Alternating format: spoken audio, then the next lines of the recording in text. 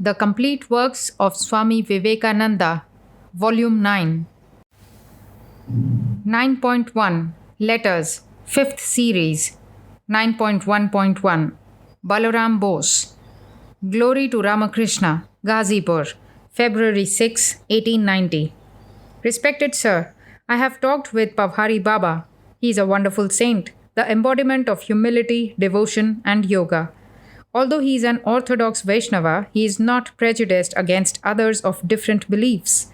He has tremendous love for Mahaprabhu Chaitanya, and he, Pavhari Baba, speaks of Sri Ramakrishna as an incarnation of God. He loves me very much, and I am going to stay here for some days at his request. Pavhari Baba can live in Samadhi for from 2 to 6 months at a stretch. He can read Bengali and has kept a photograph of Sri Ramakrishna in his room. I have not yet seen him face to face, since he speaks from behind a door, but I have never heard such a sweet voice.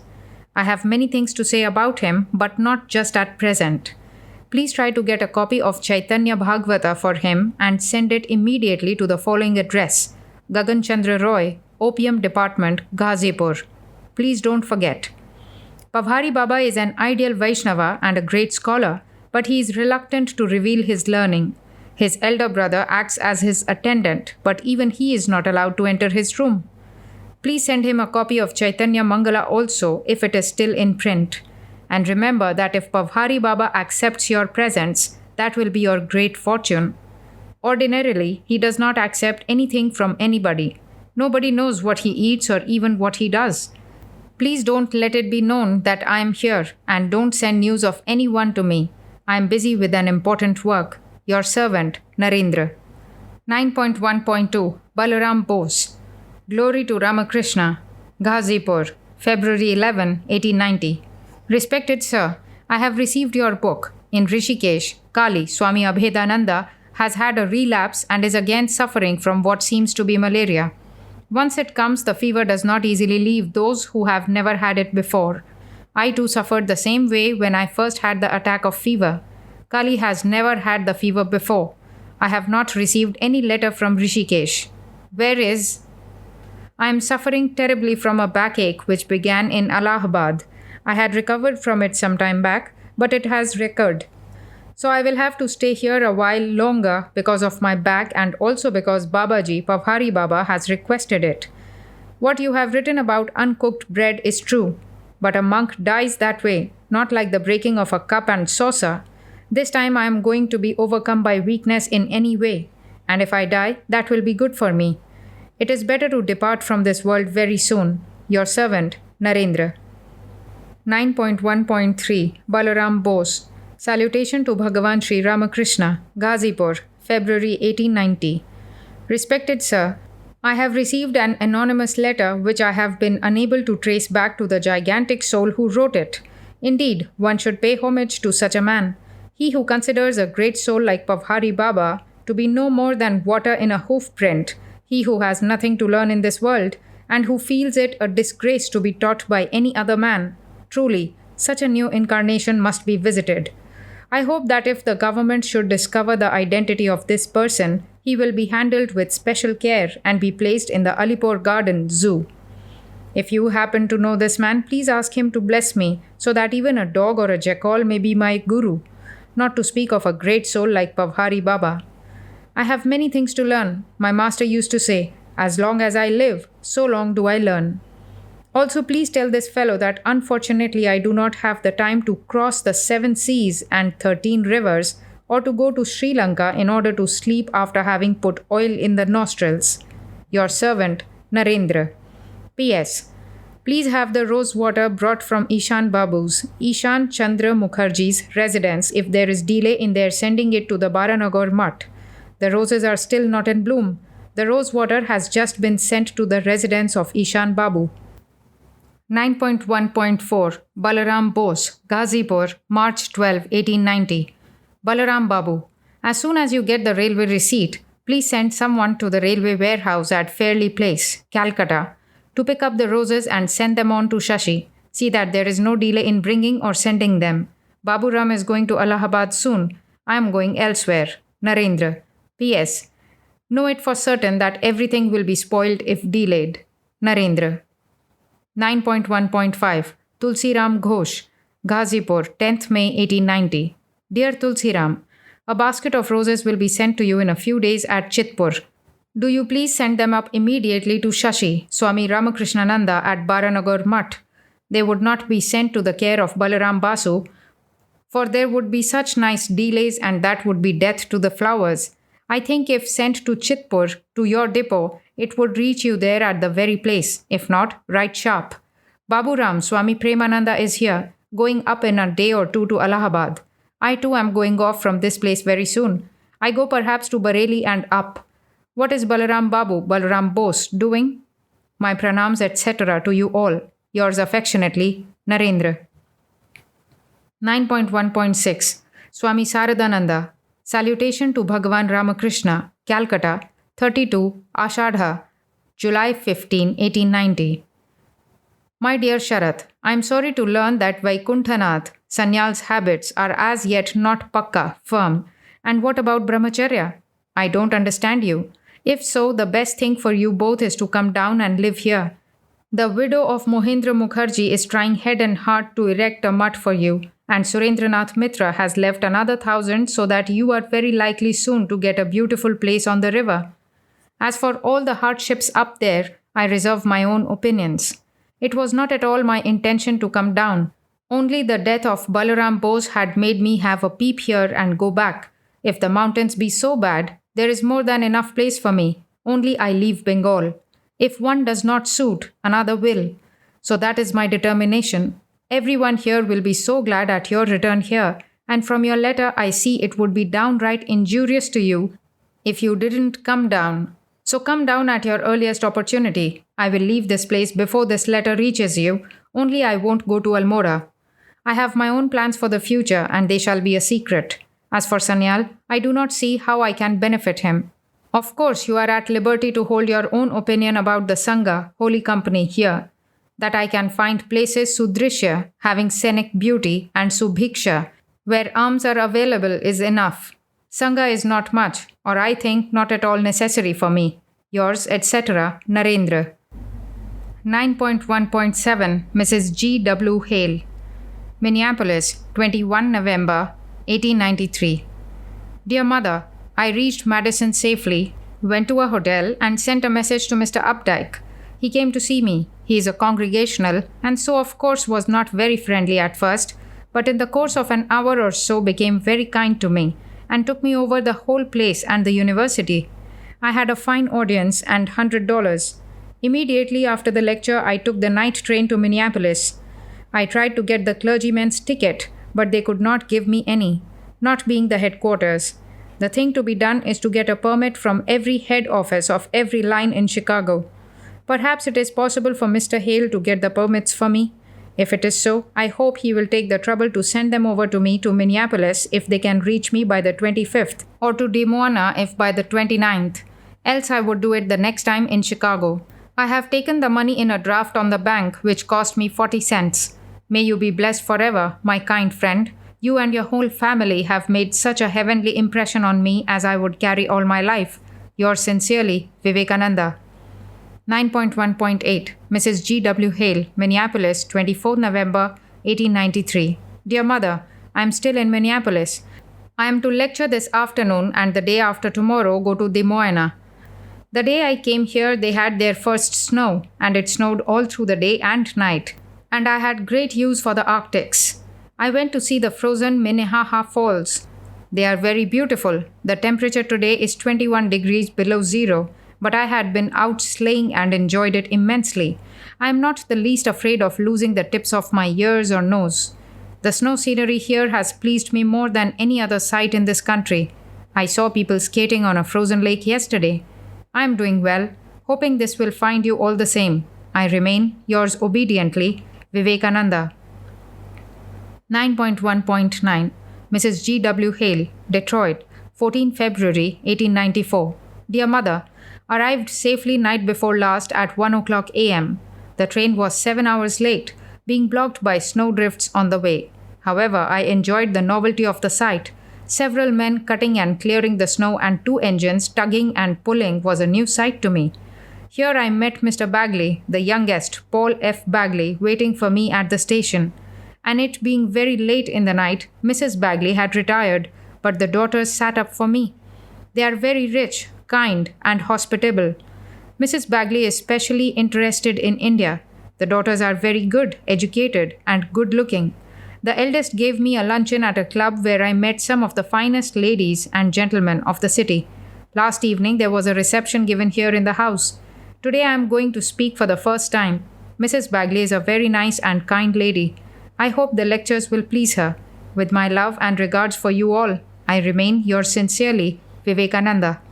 P.S. I have received a letter from Slayton in reply to that in which I wrote to him that I cannot stay. He gives me hope. What is your advice? I enclose the letter from Narasimhacharya in another envelope. Yours, V. 9.1.10 Mrs. G. W. Hale, Detroit, 20 February 1894. Dear Mother, my lectures here are over. I have made some very good friends here, amongst them Mr. Palmer, president of the late World's Fair. I am thoroughly disgusted with this Slayton business and I am trying hard to break loose. I have lost at least $5,000 by joining this man. Hope you are all well. Mrs. Bagley and her daughters are very kind to me. I hope to do some private lecturing here and then go to Ada and then back to Chicago. It is snowing here this morning. They are very nice people here, and the different clubs took a good deal of interest in me. It is rather wearisome, these constant receptions and dinners, and their horrible dinners. 100 dinners concentrated into one, and when in a man's club, why, smoking on between the courses and then beginning afresh. I thought the Chinese alone make a dinner run through half a day with intervals of smoking. However, they are very gentlemanly men, and strange to say, an Episcopal clergyman and a Jewish rabbi take great interest in me and eulogize me. Now the man who got up the lectures here got at least $1,000, so in every place, and this is Slayton's duty to do for me. Instead, he, the liar, had told me often that he has agents everywhere and would advertise and do all that for me. And this is what he is doing. His will be done. I am going home. Seeing the liking the American people have for me, I could have by this time got a pretty large sum, but Jimmy Mills and Slayton were sent by the Lord to stand in the way. His ways are inscrutable. However, this is a secret.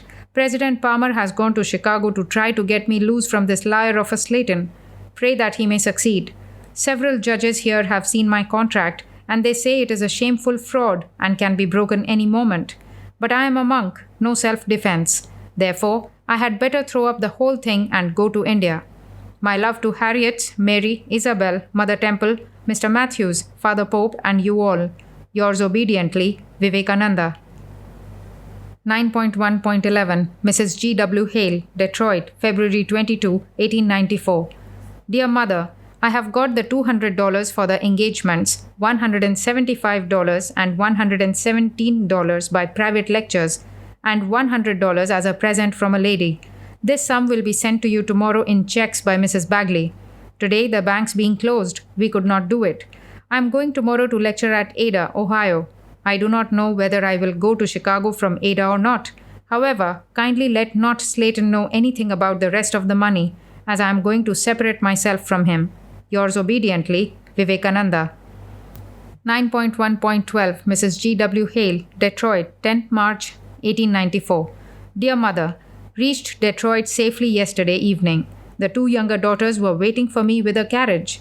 So everything was all right. I hope the lecture will be a success. As one of the girls said, the tickets are selling like hot cakes. Here I found a letter from Mr. Palmer awaiting me with a request that I should come over to his house and be his guest. Could not go last night. He will come in the course of the day to take me over. As I am going over to Mr. Palmer's, I have not opened the awfully packed bag. The very idea of repacking seems to me to be hopeless. So I could not shave this morning. However, I hope to shave during the course of the day. I am thinking of going over to Boston and New York just now, as the Michigan cities I can come and take over in summer. But the fashionables of New York and Boston will fly off. Lord will show the way.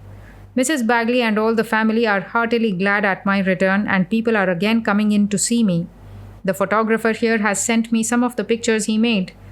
They are positively villainous. Mrs. Bagley does not like them at all. The real fact is that between the two photos, my face has become so fat and heavy, What can the poor photographers do? Kindly send over 4 copies of photographs. Not yet made any arrangement with Holden. Everything promises to be very nice. Senator Palmer is a very nice gentleman and very kind to me. He has got a French chef. Lord bless his stomach. I am trying to starve and the whole world is against me. He used to give the best dinners in all Washington. Hopeless. I am resigned. I will write more from Mr. Palmer's house. If the Himalayas become the ink pot, the ocean ink, if the heavenly eternal Devadaru becomes the pen, and if the sky itself becomes paper, still I would not be able to write a drop of the debt of gratitude I owe to you and yours. Kindly convey my love to the 4 full notes and the 4 half notes of the Hail Gamut. May the blessings of the Lord be upon you and yours ever and ever. Ever yours in grateful affection, Vivekananda. 9.1.13 Mrs. G. W. Hale, Detroit, 16 March 1894.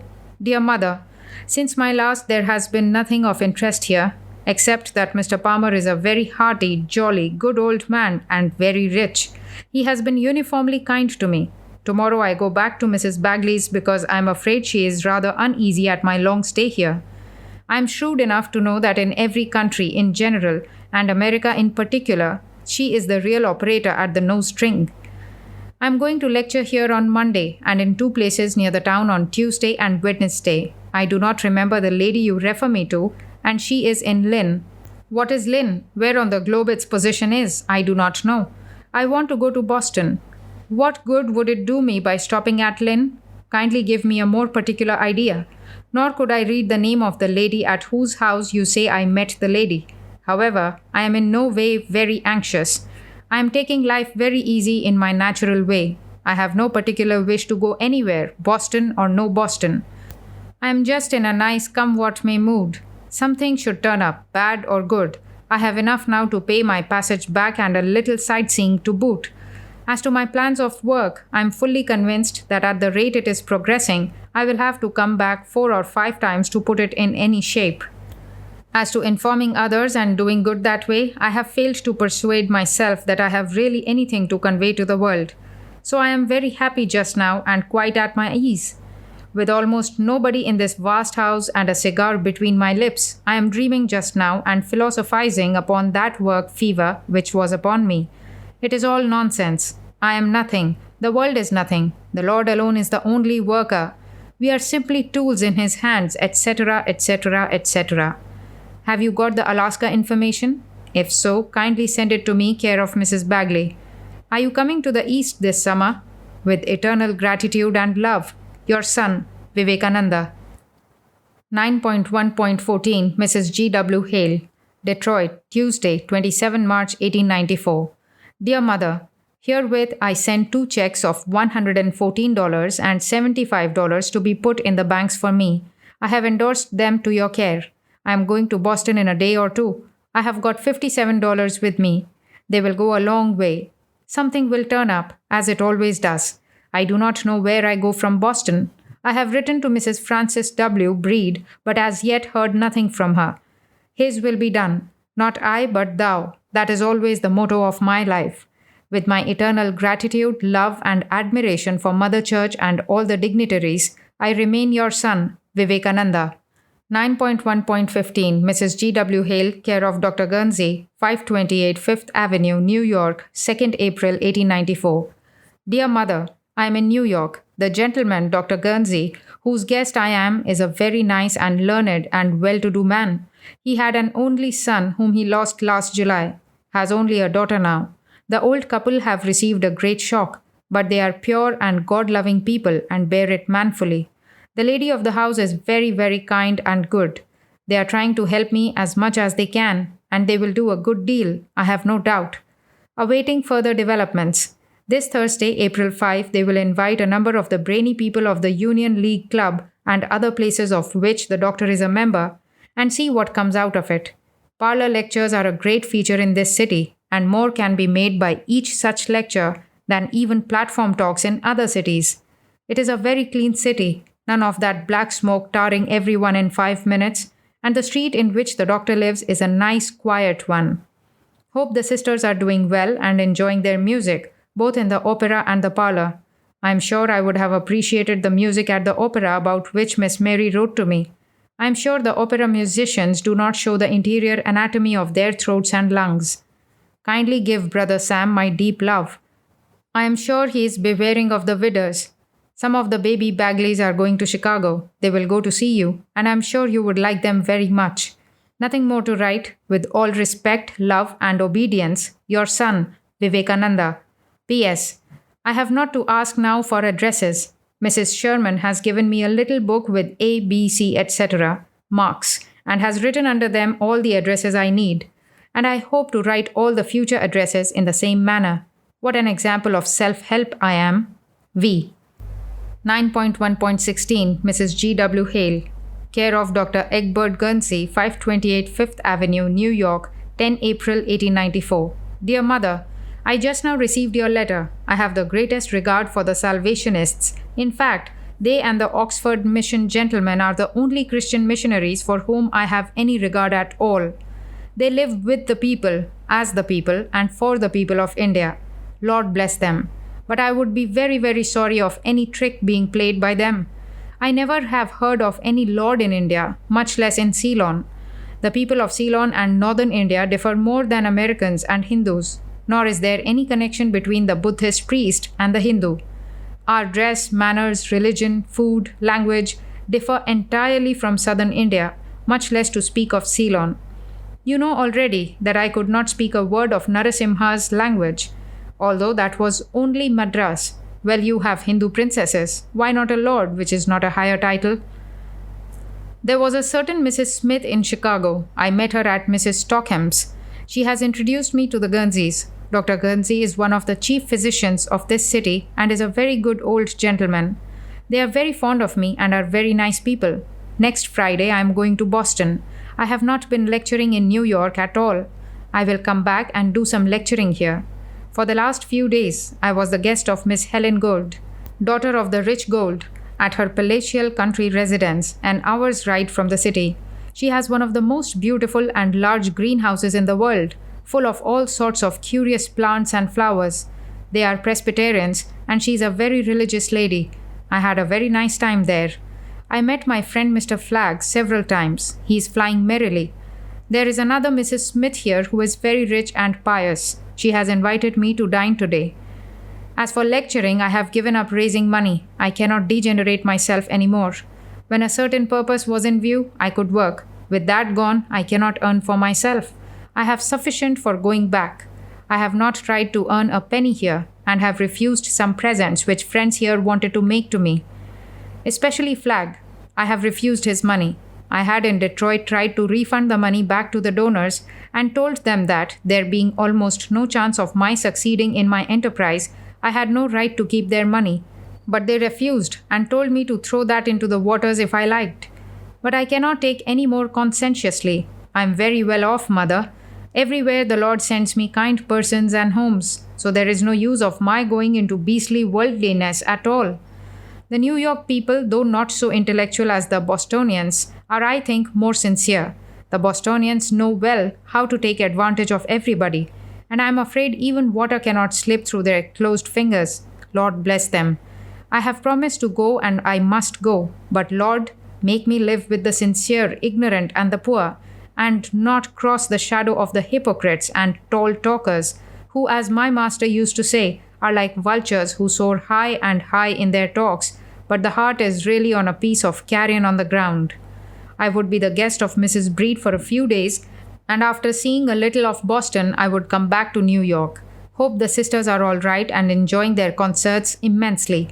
There is not much of music in this city. That is a blessing. Went to see Barnum's circus the other day.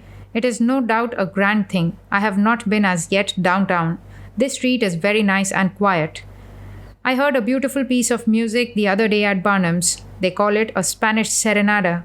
Whatever it be, I like it so much. Unfortunately, Miss Guernsey is not given to much thumping, although she has a good assortment of all the noisy stuffs in the world, and so she could not play it, which I regret ever so much. Yours obediently, Vivekananda. P.S. Most probably I will go to Annisquam as Mrs. Bagley's guest. She has got a nice house there this summer. Before that, I will go back to Chicago once more if I can. V. 9.1.17 Mrs. G. W. Hale, care of Miss Florence Guernsey, 528 Fifth Avenue, New York, 4th May 1894. Dear Mother, herewith I send over $125 in a check upon the Fifth Avenue Bank to be deposited at your leisure. I am going to Boston on Sunday, day after tomorrow, and write to you from Boston. With my love to all the family, I remain yours truly, Vivekananda. 9.1.18 Mrs. John J. Begley, Hotel Bellevue, European Plan, Boston, May 8, 1894. Dear Mother, I have arrived in Boston again. Last afternoon I spoke at Mrs. Julia Ward House Club. Of course for nothing, but it gives me a prestige. I saw there Mrs. Edna Dean Cheney. Would you not write a letter to her for me? Although I told her I had a card from you, I think a letter is better. Yours truly, Vivekananda. 9.1.19 Mrs. G. W. Hale, Hotel Bellevue, European Plan, Beacon Street, Boston, 11 May 1894. Dear Mother, I have been since the 7th lecturing here every afternoon or evening. At Mrs. Fairchild's, I met the niece of Mrs. Howe. She was here today to invite me to dinner with her today. I have not seen Mr. Volkinen as yet. Of course, the pay for lecture is here the poorest, and everybody has an axe to grind. I got a long letter full of the prattles of the babies. Your city, that is New York, pays far better than Boston, so I am trying to go back there. But here one can get work almost every day. I think I want some rest. I feel as if I am very much tired, and these constant journeyings to and fro have shaken my nerves a little, but hope to recoup soon. Last few days I have been suffering from cold and slight fever, and lecturing for all that. Hope to get rid of it in a day or two. I have got a very nice gown at $30. The color is not exactly that of the old one, but cardinal, with more of yellow. Could not get the exact old color even in New York. I have not much to write, for it is the repetition of the old story, talking, talking, talking. I long to fly to Chicago and shut up my mouth and give a long rest to mouth and lungs and mind. If I am not called for in New York, I am coming soon to Chicago. Yours obediently, Vivekananda. 9.1.20 Mrs. G. W. Hale, Hotel Bellevue, European Plan, Beacon Street, Boston, 14 May 1894. Dear Mother, your letter was so pleasing instead of being long. I enjoyed every bit of it. I have received a letter from Mrs. Potter Palmer, asking me to write to some of my countrywomen about their society, etc. I will see her personally when I come to Chicago. In the meanwhile, I will write her all I know. Perhaps you have received $125 sent over from New York. Tomorrow I will send another $100 from here. The Bostonians want to grind their own axes. Oh, they are so dry. Even girls talk dry metaphysics. Here is like our Benares, where all is dry metaphysics. Nobody here understands my beloved. Religion to these people is reason, and horribly stony at that. I do not care for anybody who cannot love my beloved. Do not tell it to Miss Howe. She may be offended. The pamphlet I did not send over because I do not like the quotations from the Indian newspapers. Especially they give a haul over coal to somebody. Our people so much dislike the Brahmo Samaj that they only want an opportunity to show it to them. I dislike it. Any amount of enmity to certain persons cannot efface the good works of a life. And then they were only children in religion. They never were much of religious men. That is, they only wanted to talk and reason, and did not struggle to see the beloved. And until one does that, I do not say that he has any religion. He may have books, forms, doctrines, words, reasons, etc., etc., but not religion. For that begins when the soul feels the necessity, the want, the yearning after the beloved, and never before. And therefore our society has no right to expect from them anything more than from an ordinary householder. I hope to come to Chicago before the end of this month. Oh, I am so tired. Yours affectionately, Vivekananda. 9.1.21 Mrs. G. W. Hale, 541 Dearborn Avenue, Chicago, 9 June 1894. Dear Mother, we are all doing very well here. Last night the sisters invited me and Mrs. Norton and Mrs. Howe and Mr. Frank Howe. We had a grand dinner and soft shell crab and many other things, and a very nice time. Miss Howe left this morning. The sisters and Mother Temple are taking very good care of me. Just now I am going to see my dear Gandhi. Narasimha was here yesterday. He wanted to go to Cincinnati, where he says he has more chances of success than anywhere else in the world. I gave him the passage, and so I hope I have got the white elephant out of my hands for the time being. How is Father Pope doing now? Hope he has been much benefited by the mudfish business. I had a very beautiful letter from Miss Guernsey of New York, giving you her regards. I am going downtown to buy a new pair of shoes as well as to get some money, my purse having been made empty by Narasimha. Nothing more to write. Yes, we went to see the Charlie's aunt. I nearly killed myself with laughing. Father Pope will enjoy it extremely. I had never seen anything so funny. Yours affectionately, Vivekananda. 9.1.22 Mrs. G. W. Hale, New York, 28 June 1894. Dear Mother, arrived safely 2 hours ago. Landsberg was waiting at the station. Came to Dr. Guernsey's house. Nobody was there except a servant.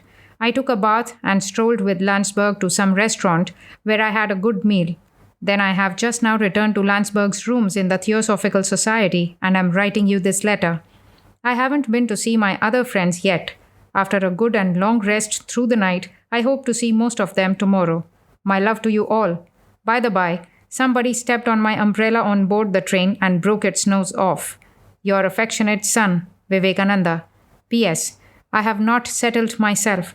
So as to direct letters to me, they can be directed care of Leon Landsberg, 144 Madison Avenue, New York.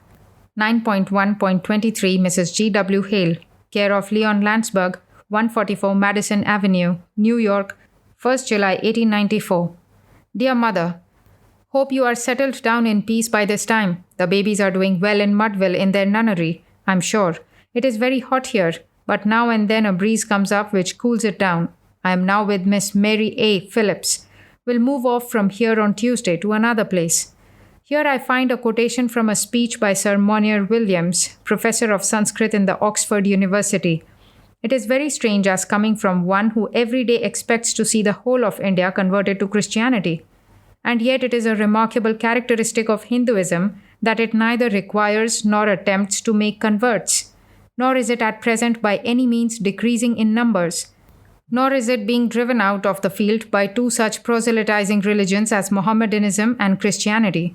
On the contrary, it is at present rapidly increasing, and far more remarkable than this is that it is all receptive, all embracing, and all comprehensive.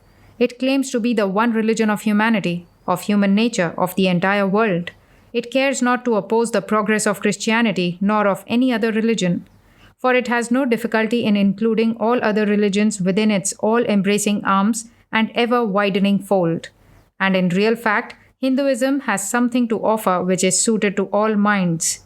Its very strength lies in its infinite adaptability to the infinite diversity of human characters and human tendencies. It has its highly spiritual and abstract side suited to the philosophical higher classes, its practical and concrete side suited to the man of affairs and the man of the world, its aesthetic and ceremonial side suited to the man of poetic feeling and imagination, its quiescent and contemplative side suited to the man of peace and lover of seclusion. Indeed, the Hindus were Spinozists 2000 years before the birth of Spinoza, Darwinians centuries before the birth of Darwin, and evolutionists centuries before the doctrine of evolution had been accepted by the Huxleys of our time, and before any word like evolution existed in any language of the world. This, as coming from one of the staunchest defenders of Christianity, is wonderful indeed, but he seems to have got the idea quite correct. Now I am going to send up the orange coat today. As for the books that came to me from Philadelphia, I do not think they are worthy of being sent at all. I do not know what I am going to do next. Patiently wait and resign myself unto his guidance. That is my motto. My love to you all. Your affectionate son, Vivekananda. 9.1.24 Mrs. G. W. Hale, care of Dr. E. Guernsey, Cedar Lawn, Fishkill on the Hudson, 19 July 1894. Dear Mother, your kind note reached me here yesterday evening. I am so glad to hear the babies are enjoying.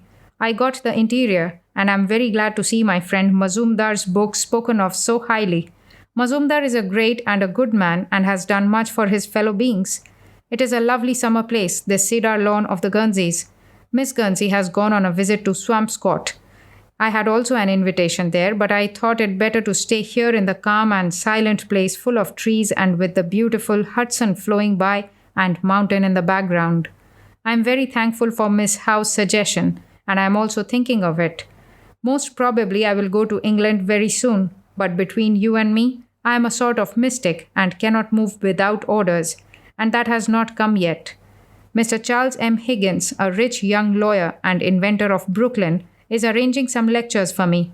I have not settled whether I will stop for them or not. My eternal thanks to you for your kindness. My whole life cannot repay my debt to you. You may see from the letter from Madras that there is not a word about Narasimha. What can I do more? I did not get the check cashed yet, for there was no necessity. Miss Phillips was very kind to me. She is an old lady, about 50 or more. You need not feel any worry about my being taken care of. The Lord always takes care of His servants, and so long as I am really His servant and not the world's, I am very confident of getting everything that would be good for me.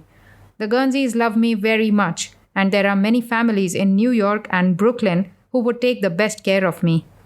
I had a beautiful letter from Mr. Snell, saying that a sudden change for the better has taken place in his fortunes and offering me thrice the money I lent him as a contribution to my work.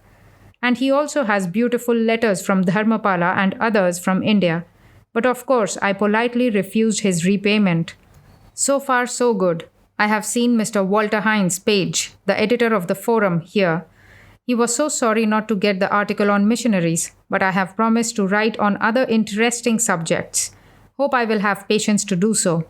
I had a letter yesterday from Miss Harriet, from which I learned that they are enjoying Kenosha very much. Lord bless you and yours, Mother Church, for ever and ever. I cannot even express my gratitude to you. As for me, you need not be troubled in the least. My whole life is that of a vagabond, homeless, roving tramp. Any fare, good or bad, in any country is good enough for me. Yours ever in love and obedience, Swami Vivekananda.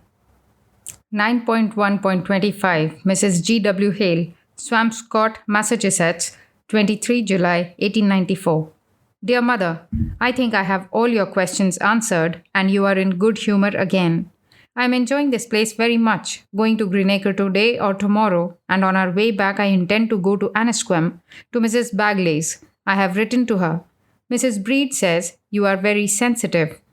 Now, I fortunately did not cash your check in New York.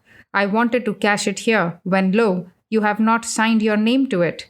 The Hindu is a dreamer, no doubt, but when the Christian dreams, he dreams with a vengeance.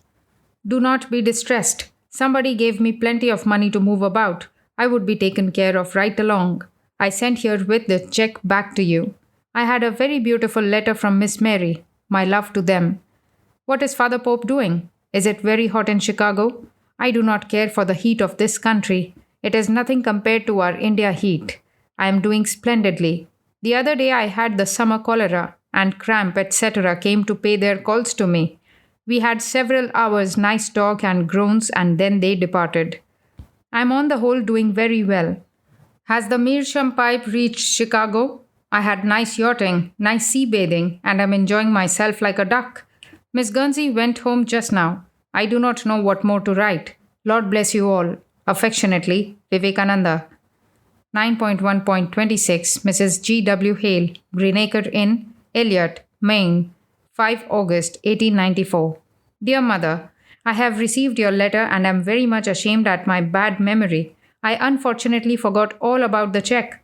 Perhaps you have come to know by this time of my being in Greenacre. I had a very nice time here and am enjoying it immensely. In the fall, I am going to lecture in Brooklyn, New York. Yesterday, I got news that they have completed all the advertising there. I have an invitation today from a friend in New York to go with him to some mountains north of this state of Maine. I do not know whether I will go or not. I am doing pretty well. Between lecturing, teaching, picnicking, and other excitements, the time is flying rapidly. I hope you are doing very well and that Father Pope is in good trim. It is a very beautiful spot, this Greenacre, and I have very nicely company from Boston.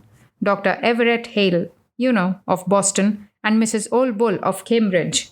I do not know whether I will accept the invitation of my friend of New York or not. So far only this is sure, that I will go to lecture in New York this coming fall. And Boston, of course, is a good field.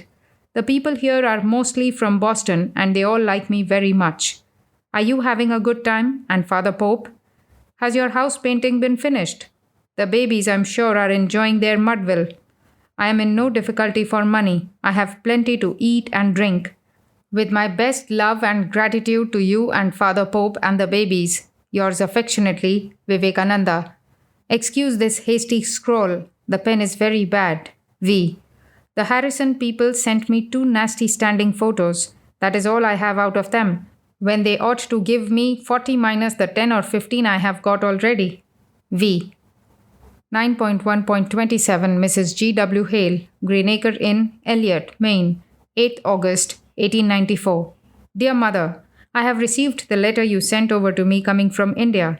I am going to leave this place on Monday next for Plymouth, Massachusetts, where the Free Religious Association is holding its session. They will defray my expenses, of course.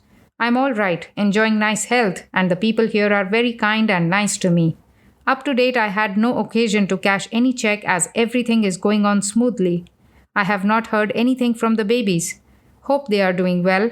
You also had nothing to write. However, I feel that you are doing well. I would have gone over to another place, but Mr. Higginson's invitation ought to be attended to, and Plymouth is the place where the fathers of your country first landed. I want, therefore, to see it. I'm all right. It is useless reiterating my love and gratitude to you and yours. You know it all. May the Lord shower his choicest blessings on you and yours. This meeting is composed of the best professors of your country and other people, so I must attend it. And then they would pay me. I have not yet determined all my plans, only I am going to lecture in New York this coming fall. Every arrangement is complete for that. They have printed advertisements at their own expense for that and made everything ready. Give my best love to the babies, to Father Pope, and believe me ever in gratitude and love. Your son, Vivekananda. P.S. I am very much obliged to the sisters for asking me to tell them if I want anything. I have no want anyway.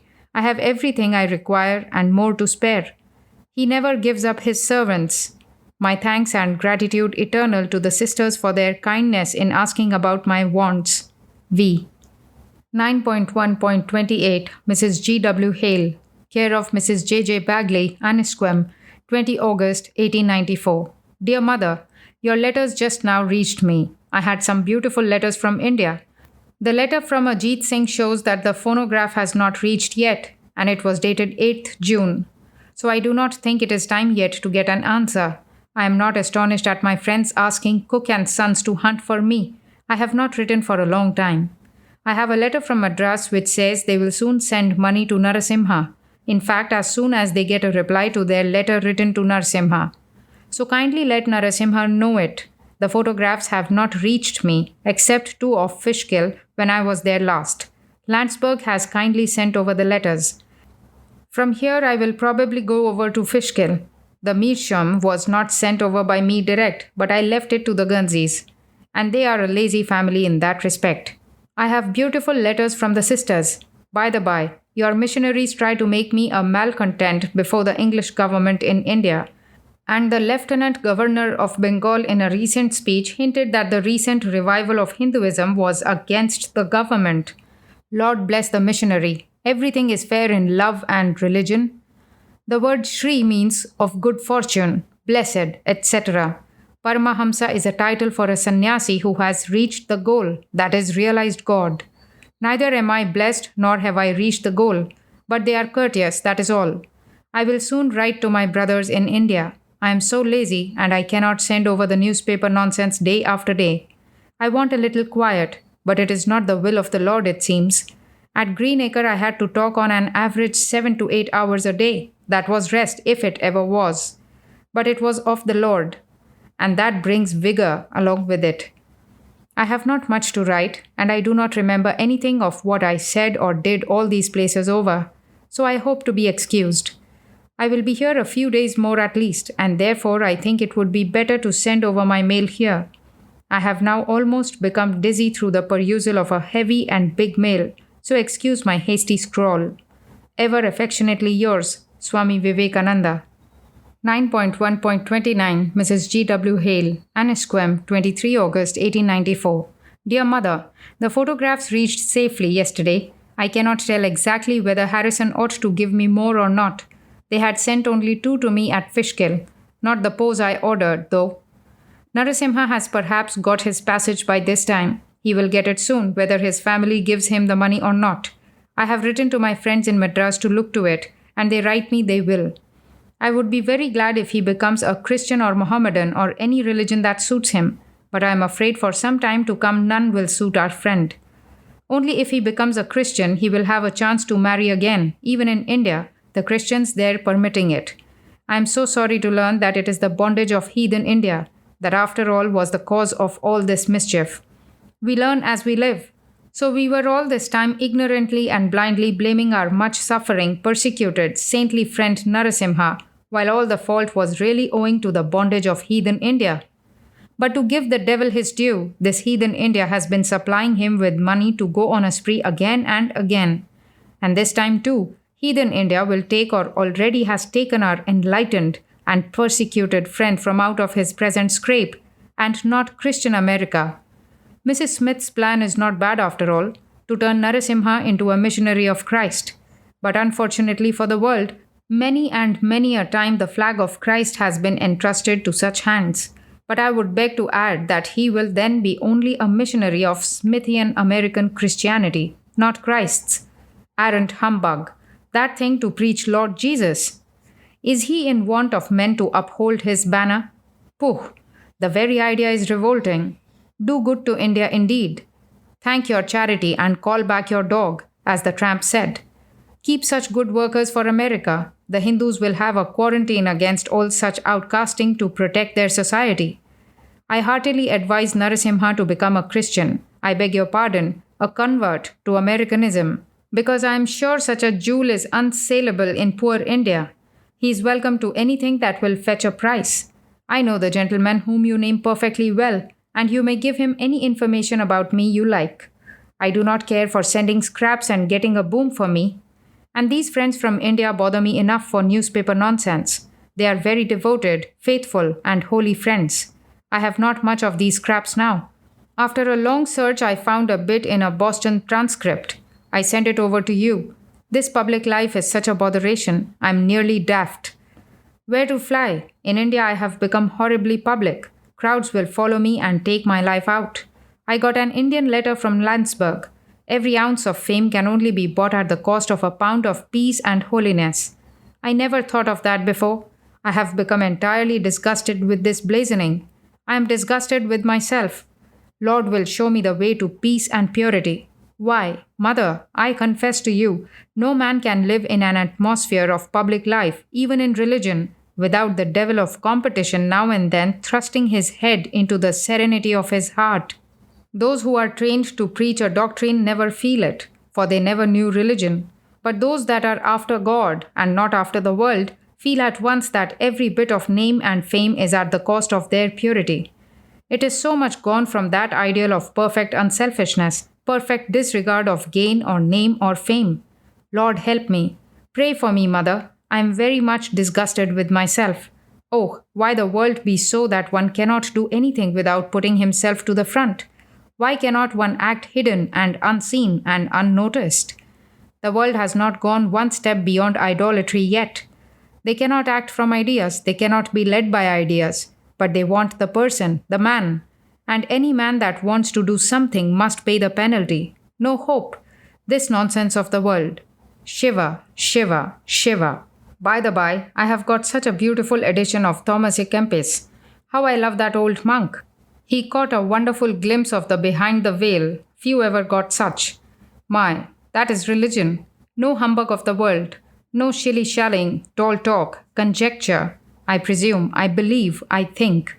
How I would like to go out of this piece of painted humbug they call the beautiful world with Thomas à Kempis. Beyond, which can only be felt, never expressed. That is religion. Mother, there is God.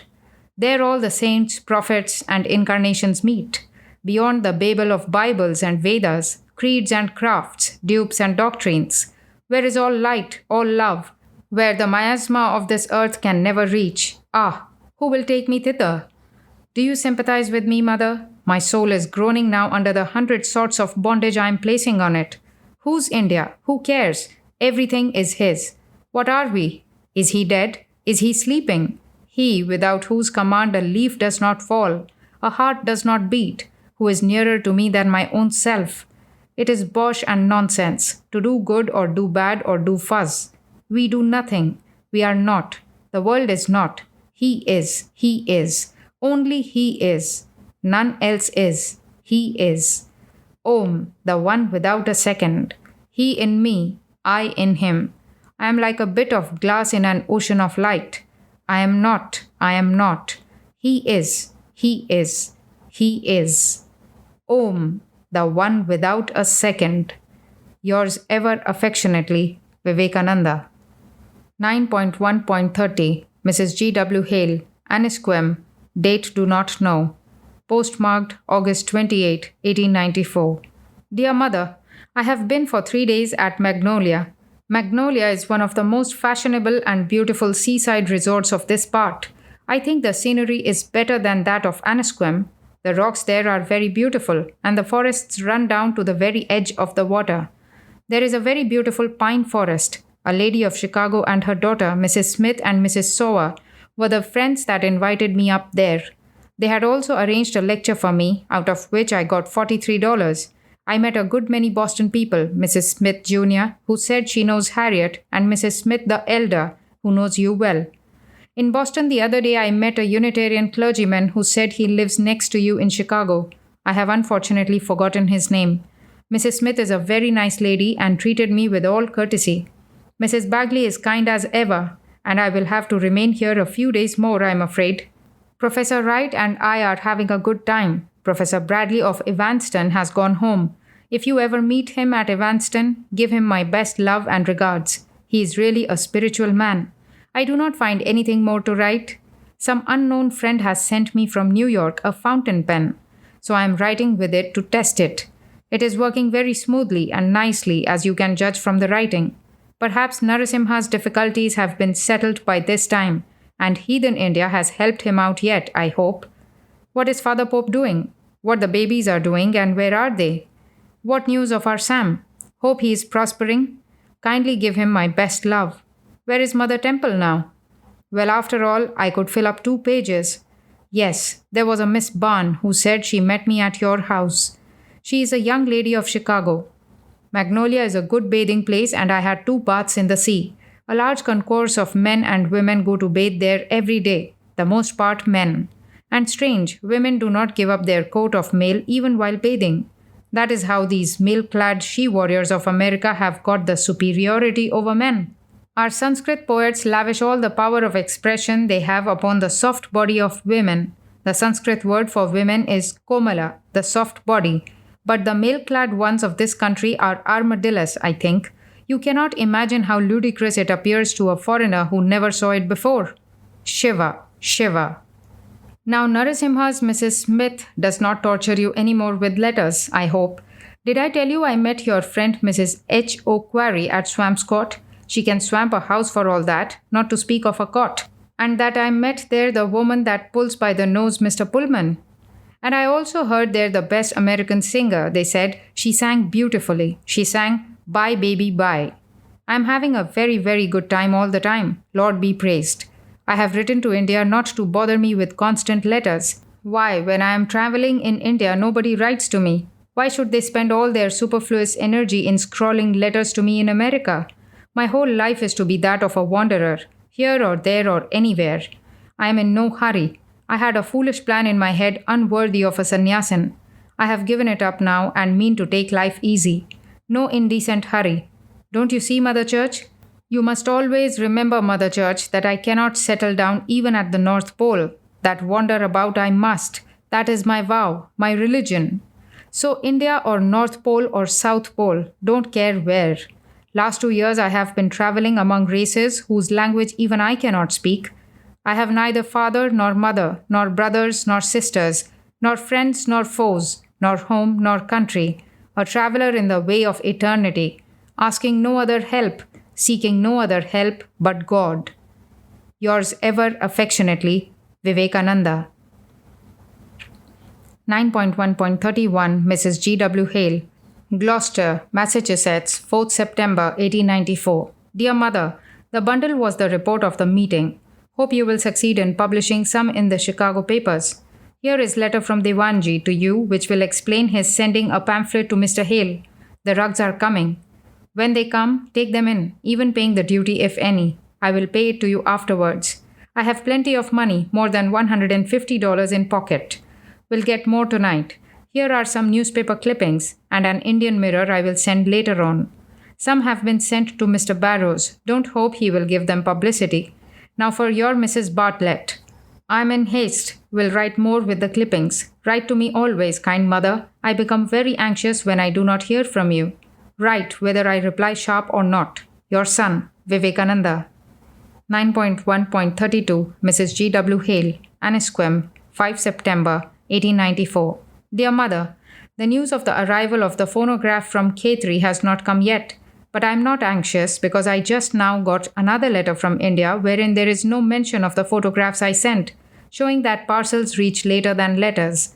Herewith I send you an autograph letter of H.H. the Maharaja of Mysore, the chief Hindu king in India. You may see on the map that his territory occupies a very large portion of southern India. I am very glad that he is slowly being gained over to my side. If he wills, he can set all my plans to work in 5 days. He has an income of $150 million. Think of that. May Jagadamba, the mother of the universe, turn his mind towards the good work. He says he quite appreciates my good words. They were about my plans for educating the poor. Hope he will soon show it in material shape. My love to all. Why the babies do not prattle? Your son, Vivekananda. 9.1.33 Mrs. G. W. Hale, Hotel Bellevue, European Plan, Beacon Street, Boston, 12th September 1894. Dear Mother, I hope you will immediately send me over the little scrap from the Indian Mirror about my Detroit lectures which I sent you. Yours, Vivekananda. 9.1.34 Mrs. G. W. Hale, Hotel Bellevue, Beacon Street, Boston, 13th September 1894. Dear Mother, your very kind note came just now. I was suffering for the last few days from cold and fever. I am all right now. I am glad all the papers reached you safe. The newspaper clippings are with Mrs. Bagley. Only a copy has been sent over to you. By the by, Mrs. Bagley becomes jealous if I send away everything to you. That is between you and me.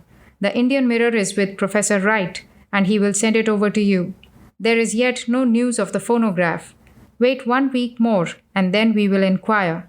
If you see a letter with the Khetri stamp, then surely the news is coming.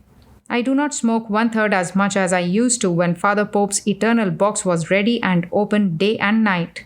Haridas Bhai is to be addressed as she only. On the envelope, Diwan Bahadur ought to be written, as that is a title. Perhaps the note from the Maharaja of Mysore has reached you by this time. I will remain a few days yet in Boston and the vicinity. The bank book is in the bank. We did not take it out, but the checkbook is with me. I am going to write out my thoughts on religion. In that, no missionaries have any place. I am going to lecture in New York in autumn, but I like teaching small circles better, and there will be enough of that in Boston. The rugs I wanted to be sent from India, and they will come from Punjab, where the best rugs are made. I had a beautiful letter from Sister Mary. Narasimha must have got money or passage by this time, and his people have taken care to send him Thomas Cook's passage from place to place. I think he is gone now. I do not think the Lord will allow his servant to be inflated with vanity at the appreciation of his countrymen.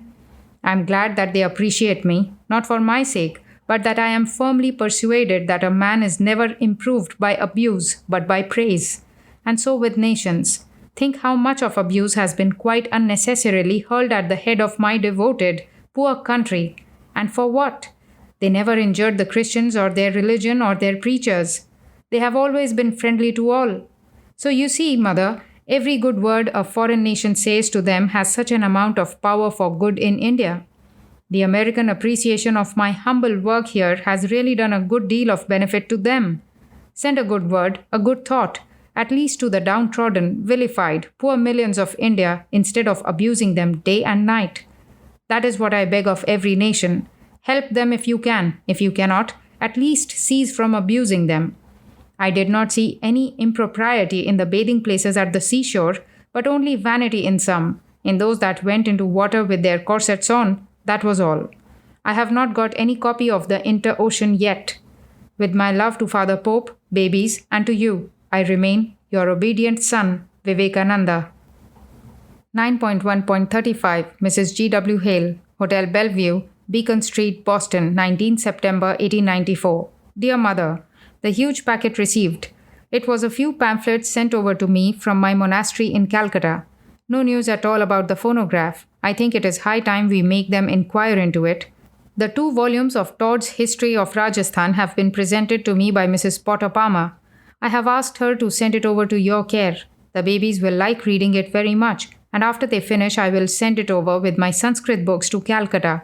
I did not ask you to send me the typewritten news clippings at all, but a little slip I sent over some time ago from the Indian Mirror. Perhaps it did not reach you at all. You need not send the typewritten thing at all. I do not require any clothes here. There are plenty of them. I am taking good care of my cuffs and collars, etc. I have more clothes than are necessary. Very soon I will have to disburse myself of half of them at least. I will write to you before I go to India. I am not flying off without giving you due intimation. Yours, Vivekananda. P.S. My love to babies and Father Pope. 9.1.36 Mrs. G. W. Hale, Hotel Bellevue, Beacon Street, Boston, 24th September 1894. Dear Mother, I have not heard from you a long while. I am still in Boston and will be a few days more. I am afraid the phonograph has not reached India at all, or something is the matter with it. Kindly ask Mr. to inquire. The receipt is with you on which they will inquire. Ever affectionately yours, Vivekananda. 9.1.37 Mrs. G. W. Hale, Hotel Bellevue, Beacon Street, Boston, 27 September 1894. Dear Mother, the bundles all came safely. One was newspapers from India. The other was the short sketch of my master published by Mr. Mazumdar long ago. In the latter bundle there are 2 sextos or pamphlets. One my master's sketch, the other a short extract to show how what Mr. Keshab Chandra Sen and Pratap Chandra Mazumdar preached as their new dispensation was stolen from my master's life. The latter therefore you need not distribute, but I hope you will distribute my master's life to many good people. I beg you to send some to Mrs. Guernsey, Fishkill on the Hudson, New York. Mrs. Arthur Smith and Mrs. Miss Mary A. Phillips, 19 West 38th Street, New York, both. To Mrs. Bagley Annisquam, Massachusetts, and Professor J. Wright, Professor of Greek, Harvard, Massachusetts. The newspapers you may do whatever you like, and I hope you will send any newspaper scrap you get about me to India. Yours, etc. Vivekananda. 9.1.38 Mrs. G. W. Hale, care of Mrs. Old Bull, 168 Brattle Street, Cambridge, Massachusetts, 5th October 1894. Dear Mother, I have not heard from you for long. Have you received the huge packages I sent over to you? Have you heard anything about the phonograph from the express office? I will be with Mrs. Old Bull a few days and then I go to New York to Mrs. Guernsey's. Yours ever affectionately, Vivekananda. 9.1.39 Mrs. G. W. Hale, care of Mrs. Old Bull, Riverview, 168 Brattle Street, Cambridge, Massachusetts, postmarked October 10, 1894, 4:30 a.m. Dear Mother, received 2 letters from you and a large number from India but none from Khetri. I am sorry the sisters have got bad colds and more sorry for your getting worried over it. Nothing can make a Christian worry. I hope Narasimha will be a good boy this time forth. Sister Mary is coming to Boston. Good. I am going off from here tomorrow to Baltimore. I had enough to pay all my expenses here, and since I am living with Mrs. Bull, there is no expense. She is a rich and highly cultured lady. She has given me $500 for my work or anything I like. As I am not going west very soon, I will have a bank account here in Boston. From Philadelphia, I go to Washington, and then I will run between New York and Boston. So I do not think I will be able to see you, except perhaps Sister Mary. I want so very much that Mary will see Mrs. Bull and others of my friends here. I have the fat of the land as usual, and my dinner is cooking very well both here and in India. Do not make it public, Mother. That is between you and me and the babies. and do not worry yourself about anything. All things come to him that waits. I am going to send the greater part of the money I have got to India, and then money will come faster. I have always found that the faster I spend, the faster it comes. Nature abhors a vacuum. I am in very good spirits. Only you must not stop keeping me informed about yourself, babies, and Father Pope from time to time. Perhaps you remember the 2 letters that came from Mysore. I want one of those envelopes with the Mysore King's seal on the outside to be sent to Miss Phillips, 19 West 38th Street, New York. I cannot go to New York now nor to Chicago, although I had a number of invitations and offers from both the places. I must see now the capital and the other cities. I am in his hands. If Miss Mary be in Boston, sometime I may hope to see her. I am glad that Narasimha was never fast. Hope he will never be. From India they always write me to come, come, come. They do not know the secret. I am acting more from here than I will ever do from there. Kindly send my letters to this address and they will reach me safe wherever I be. This will be one of my homes when I am in Boston. Lord bless you all, dear mother. Yours ever affectionately, Vivekananda. 9.1.40 Mrs. Old Bull, 1123 St. Paul Street, Baltimore, 17th October 1894. Dear Mrs. Bull, I could not find time earlier to write you. I was so incessantly knocking about. We had a nice meeting last Sunday at Baltimore and are going to have one more next Sunday. Of course, they do not financially help me a bit, but as I promised to help them and like the idea, I speak for them.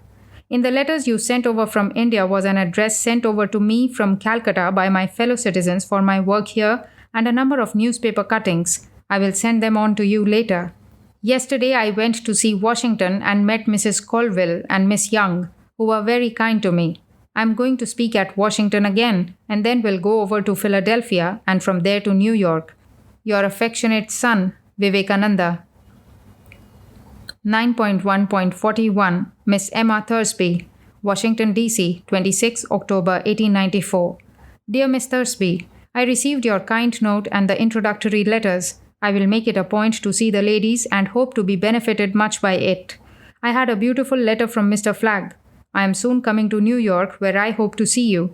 With my deepest love and gratitude. I remain yours faithfully, Vivekananda. 9.1.42 Mrs. G. W. Hale, Washington, D.C., October 27, 1894. Dear Mother, I received your very kind note and all the India letters just now. I will make it a point to see Mrs. Whitland. I have been very kindly treated by Mrs. Enoch Totten.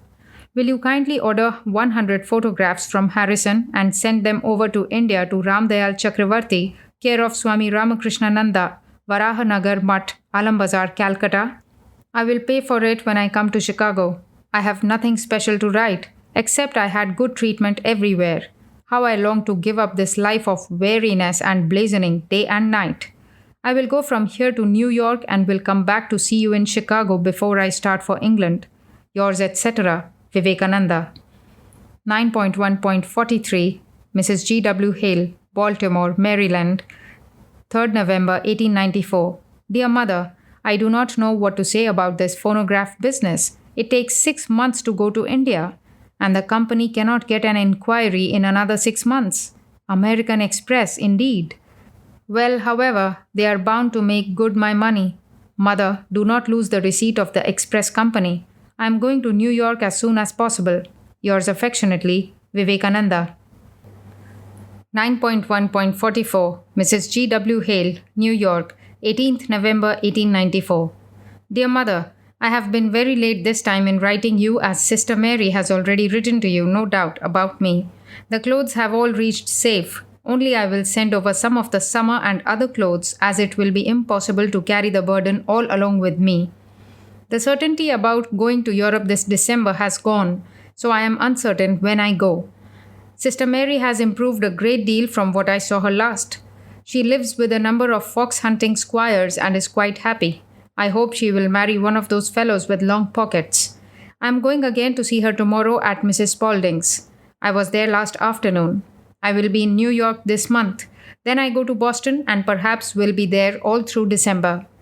When I was sick in Boston last spring, I went over to Chicago and not to Detroit as Mrs. Bagley expected. So this time I am going to Detroit first and then to Chicago if possible. else I altogether give up the plan of going to the West soon. There is more chance of working my plans out in the East than in the West, as it now appears. I have got news of the phonograph. It has reached safe, and the Raja wrote to me a very nice letter on that. I have a lot of addresses and other nonsense from India. I have written home to them not to send any more newspapers. My love to the babies at home, and I am going to visit the baby abroad. Mrs. Guernsey has been at death's door. She is now recovering slowly. I have not seen her yet. She is not strong enough to see anybody. Hope she will soon be strong. My love to Father Pope and everyone. Your ever affectionate son, Vivekananda. 9.1.45 Mrs. G. W. Hale, care of Mrs. Old Bull, 168 Brattle Street, Cambridge, Massachusetts, 6 December 1894. Dear Mother, I have not heard long from you. What is the matter with you? I am here in Cambridge and will be here for 3 weeks to come and will have to lecture and hold classes. Here is a Chicago lady, Mrs. Millward Adams, who lectures on tone building, etc. Today we had a lecture from Lady Henry Somerset on women's suffrage. Miss Willard of Chicago was here and Julia Ward Howe. Colonel Higginson, Dr. J. Estlin Carpenter of England and many other friends were present. Altogether it was a grand affair. I have received a letter from India informing me that the phonograph was duly received. I have sent part of my money to India and intend sending nearly the whole of it very soon. Only I will keep enough for the passage back. Saw Mother Temple several times in New York. She was kind as usual. So was Mrs. Spaulding. Sister Mary wrote me a letter from Brooklyn, Massachusetts. I am sure she would have enjoyed Lady Somerset's lecture so much. I wrote her about it, but I have not heard from her yet. I will go to see her the first day I get some time. I am very busy. Hope the sisters at home are enjoying themselves. I will try to run into Chicago for a few days if I can. Please write me all about the Holy Family as soon as you get time. Mrs. Guernsey was very ill and still so weak that she cannot get out of her room. Miss Helen Bagley was seized with diphtheria in New York and suffered a good deal. She has recovered, however, and the Bagleys have gone home to Detroit. With my love to you all, I remain, ever yours affectionately, Vivekananda. P.S. Kindly send my India mail care of Mrs. Sarah Old Bull, 168 Brattle Street, Cambridge, Massachusetts. V. 9.1.46 Mrs. G. W. Hale, Cambridge, Massachusetts, 21st December 1894. Dear Mother, I am glad that Haridas Viharidas has sent the rugs. I am afraid they will take a long time to reach here. The Raja was very much pleased with the phonograph, as he writes, and has heard my voice several times. Hope he will bring it into life. I have not seen Sister Mary yet, but hope to see her this week as I am going away to New York next Tuesday. Cannot come by any means to Chicago now, for I expect to go to Washington from New York and hope to be pretty busy in New York. If I can snatch up a few days between the lecture in Brooklyn on the 30th and the next series in New York, I will fly to Chicago for a few days. If I had time just now, it would have been better for me, for the half-fare ticket will expire after this month. I have been kept very busy here this month, so could not go to Boston even for a day. Now I have time and hope to see Sister Mary. How are the babies at home? Mrs. M. Adams of Chicago, who lectures on voice building and walking, etc., has been lecturing here all this time.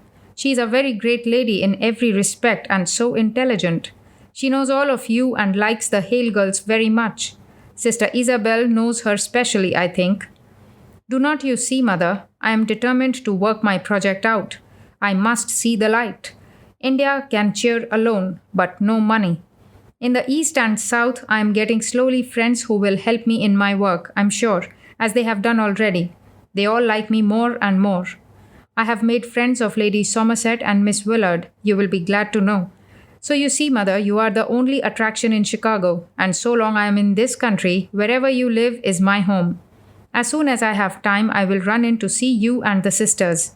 But I have no other hopes in the West, nor will you advise me to destroy the only hope I have of success in these parts of the country by giving it up and going to Chicago to be idle as the day is long.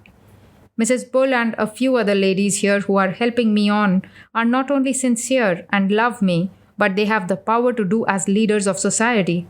Would that you had millions. With my love to you all, your ever affectionate son, Vivekananda. 9.1.47 Miss Emma Thursby, Chicago, 541 Dearborn Avenue, 17 January 1895.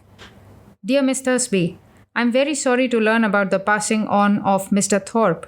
Mrs. Bull must have felt it deeply. Still, he has passed on after a good and useful life. All is for the best. I have been lecturing every day to a class in Mrs. Adams' rooms at the auditorium.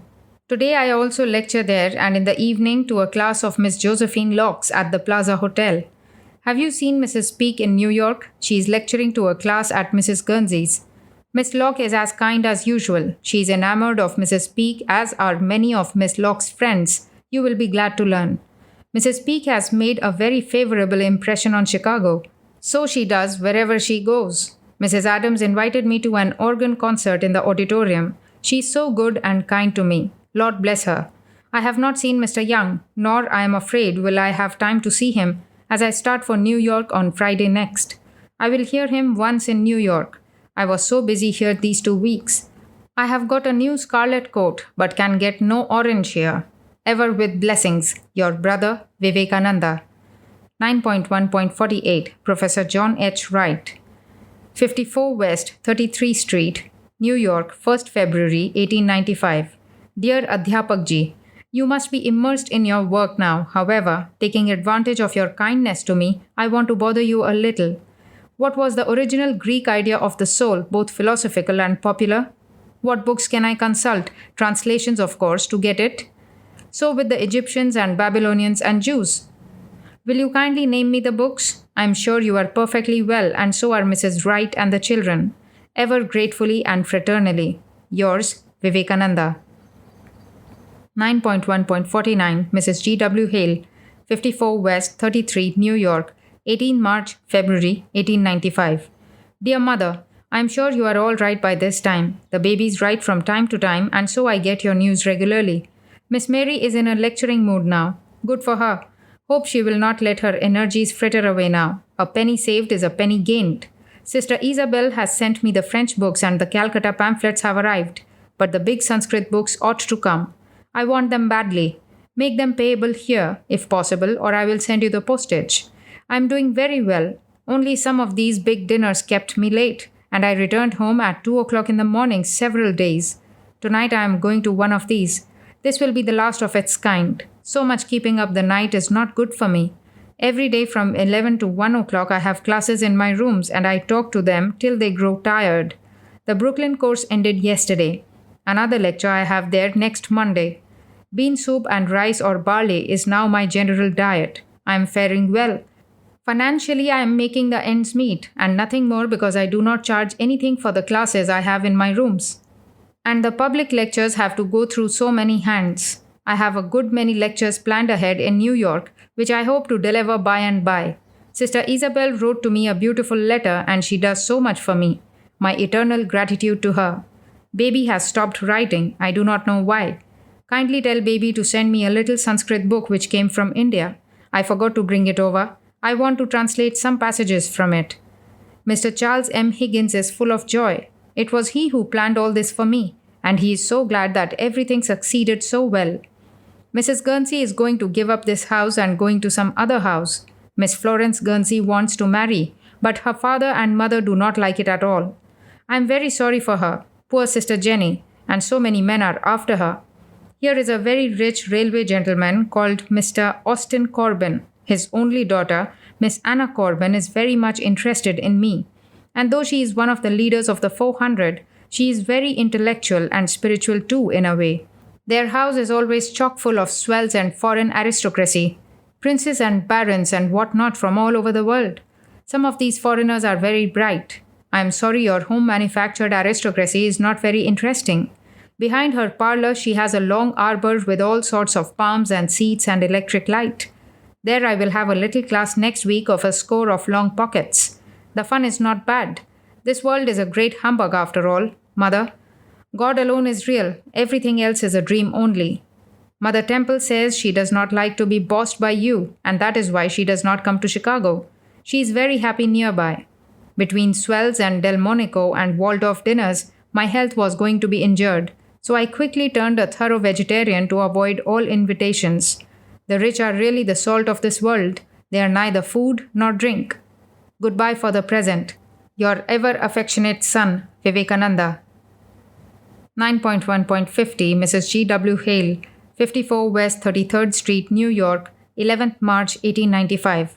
Dear Mother, many thanks for your kind letter. I will be only too glad to have an orange coat, provided it be light as summer is approaching. I do not remember whether the cook's letters of credit I have are limited as to their time or not. It is high time we look into them. If they are limited, don't you think it is better to put them in some bank? I have about $1,000 in the Boston Bank and a few hundred in the New York. They all go to India by this week or next. So it is better that I look into the cook's letters, and it will be foolish to get into trouble by having them past the date. There are a few more Sanskrit books which have not been sent, one pretty thick and broad, the other two very thin. Kindly send them as soon as you can. Mrs. Millward Adams, Mrs. Old Bull, and Miss Emma Thursby are gone to Chicago today.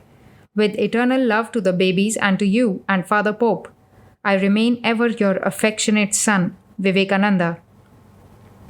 9.1.51 Mrs. G. W. Hale, 54 West 33rd Street, New York, 14 March 1895.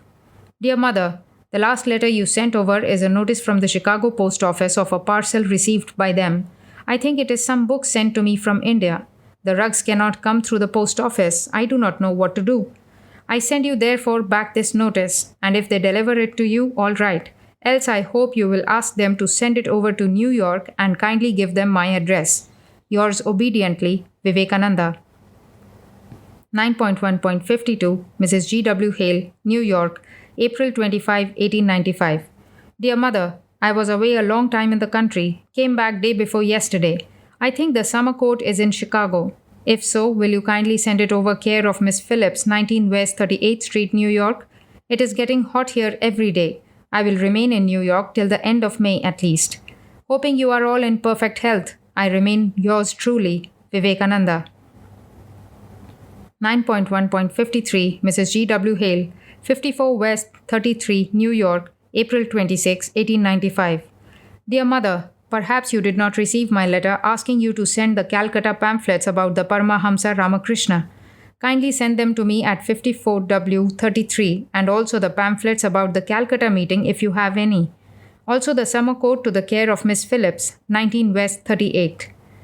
As I do not see any probability of my going soon to Chicago, I am thinking of drawing all my money from the Chicago Bank to New York. Will you kindly ascertain the exact total amount I have in Chicago so that I may draw it out at once and deposit it in some New York bank? Kindly do these and I will bother you no more. I have written to India long ago about the rugs. I do not know whether Devanji is alive or dead. I have no information. I am all right and will be more than a month yet in New York. After that I am going to the Thousand Islands, wherever that place may be, for a little summer quiet and rest. Mrs. Bagley has been down here to see me and attended several of my classes. The classes are going on with a boom. Almost every day I have one, and they are packed full. But no money, except they maintain themselves. I charge no fees except as the members contribute to the rent etc. voluntarily. It is mostly probable that I will go away this summer. With my love to all, ever gratefully yours, Vivekananda.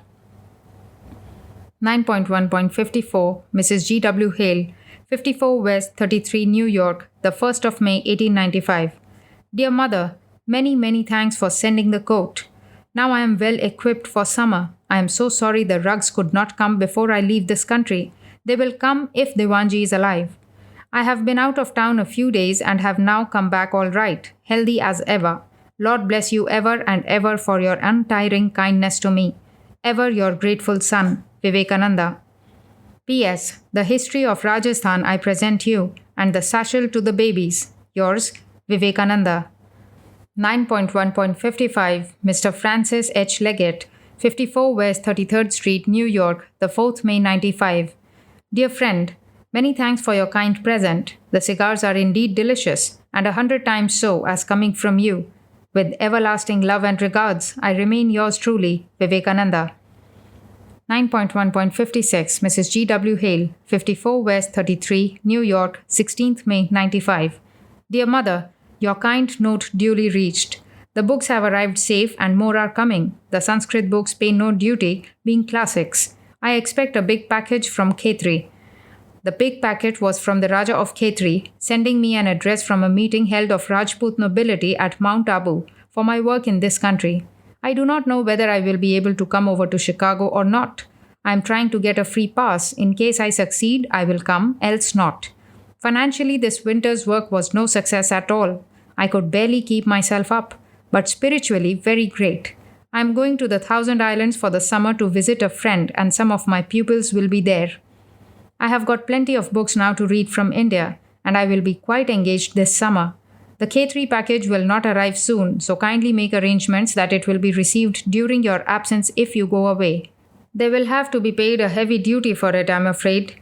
Mrs. Florence Adams brought me the love from the Hale sisters on her way to Europe. She started this morning. A large package of books also I expected soon. The original Upanishads, there is no duty on them. I have had some trouble with my stomach. Hope it will be over in a few days. With love to all, I am ever your affectionate son, Vivekananda. 9.1.57 Mrs. Old Bull, New York, the 28th May, 95.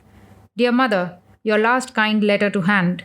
This week will be the last of my classes. I am going next Tuesday with Mr. Leggett to Maine. He has a fine lake and a forest there. I will be 2 or 3 weeks there. Thence I go to the Thousand Islands. Also, I have an invitation to speak at a Parliament of Religions at Toronto, Canada on July 18th. I will go there from Thousand Islands and return back. So far, everything is going on well with me. Ever your grateful son, Vivekananda. P.S. My regards and love to your daughter and pray for her speedy recovery. V. 9.1.58 Dr. Paul Karras, 19 West 38th Street, New York, June-May 28, 95. Paul Karras, LaSalle, Illinois. Dear Sir, I am just now in receipt of your letter and will be very happy to join the Religions Congress at Toronto. Only, as you are well aware of, the financial means of a bhikshu are very limited. I will be only too glad to do anything in my power to help you and wait further particulars and directions. Hoping to hear from you soon and thanking you very much for your great sympathy with Buddhistic India. I remain ever fraternally your, Vivekananda. 9.1.59 Mrs. Old Bull, 4th June 95. Dear Mother, today I leave New York at 5 p.m. by steamer with Mr. Leggett. The classes were closed on Saturday last, June 1, and so far the work has been very successful, no small part of which is due to you. Ever praying for you and yours, I am ever your faithful son, Vivekananda. P.S. I will acquaint you with my whereabouts as soon as I know it myself. 9.1.60 Dr. Paul Karras, care of Miss Dutcher, Thousand Island Park, New York, June 1895. Dear Doctor, I am in this place now and had to change some of my plans on account of the Toronto Congress. I am therefore not quite sure whether I will be able to come to Oak Island Conference. It is very possible, however, that I will be able to do so.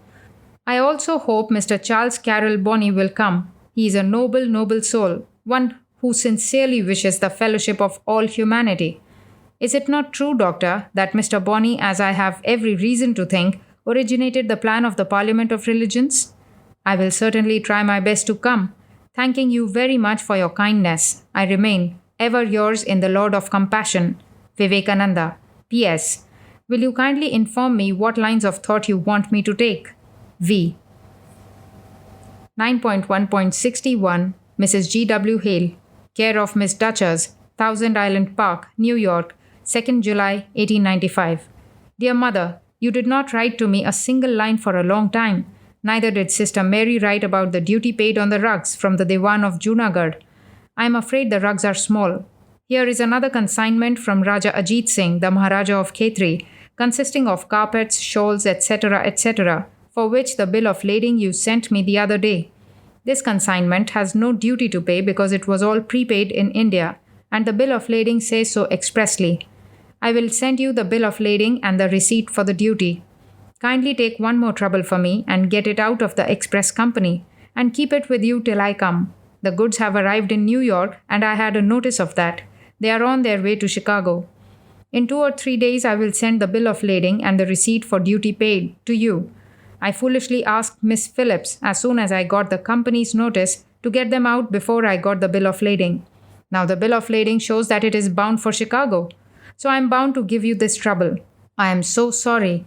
Again, with my usual business instincts, I forgot to note down the name of the express company. So I have written to New York for the letters of the company. As soon as that comes, I will send over to you. I am going to Europe by the end of August or a little later. I will come to see you by the end of August. Lord bless you and yours forever and ever. Your ever affectionate son, Vivekananda. 9.1.62 Mrs. G. W. Hale, Thousand Island Park, New York, care of Miss Dutcher, July 3, 1895. Dear Mother, herewith I send you the bill of landing and the inventory of the goods sent from India. The duty, as you will find, has been prepaid, so there is no botheration on that score. The goods have reached Hull. They will be here by the middle of this month. And if you see a letter with the Morris American Express Company name on the envelope, tear it open. You need not forward it to me, for that will be the notice of arrival to Chicago. I am sure Devanji's carpets were too small, but why do you not write to me about the duty if you had to pay it? I insist upon paying it myself. The Raja's things seem to come very quick. I am so glad too I will have something to present to Mrs. Bagley, Mrs. Bull, etc. Enclosed in the above letter was the following note. 541 Dearborn Avenue, Chicago. To the Morris Express Company. Dear Sir, please permit Mrs. G. W. Hale of 541 Dearborn Avenue, Chicago to act for me about the goods sent to me from India and receive the same. I have the honor to be, sir, your most obedient servant, Swami Vivekananda. 9.1.63 Mrs. Old Bull, care of Miss Dutcher, Thousand Island Park, New York, 13th, postmarked 11th, July 95. Dear Mother, the shirts arrived yesterday. They are nice and fit me well. Everybody liked them. Landsberg arrived this morning with a picture of Sri Ramakrishna. The Toronto affair has fallen through because the clergyman objected to a heathen. There is one invitation from the Christian Union of Oak Beach. I do not know whether I will go there.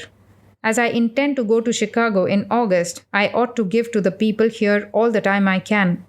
I do not know yet the exact date when I start for Europe, but somewhere at the end of August, I'm sure. Landsberg sends his love to all the rest. Ever yours in love and gratitude, Vivekananda.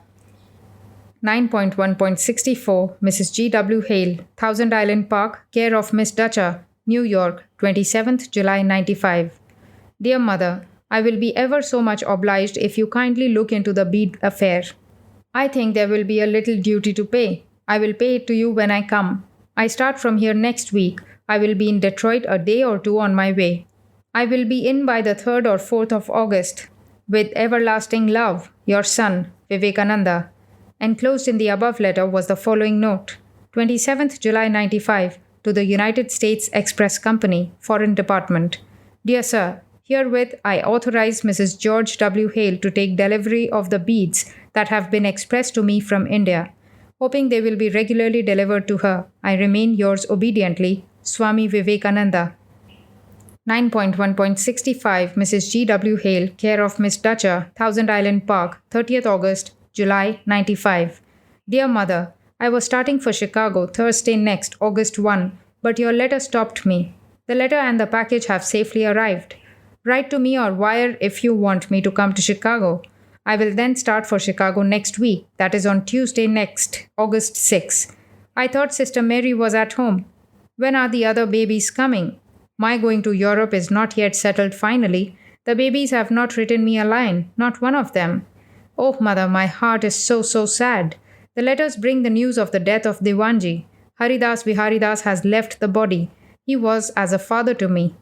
Poor man, he was the last 5 years seeking the retirement from business life, and at last he got it but could not enjoy it long. I pray that he may never come back again to this dirty hole they call the earth. Neither may he be born in a heaven or any other horrid place. May he never again wear a body, good or bad, thick or thin. What a humbug and illusion this world is, Mother. What a mockery this life. I pray constantly that all mankind will come to know the reality, that is God, and this shop here be closed forever. My heart is too full to write more. Write to me or wire if you like. Your ever obedient son, Vivekananda. P.S. We will think of the coming package from the Maharaja of Khetri in Chicago. How long will you be in Chicago? If it is only a week or so, I need not come. I will meet you in New York. If more than that, I come to see you. Yours, V. 9.1.66 Mrs. G.W. Hale, care of Miss Dutcher, Thousand Island Park, New York, July 31, 1895. Dear Mother, I am afraid I cannot come to see you and neither will you advise me. I am going with a friend to Europe at his expense. We go first to Paris and from there to London. My friend will go to Italy and I to London. I will, however, come back to New York in September. So I am not going away for good. I start on the 17th. So you see, it is impossible to come and go that way for 3 or 4 days. The package from India ought to have reached by this time. If they come, kindly take the delivery and send it back to New York to Miss Mary Phillips, 19 West 38. If the package does not come to Chicago before you go away, then kindly send the bill of lading, etc. to Miss Mary Phillips, 19 West 38. The babies, the Hale daughters, did not write me a line, nor did they intimate where they are. I absolutely do not know anything about them. As they do not want it, it seems I ought not to disturb them with my letters, but you kindly convey them my love and eternal undying blessings. So to you, Mother and Father Pope. I will pen a long epistle in a few days. We will see each other next spring in Chicago, Mother, if we all live. Ever gratefully your son, Vivekananda. 9.1.67 Mr. Francis Leggett, Thousand Island Park, USA, August 1895. Dear friend, I received your note duly. Very kind of you and noble to ask me to have my own time to London. Many thanks for that. But I am in no hurry for London, and moreover, I want to see you married in Paris, and then I go over to London. I will be ready, Father Leggett, at hand and in time. Never fear. Yours affectionately ever, Vivekananda. 9.1.68 Mrs. G.W. Hale, The Western Union Telegraph Company, received at Plaza Hotel Drugstore, North Avenue and Clark Street, Thousand Island, New York, 295, August 2, 1895. 8 JW WS 11 paid 1:33 p.m. Mrs. G.W. Hale, 541 Dearborn Avenue. Why any charges duty prepaid? You have documents, write full particulars. Vivekananda. 9.1.69 Sister Christine, 19 West 38th Street, 9th August, 95. Dear Christina, you must be enjoying the beautiful weather very much. Here it is extremely hot, but it does not worry me much. I had a pleasant journey from Thousand Islands to New York, and though the engine was derailed, I did not know anything of it, being asleep all the time. Miss Waldo went out of the train at Albany.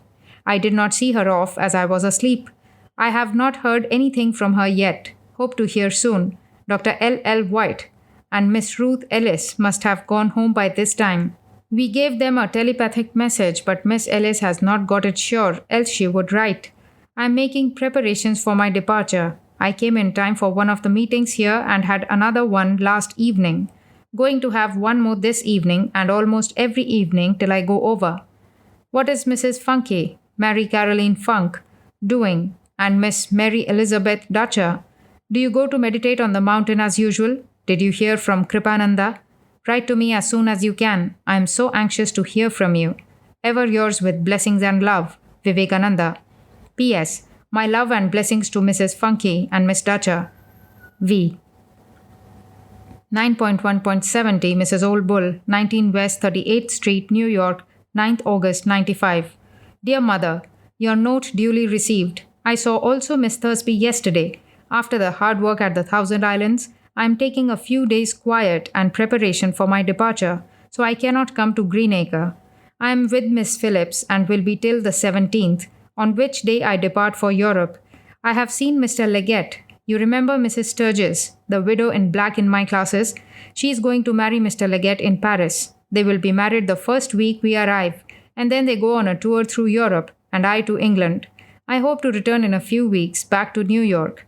Kindly give to Miss Hamlin, Elizabeth L. Hamlin, to Miss Sarah Farmer, Dr. L. White, and Miss Howe, and all our friends my greetings, love, and goodbye. Ever sincerely your son, Vivekananda. 9.1.71 Sister Christine. The following telegram was sent on Swami Vivekananda's behalf. Postal Telegraph Cable Company, received at main office, Cor Griswold and Lafayette Avenue, Detroit, Michigan, 43 New York, FCW 10 paid, 12:45 p.m. New York, NY, August 17, 1895. Miss Christina Greenstidle, 418 Alfred Street, Detroit, Michigan. Swami leaving sends you and Mrs. Funk love and blessings. Kripananda. 9.1.72 Miss Isabel McKinley, 80 Oakley Street, Chelsea, Southwest, London, 24th October 95. We meet and part. This is the law and ever be. I sadly ask, O gentle ones, do you remember me? I haven't had any news from Chicago, nor did I write as I did not want to bother you. Also, I did not know where to. Accompanying is a newspaper notice of a lecture I delivered in London. It is not bad. The London audiences are very learned and critical, and the English nature is far from being effusive. I have some friends here, made some more, so I am going on. My bed is in the foaming deep. What care I, friend, the dew? It is a queer life, mine, always travelling, no rest. Rest will be my death. Such is the force of habit. Little success here, little there, and a good deal of bumping. Saw Paris a good deal. Miss Josephine MacLeod, a New York friend, showed it all over to me for a month. Even there, the kind American girl. Here in England, they know us more. Those that do not like the Hindus, they hate them. Those that like, they worship them. It is slow work here, but sure. Not frothy, not superficial. English women as a rule are not as highly educated as the American women, nor are so beautiful. They are quite submissive wives or hidden away daughters or church-going mothers, the embodiments of crystallized conventionality. I am going to have some classes at the above address. Sometimes and generally when I score a success, I feel a despondence. I feel as if everything is vain, as if this life has no meaning, as if it is a waking dream. Love, friendship, religion, virtue, kindness, everything, a momentary state of mind. I seem to long to go. In spite of myself, I say, how far? Oh, how far? Yet the body and mind will have to work its karma out. I hope it will not be bad. How are you all going on? Where is Mother Church? Is she interviewing the hosts of the Thotmeses and Rameses in the pyramids or calmly going her round of duties at home? Yet the life seems to grow deep and at the same time lose its hold on itself. Not disgust, nor joy for life, but a sort of indifference. Things will take their course. Who can resist? Only stand by and look on. Well, I will not talk about myself so much. Egregious egotist. I always was that, you know. How about you all? Great fun this life, isn't it? Don't go to the extremes. A calm, restful, settled married life is good for the majority of mankind.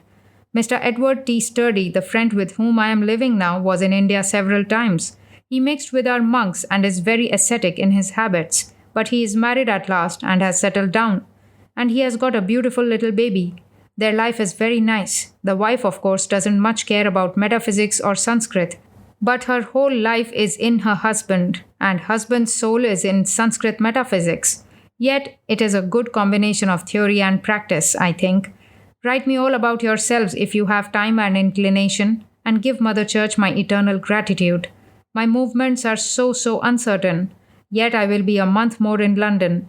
With never-ending gratitude and love, Vivekananda. 9.1.73 Sister Christine, 228 West, 39th Street, New York, 8th December 95. Dear Christina, I am once more on American soil and have taken lodgings at 228 West 39, where I begin work from Monday next. Sometime after Christmas, I intend to make a tour through Detroit and Chicago. I do not care for public lecturings at all, and do not think I shall have any more public lectures charging admission. If you will see Mrs. Phelps and others of our friends and arrange some classes strictly on non-payment basis, it will facilitate things a good deal. Write at your earliest opportunity and give Mrs. Funky and all our friends my deepest love and gratitude. Yours ever in the Lord, Vivekananda. P.S. Kripananda is over full of praise of you and Mrs. Funky and sends his loving regards for you. 9.1.74 Sister Christine, 228 West 39th Street, New York, December 10, 1895. Dear Christina, perhaps by this time you have received my first letter. I received yours just now. I had a splendid success in England and have left a nucleus there to work till my arrival next summer. You will be astonished to learn that some of my strongest friends are big guns of the Church of England. This Christmas I am going away a week, from 24th December, to the country with Mr. and Mrs. Leggett. After that, I resume my work. In the meanwhile, the classes have begun. I have written to you my intention of taking a quick turn through Detroit and Chicago in the meanwhile and then return back. Give Mrs. Phelps my love and kindly arrange the classes in Detroit with her. The best thing is to arrange for a public lecture where I give out my general plan of work. The Unitarian Church is available, and if the lecture is free, there will be a big crowd.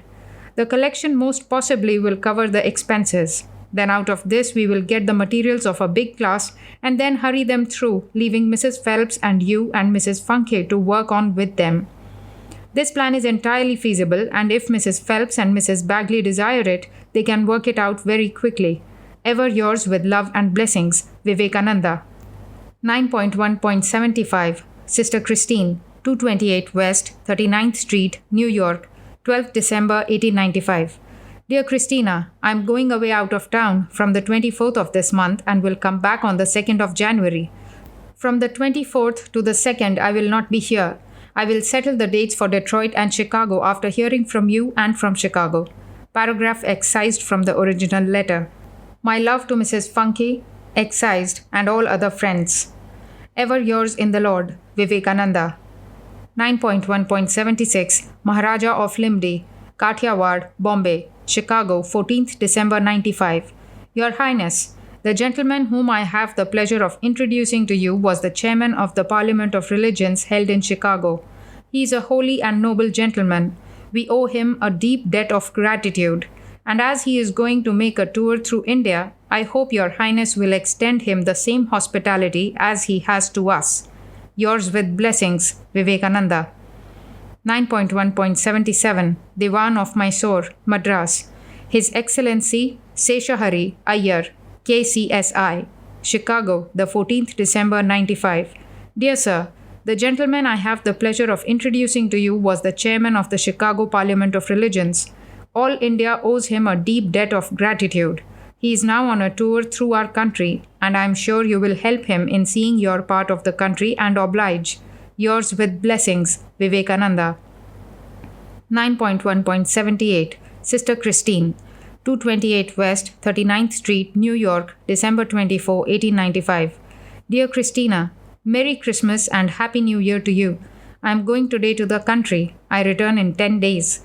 About the tour through Detroit, I will fix it later on. I am afraid if I go just now, everything here will fall to pieces.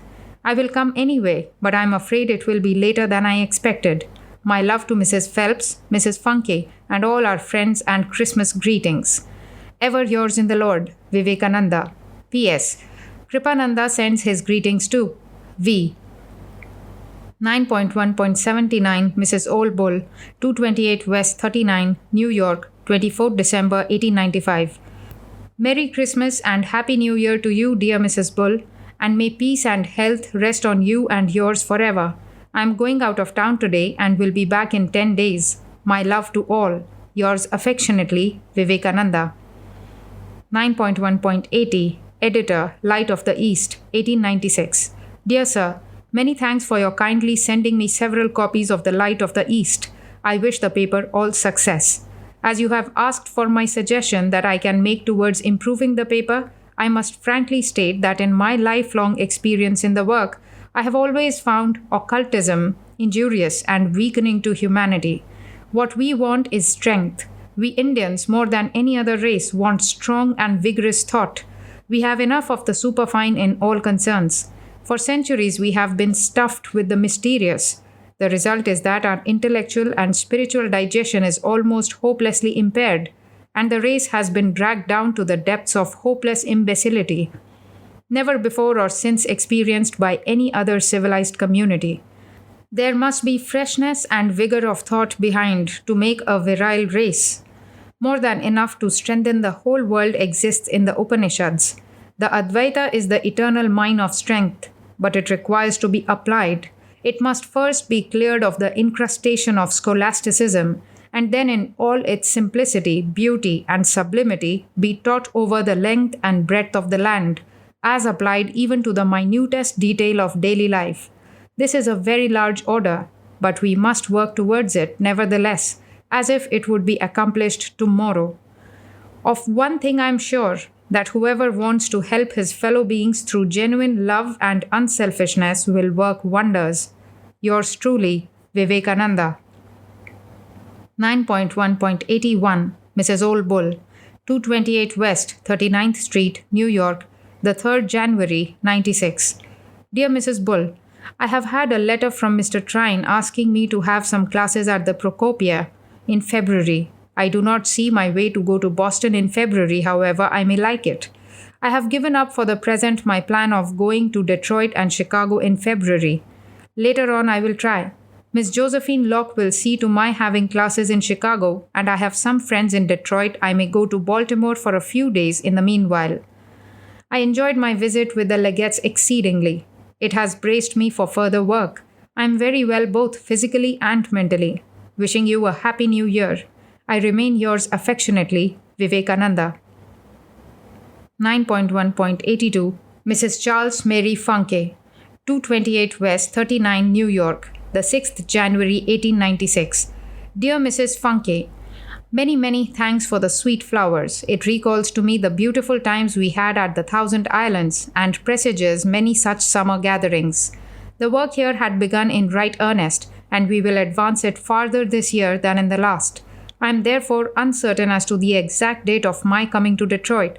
I will come, however, very soon. Yours ever in the Lord, Vivekananda. 9.1.83 Mrs. Old Bull, 228 West, 39th Street, New York, 10th January, 1896. Dear Mrs. Bull, I have received your letter and also another from the Secretary of the Harvard Metaphysical Club. I will be only too glad to come to Boston for the Harvard lecture specially, but these are the difficulties in the way. First, the work here will fall to pieces. Secondly, I have begun to write in right earnest. I want to finish some textbooks to be the basis of work when I am gone. I want to hurry through 4 little textbooks before I go. Of course, it is impossible to come this month as the notices of the 4 Sunday lectures are out. In the first week of February, I have again a lecture at Brooklyn at Dr. James's. My idea now is to make a tour to Boston, Detroit, and Chicago in March, and then come back to New York a week or so, and then start for England. In March, I will be able to stay a few weeks at each of these places. Of course, it is true that as yet I have no competent persons here to carry on the work like Sturdy in England, nor any sincere friend to stand by me except you. I will do anything you want me to, and if you think it is good for me to come to Boston in February, I am ready. Ever yours with gratitude, love, and blessings, Vivekananda. P.S. I have not much faith in that Procopia business, except as a nucleus to work from. My love to Miss Hamlin and all the other friends there. Yours, V. 9.1.84 Sister Christine, 24th January, 95-96. Dear Christina, I have not heard from you for long. Hope everything is going on well with you and Mrs. Funke. Did you receive my poem? I had a letter from Mrs. Phelps today. I am coming to Detroit next March early, as I will have to finish my February course in New York. The public lectures will be printed as they are delivered right along.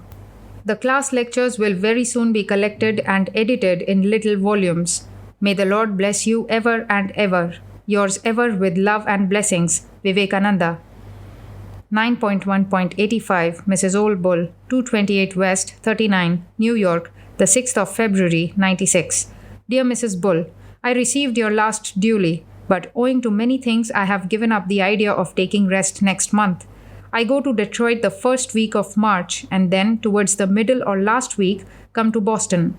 I have not much faith in working such things as the Procopia Club, etc. because these mixed up conglomerations of all isms and ities, mostly fads, disturb the steadiness of the mind, and life becomes a mass of frivolities. I am very glad, however, to get an opportunity to talk to the graduates of Harvard. This does not mean that I am not coming to Procopia. I will come, but it will be only for your sake.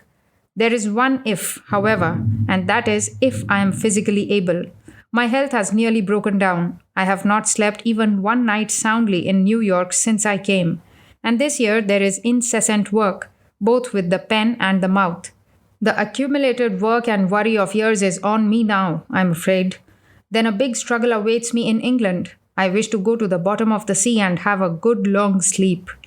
To Detroit I must go, dead or alive, as I have disappointed them several times last year. There were big money offers from near Chicago.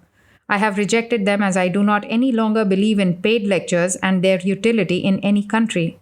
If after Detroit I feel the body able to drag itself onto Boston, I will come, else I will remain in Detroit or some other quiet place and rest to recuperate for the coming work in England. So far I have tried to work conscientiously. Let the fruits belong to the Lord.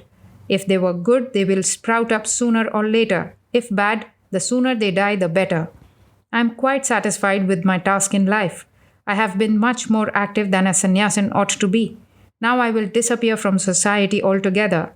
The touch of the world is degenerating me, I am sure, so it is time to be off.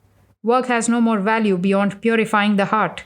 My heart is pure enough. Why shall I bother my head about doing good to others? If you have known the Atman as the one, only existence, and nothing else exists, desiring what? For those desire you trouble yourself?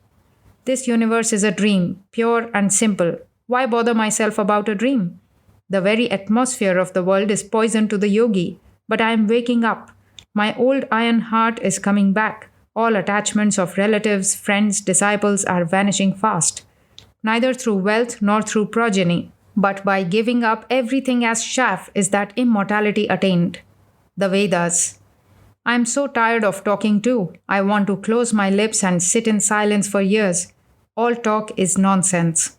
Yours faithfully, Vivekananda. 9.1.86 Miss Emma Thursby, 228 West, 39th Street, New York, February 26, 1896.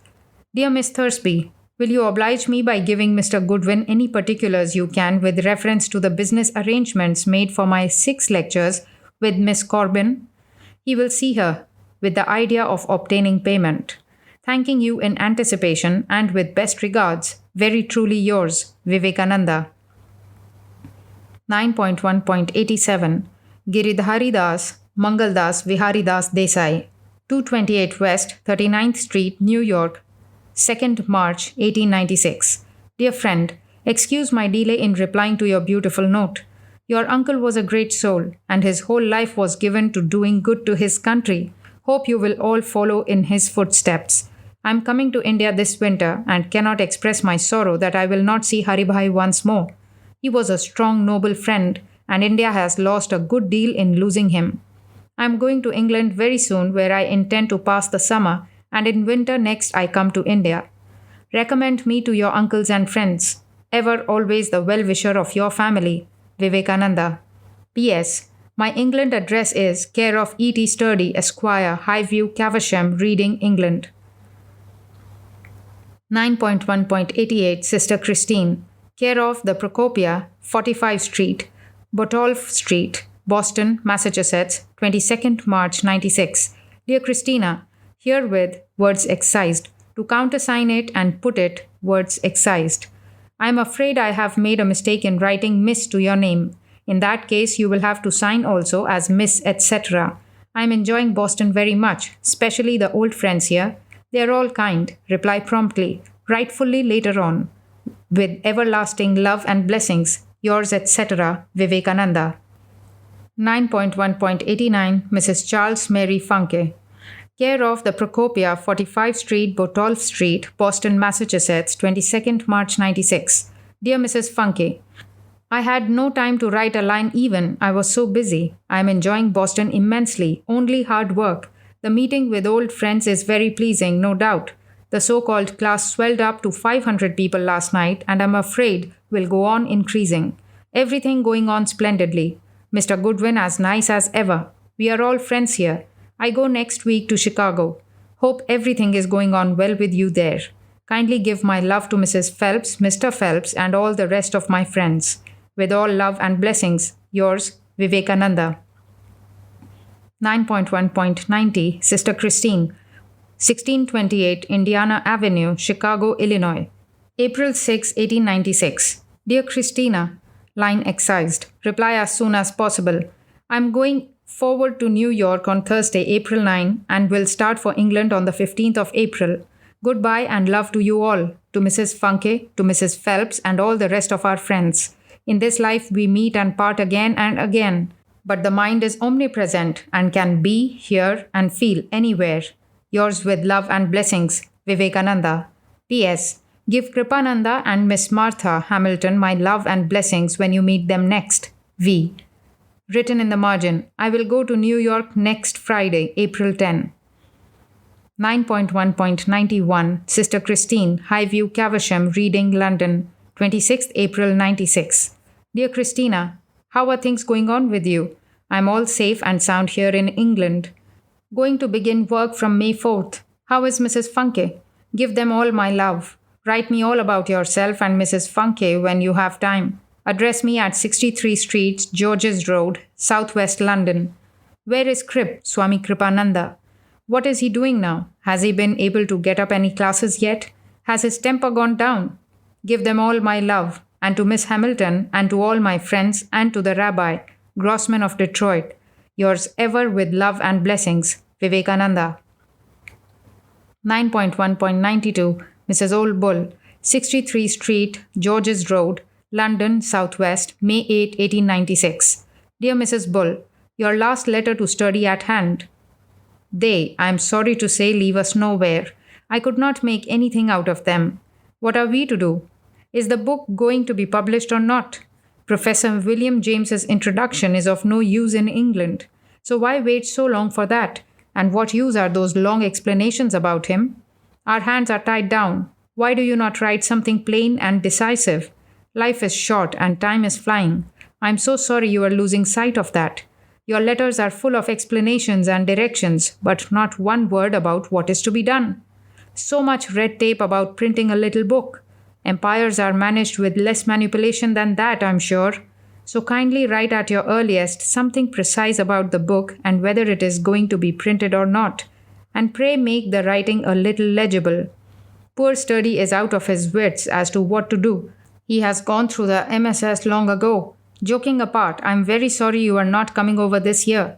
We are in Lady Isabel's house. Miss Henrietta Muller has taken some rooms in it too. Goodwin is here with us. We have not yet made any big stir here. The classes have begun. They are not yet what we expected. We have had only 2 yet. We will work on steadily the next 4 or 5 months. Sturdy is as patient and persevering and hopeful as ever. It is cool enough here yet to have a fire in the grate. Give my love to Mrs. Adams, Miss Thursby, and all other friends. My love to Mr. Fox and blessings. Yours with love and blessings, Vivekananda. 9.1.93 Mr. Francis Leggett, 63 St. George's Road, London, Southwest, 6th July 1896. To Francis Leggett, Esquire. Dear Sir, herewith I constitute you as my attorney and representative in regards to all publication, pamphlets, etc., written or dictated by me, their copyright, sale, etc. in the US of America. Yours affectionately, Vivekananda. 9.1.94 Mrs. Old Bull, 63 St. George's Road, London, Southwest, 6th July 1896. Dear Mrs. Bull, I have sent to Mr. Leggett by last mail the power of attorney, and as you desired, this is to notify you of the fact and absolve you from the responsibilities of the power of attorney which I gave you in America last year. Yours affectionately, Vivekananda. Saradananda and Goodwin have arrived, I'm sure, by this time. I have a nice letter from Dr. Jane, Dr. Louis G. Janes. I am going to Switzerland for a vacation in a few days. I mean to stay there a month or more. I will return to London in the next fall. I do not know when I go back to India. Things are growing nicely here. With love to all, yours affectionately, Vivekananda. 9.1.95 Mrs. G. W. Hale, July 7, 1896. Dear Mother, on the 18th of this month I start for Switzerland for a holiday. I will come back to London again to work in the autumn. The work in England bids fair to be much better and deeper than in the US. And here in London is the heart of India also. Where are you now? I am passing through Geneva on my way to the hills. I will be there a day or two. If you be somewhere near, I will make it a point to come to see you. Did you hear Annie Besant?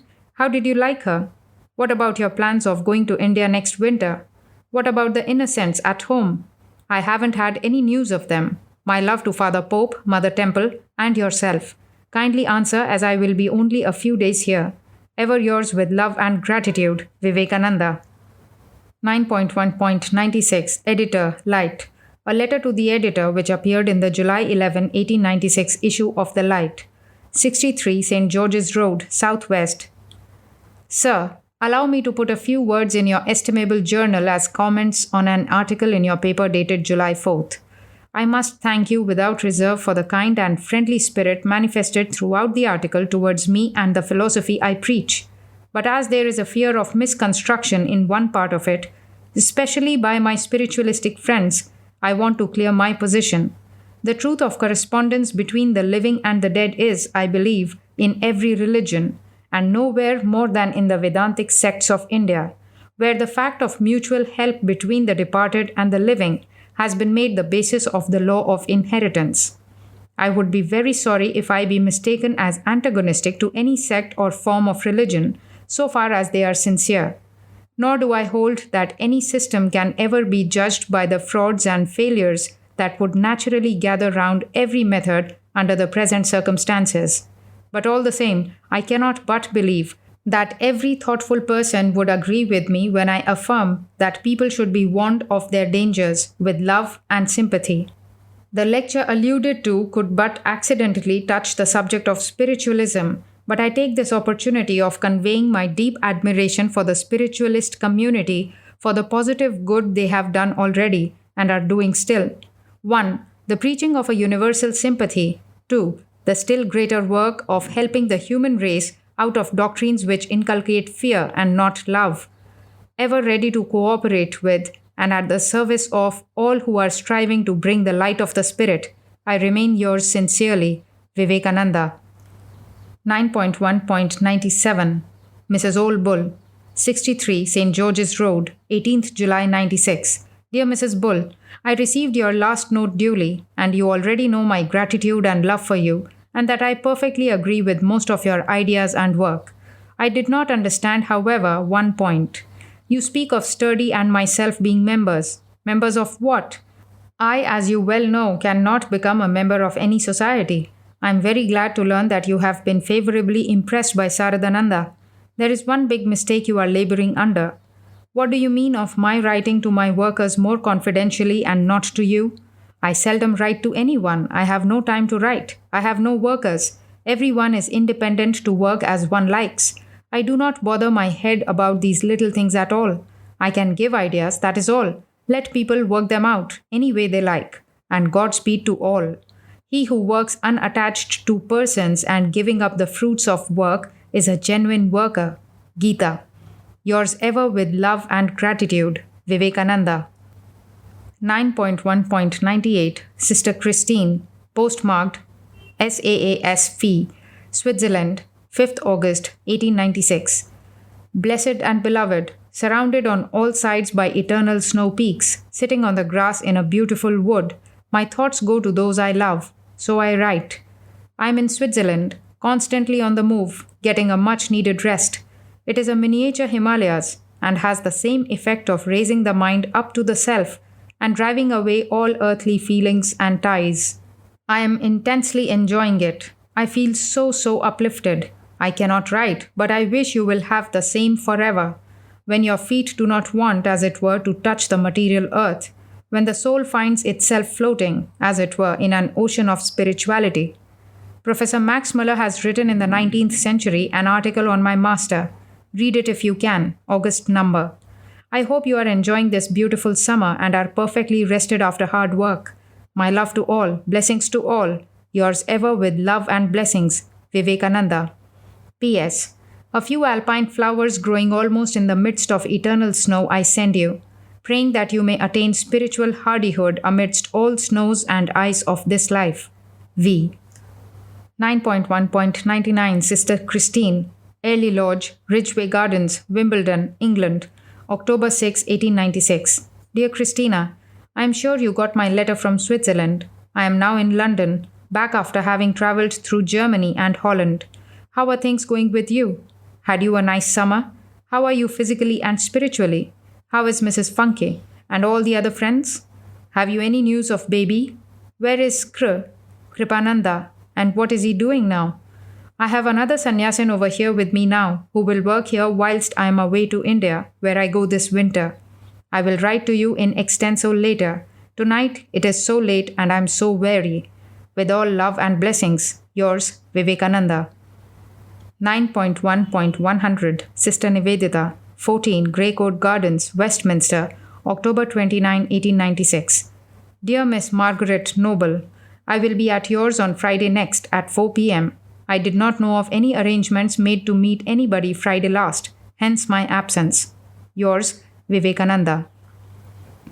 9.1.101 Sister Nivedita, 14 Grey Coat Gardens, Westminster, Southwest, 5th December 1896. Dear Miss Noble, many thanks for sending the kind present from Mr. Betty. I have written to him acknowledging his beautiful gift. As for you, my dear noble kind friend, I only would say this. We Indians lack in many things, but there is none on earth to beat us in gratefulness. I remain ever yours gratefully, Vivekananda. 9.1.102 Sister Christine, on board Prince Regent Luitpold, 3rd January 1897. Dear Christina, by 2 p.m. today I reach Port Said, Asia once more. I have not heard from you for long. Hope everything is going on well with you. How are Mrs. Funke, Mrs. Phelps, and all other friends? My love to all. Write when you feel like it. Vivekananda. 9.1.103 Madras Committee. After Swami Vivekananda arrived at Colombo on Friday, January 15, 1897, the Madras Committee, which was planning a reception for the Swami, sent the following message. Motherland rejoices to welcome you back. In reply, Swami Vivekananda sent a wire, postmarked January 15, 1897. My love and gratitude to my countrymen. 9.1.104 Hindu students of Trichinapalli. To the Hindu students of Trichinapalli, February 16, 1897. Gentlemen, I have received your address with great pleasure and sincerely thank you for the kind expressions contained therein. I much regret, however, that time effectually prevents my paying even a short visit to Trichinopoli at present. In the autumn, however, I propose making a lecture tour throughout India, and you may rely upon it that I shall then not fail to include Trichinopoli in the program. Again thanking you, and with my blessings to all, sincerely yours, Vivekananda.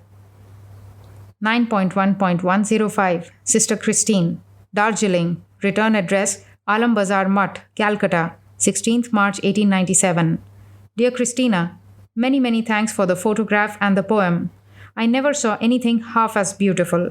The work I had to do to reach Calcutta from Ceylon was so immense that I could not earlier acknowledge your precious gift. The work has broken me down completely, and I have got diabetes, an incurable disease which must carry me off, at least in a few years. I am now writing to you from Darjeeling, the nearest hill station to Calcutta, with a climate as cool as London. It has revived me a bit. If I live, I will come to America next year or so. How are things going on with you all? How are Mrs. Funke and Mrs. Phelps? Are you laying by a few dollars whenever you can? That is very important. I am in a hurry for the mail. You will be glad to know that the Indian people have, as it were, risen in a mass to honor me. I am the idol of the day. Mr. Goodwin is going to publish in book form all the addresses given to me and the speeches in reply. The demonstrations all over have been simply unique. Yours with all love, Vivekananda. 9.1.106 Mrs. Old Bull, Alam Bazar Mutt, Calcutta, Darjeeling, 26th March 1897. Dear Mrs. Bull, the demonstrations and national jubilations over me are over.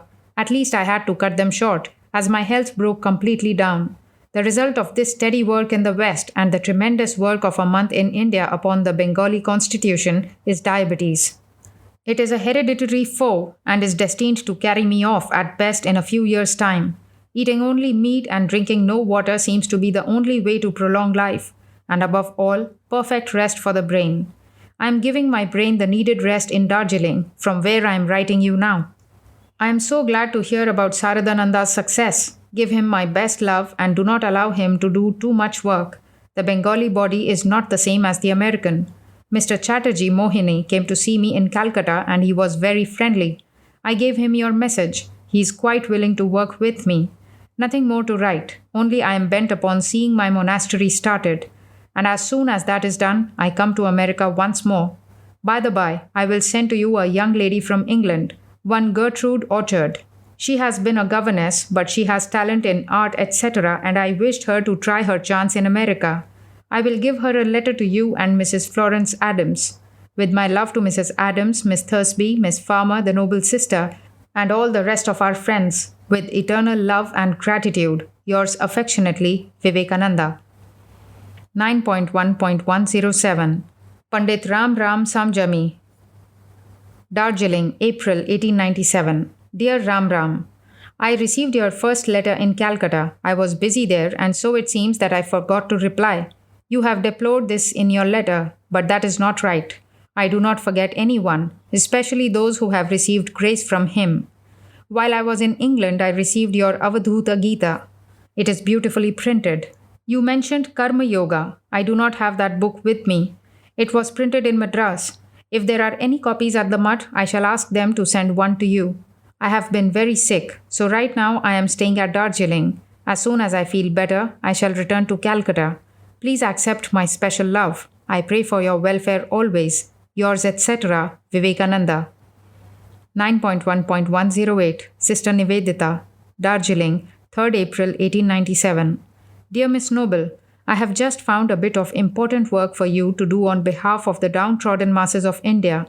The gentleman I take the liberty of introducing to you is in England on behalf of the Tiyas, a plebeian caste in the native state of Malabar. You will realize from this gentleman what an amount of tyranny there is over these poor people simply because of their caste. The Indian government has refused to interfere on grounds of non-interference in the internal administration of a native state. The only hope of these people is the English Parliament. Do kindly everything in your power to help this matter in being brought before the British public. Ever yours in the truth, Vivekananda. 9.1.109 Lala Badri Shah, Darjeeling, 7th April 97. Dear Lalaji, just received your kind invitation through telegram. Perhaps you have already heard that I have been attacked by diabetes, a fell disease. That unsettled all our plans, and I had to run up to Darjeeling, it being very cool and very good for the disease. I have felt much better since, and the doctors therefore do not want me to move about, as that brings about a relapse. If my present state of health continues for a month or two, I think I will be in a condition to come down to the plains and come to Almora to see you all. I am very sorry that I have caused you a good deal of trouble, but you see it could not be helped. The body was not under my control. With all love to yourself and other friends in Almora, yours affectionately, Vivekananda. 9.1.110 Lala Badri Shah, Devaldhar Bagicha, Thursday, June 1897. Dear Badri Shah, I have been very sorry to learn that you are not well. It would please me very much if you would come down here for a few days at any rate with us, and I am sure it would do you good. Yours with blessings, Vivekananda. 9.1.111 Mrs. Frances Leggett, Almora, 20th June 97. Dear Mother, herewith I take the liberty to introduce to you Miss Tremaine of London, a particular friend of mine going over to the States. Any help given to her would greatly oblige. Yours in the Lord, Vivekananda. 9.1.112 Mrs. Old Bull, Almora, 20th June 97. Dear Mrs. Bull, herewith I take the liberty of introducing Miss Tremaine of London. I like nothing so much as being serviceable to young and energetic persons, and any help given to her in America will greatly oblige. Yours in the Lord, Vivekananda. 9.1.113 Mr. Soganathan, Colombo, Almora, 30th June 1897. My dear friend, the bearer of this note, Swami Shivananda, is being sent to Ceylon, as promised by me during my sojourn.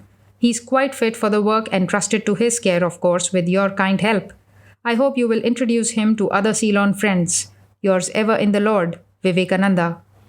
9.1.114 Swami Shivananda, Almora, the 9th July 1897. Dear Shivananda, I haven't received any word of your arrival yet. I heard that Alasingha has gone there with his relations by way of Jaipur. We stayed at the Binsa Dak Bungalow rest house for 2 or 3 days, and then I left for Shyamdhura. At this, Miss Henrietta Muller got infuriated and left for Almora. Terribly upset, Miss Muller accused Shivananda of telling her first that I shall live with a friend as his guest, and of renting later such a big house for the season at 80 rupees without consulting her. Very cross with everybody, she has been reproving one and all, but has cooled down a little when I said I would pay half of the rent. Shashi himself, Swami Ramakrishnananda, should handle the entire amount of 100 rupees which the Raja of Ramnad is donating every month. He should send a detailed account of the monthly income and expenditure to the mutt. Otherwise, there won't be any check.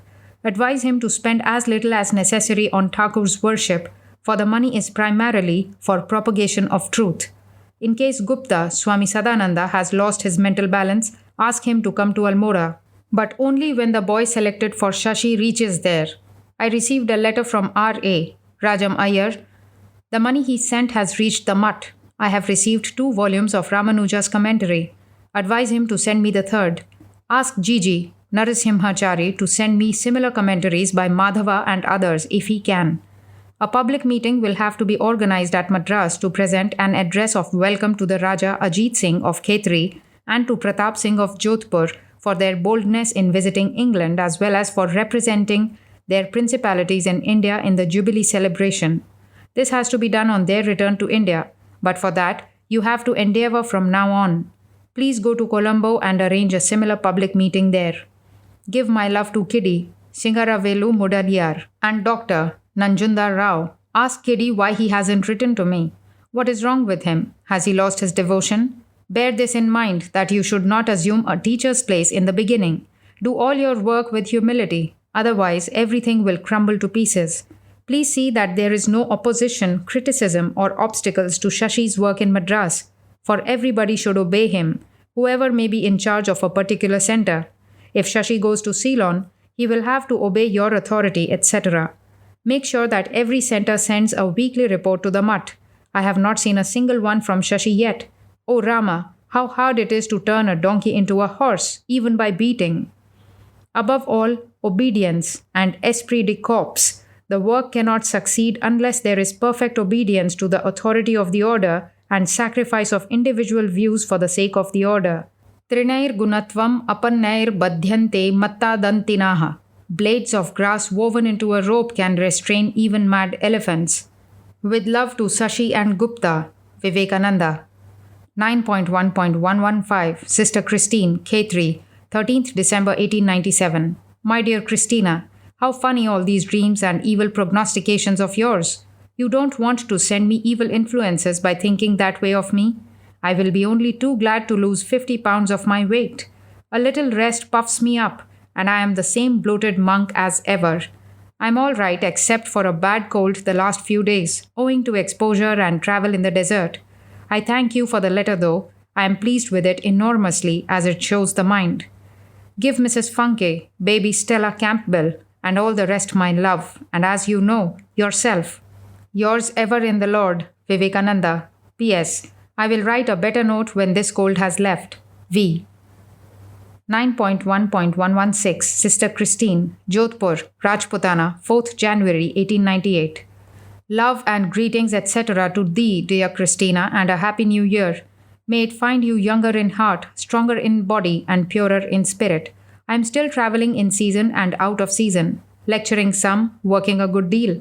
Have you seen Mr. Edward T. Sturdy of England, who I learn has been to Detroit? Did you like him? I am quite well and strong. Hope to meet you this blessed year again in America. I am going to Calcutta in a few days, where I intend to be the rest of this cold weather. Next summer, I start for England or America most probably. Yours ever in the Lord, Vivekananda. 9.1.117 Sister Nivedita, Calcutta, 30th January 1898. My dear Miss Noble, this is to introduce Professor M. Gupta, who has been already introduced to you on board the boat that brought you over to shore. He has very kindly consented to devote an hour or more every day to teach you Bengali. I need not state that he is a genuine, good and great soul. Ever yours in the Lord, Vivekananda. P.S. I'm afraid you felt badly today. V. 9.1.118 Sister Christine, The Mutt, Belur, Howrah District, Bengal, India, 11th March 1898. My dear Christina, I simply wonder what has become of you. It is an age that I did not hear from you, and I expected so much after Sturdy's visit to Detroit. How did you like the man? What about Baby and the Devendorfs? How is Mrs. Funke? What are you going to do this summer? Take rest, dear Christina. I'm sure you require it badly. Mrs. Bull of Boston and Miss MacLeod of New York are now in India. We have changed our mutt from the old, nasty house to a house on the banks of the Ganges. This is much more healthy and beautiful. We have also got a good piece of land very near on the same side where Mrs. Bull and Miss MacLeod are putting up now. It is wonderful how they accommodate themselves to our Indian life of privation and hardship. My, these Yanks can do anything. After the luxuries of Boston and New York, to be quite content and happy in this wretched little house. We intend to travel a bit together in Kashmir, and then I come to America with them, and I'm sure to get a hearty welcome from my friends. What do you think? Is it welcome news to you? Of course, I cannot undergo the same amount of work as before. That, dear Christina, I am sorry I will no more be able to do. I will do a little work and take a good deal of rest. No more getting crowds and making noise, but quiet, silent, personal work will be all I intend to do. This time I will quietly come and quietly go away, seeing only my old friends and no noise.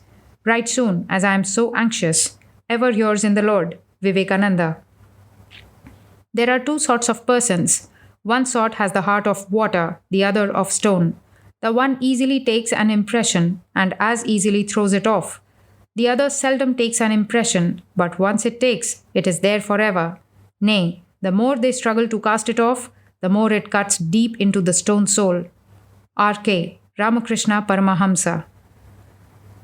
8.1.119 Sister Nivedita, Mutt, Belur, Havra, Bengal. 16th March 1898.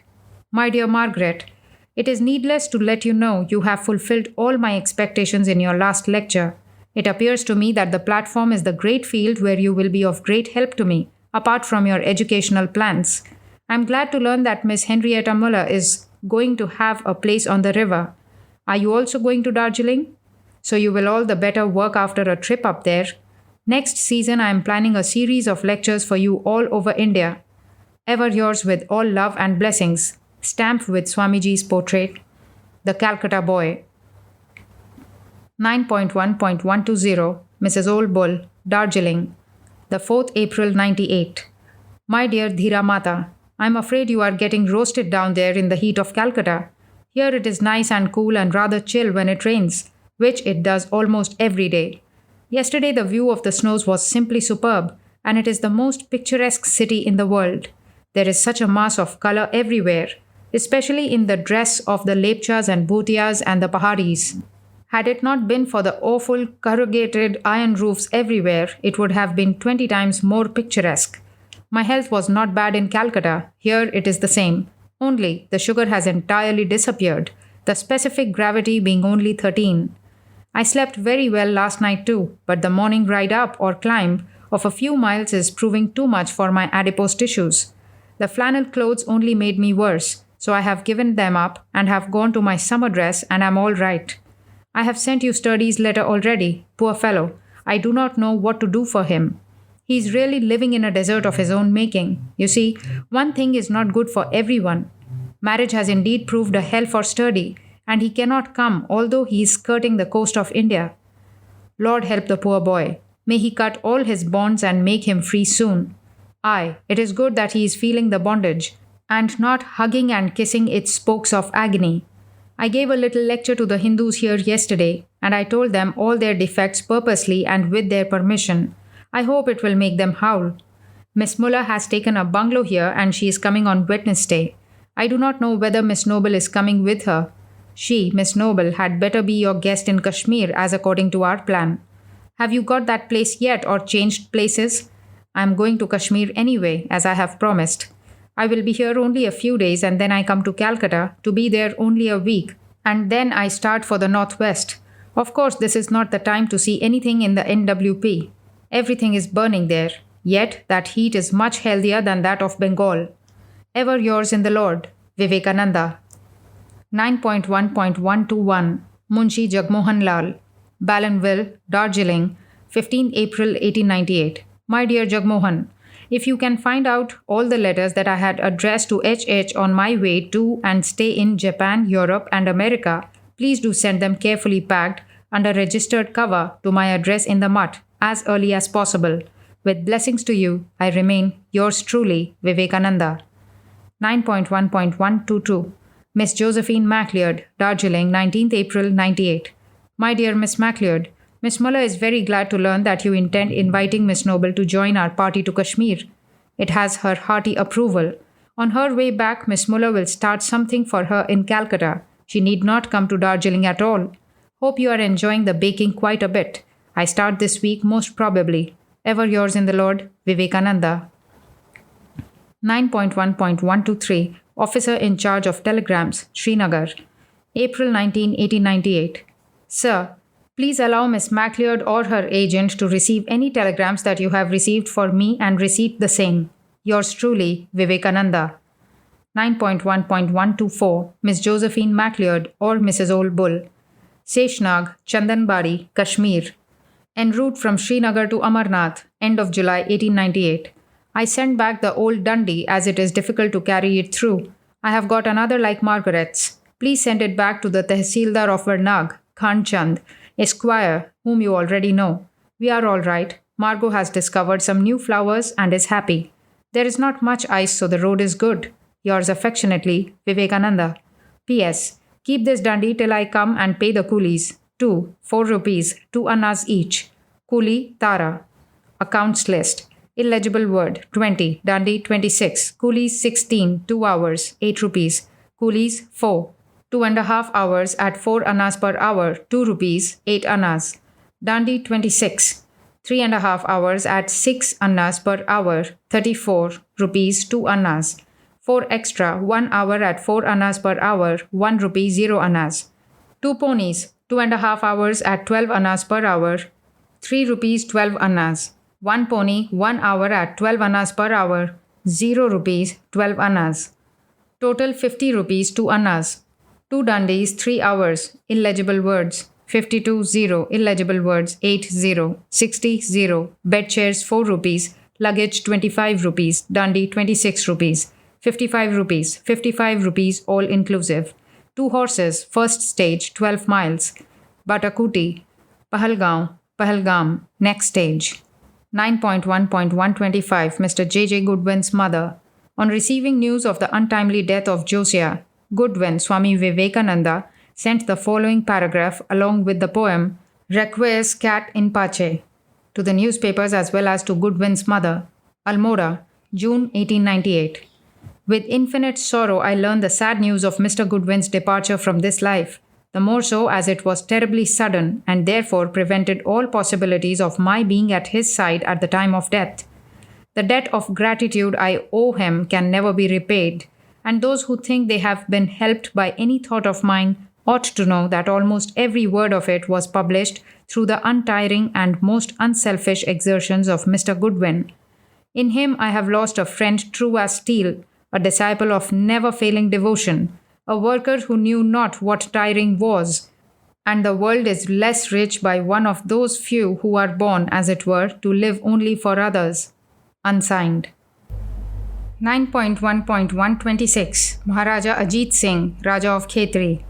Srinagar, 10th August 1898. Your Highness, I have long not heard any news of you. How are things going on with you, both bodily and mentally? I have been to see Sri Amarnath Ji. It was a very enjoyable trip and the darshana was glorious. I will be here about a month more, then I return to the plains. Kindly ask Jagmohan to write to the Diwan Sahib of Kishangarh to get for me the copies of Nimbarka Bhashya which he promised. With all love, yours, Vivekananda. 9.1.127 Sister Christine, The Mutt, Belur, Howrah District, 25th October 1898. My dear Christina, how are you? I am very anxious about your health. I have long not had any letter from you. My health again failed badly. I had therefore to leave Kashmir in haste and come to Calcutta. The doctors say I ought not go tramping again this winter. That is such a disappointment, you know. However, I am coming to the US this summer. Mrs. Bull and Miss MacLeod enjoyed this year's trip to Kashmir immensely, and now they are having a glimpse of the old monuments and buildings of Delhi, Agra, Jaipur, etc. Do write a nice long letter if you have time, and do not work yourself to death. Duty is duty, no doubt, but we have our duties, not only to our mother, etc., but to others also. Sometimes one duty asks for physical sacrifice, whilst the other insists on great care for our health. Of course, we follow the stronger motive, and I do not know which will prove stronger in your case. Anyhow, take great care of your body now that your sisters have come to your help. How do you manage the family, the expenses, etc.? Write me all you like to write. Give me a long chat, will you? Do. I am getting better every day, and then the long months before I can start for the US. Never mind, mother knows what is best for us. She will show the way. I am now in Bhakti. As I am growing old, Bhakti is taking the place of Jnana. Did you get the new Awakened India? How do you like it? Ever yours in the Lord, Vivekananda. 9.1.128 Maharaja Ajit Singh, Raja of Khetri. Maharaja Ajit Singh, the Raja of Khetri. Mat Belur, 22nd November 1898. Your Highness, many thanks for your kind note and the Nimbarka Bhashya reached through Jagamohan Lalji.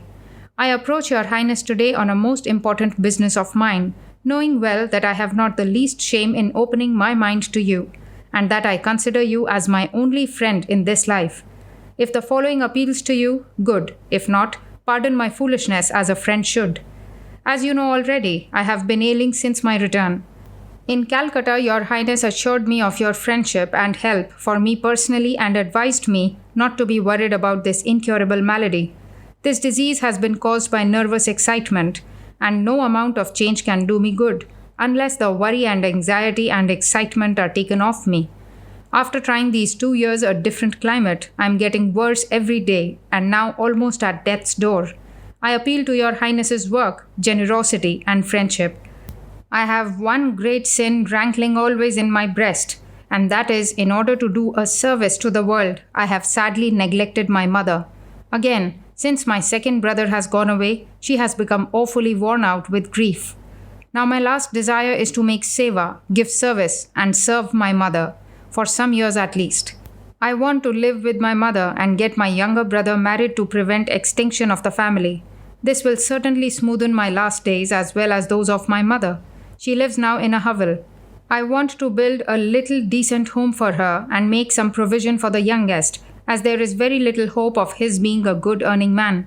Is it too much for a royal descendant of Ramachandra to do for one he loves and calls his friend? I do not know whom else to appeal to. The money I got from Europe was for the work, and every penny almost has been given over to that work. Nor can I beg of others for help for my own self. About my own family affairs, I have exposed myself to Your Highness, and none else shall know of it. I am tired, heartsick, and dying. Do, I pray, this last great work of kindness to me, befitting your great and generous nature, and as a crest to the numerous kindnesses you have shown me. And as Your Highness will make my last days smooth and easy, may He whom I have tried to serve all my life ever shower His choicest blessings on you and yours. Ever yours in the Lord, Vivekananda. P.S. This is strictly private. Will you please drop a wire to me whether you will do it or not? Ever yours, Vivekananda. 9.1.129 Maharaja Ajit Singh, Raja of Khetri. Mat Belur, Howrah District, 1st December 1898. Your Highness, your telegram has pleased me beyond description, and it is worthy of your noble self. I herewith give you the details of what I want. The lowest possible estimate of building a little home in Calcutta is at least 10,000 rupees. With that, it is barely possible to buy or build a house in some out-of-the-way quarter of the town, a little house fit for 4 or 5 persons to live in. As for the expenses of living, the 100 rupees a month your generosity is supplying my mother is enough for her. If another 100 rupees a month be added to it for my lifetime for my expenses, which unfortunately this illness has increased, and which I hope will not be for long a source of trouble to you, as I expect only to live a few years at best, I will be perfectly happy. One thing more will I beg of you. If possible, the 100 rupees a month for my mother be made permanent, so that even after my death it may regularly reach her. Or even if Your Highness ever gets reasons to stop your love and kindness for me, my poor old mother may be provided for, remembering the love you once had for a poor sadhu. This is all. Do this little work amongst the many other noble deeds you have done, knowing well whatever else can be proved or not. The power of karma is self-evident to all. The blessings of this good karma shall always follow you and yours. As for me, what shall I say? Whatever I am in the world has been almost all through your help. You made it possible for me to get rid of a terrible anxiety and face the world and do some work. It may be that you are destined by the Lord to be the instrument again of helping yet grander work by taking this load off my mind once more. But whether you do this or not, once loved is always loved. Let all my love and blessings and prayers follow you and yours, day and night, for what I owe you already. And may the Mother, whose play is this universe and in whose hands we are mere instruments, always protect you from all evil. Ever yours in the Lord, Vivekananda. 9.1.130 Sister Nivedita, 3 p.m. Sunday, early 1899. My dear Margot, I am sorry I cannot come to see Dr. Mahoney. I am ill. I have not yet broken my fast. Have you stopped teaching my little cousin? Yours with love, Vivekananda. 9.1.131 Sister Nivedita, early 1899. My dear Nivedita, the address of my cousin is 127 Maniktala Street. The husband's name is Durga Prasanna Bose. The wife's name is most probably not known to the people you will meet in the mail department. Therefore, it is the custom to ask for the wife of so-and-so. Maniktala Street is that which runs east and west, south of the Tank Garden. Yours with love, Vivekananda. 9.1.132 Sister Christine, The Mutt, Belur, District Howrah, Bengal, India. 26th January 1899. My dear Christina, excuse this long delay in replying to your very beautiful note. The fact is, I was once more in the vale of death. The old diabetes has now disappeared. In its place has come what some doctors call asthma, others dyspepsia, owing to nervous prostration. However, it is a most worrying disease, giving one the sensation of suffocation, sometimes for days. I am best only in Calcutta, so I am here for rest and quiet and low diet. If I get well by March, I am going to start for Europe. Mrs. Bull and others are gone. Sorry I could not accompany them owing to this disease. I have carefully weighed your plans for coming over. I will be ever so glad to see you. You know it well. But my dear, the Indian summer will not suit you. And if you start now, it will be midsummer when you reach India. Then you must not hope of making any living here. It is impossible for me to make a living most times in my own country. Then all the surroundings are so wretched and different from what you see around you. Example, you will find me going about in loincloth. Will that shock you? 3/4 of the population only wearing a strip of white cloth about their loins. Can you bear that? I must stop here. I am so weak. If I do not get well by March, I will write you to come, for I wish it ever so much to see you once before I pass away. Do not be the least anxious, dear. Things must be as Mother wishes. Ours is only to obey and work. Ever yours in the Lord, Vivekananda. P.S. Mrs. Bull will reach Cambridge, Massachusetts soon. You may write to her there on the particulars. Yours, V. P.P.S. I have again lost your address. Please give the correct one in your next. V. 9.1.133 Swami Brahmananda, The Mutt, Belur, Friday, March 1899. My dear Raja, please pay 100 rupees to Sister Nivedita immediately for plague work and credit it to a separate plague account. Yours affectionately, Vivekananda.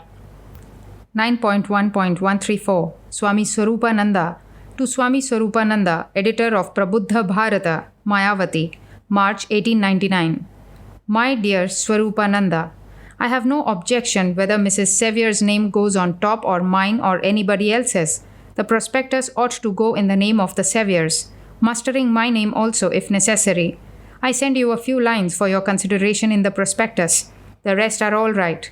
I will soon send the draft deed. V. 9.1.135 Sister Nivedita, The Mutt, Belur, March 2nd, 1899. My dear Margot, will you look into your trunks for a Sanskrit book of mine which was, you know, in your keeping in Kashmir?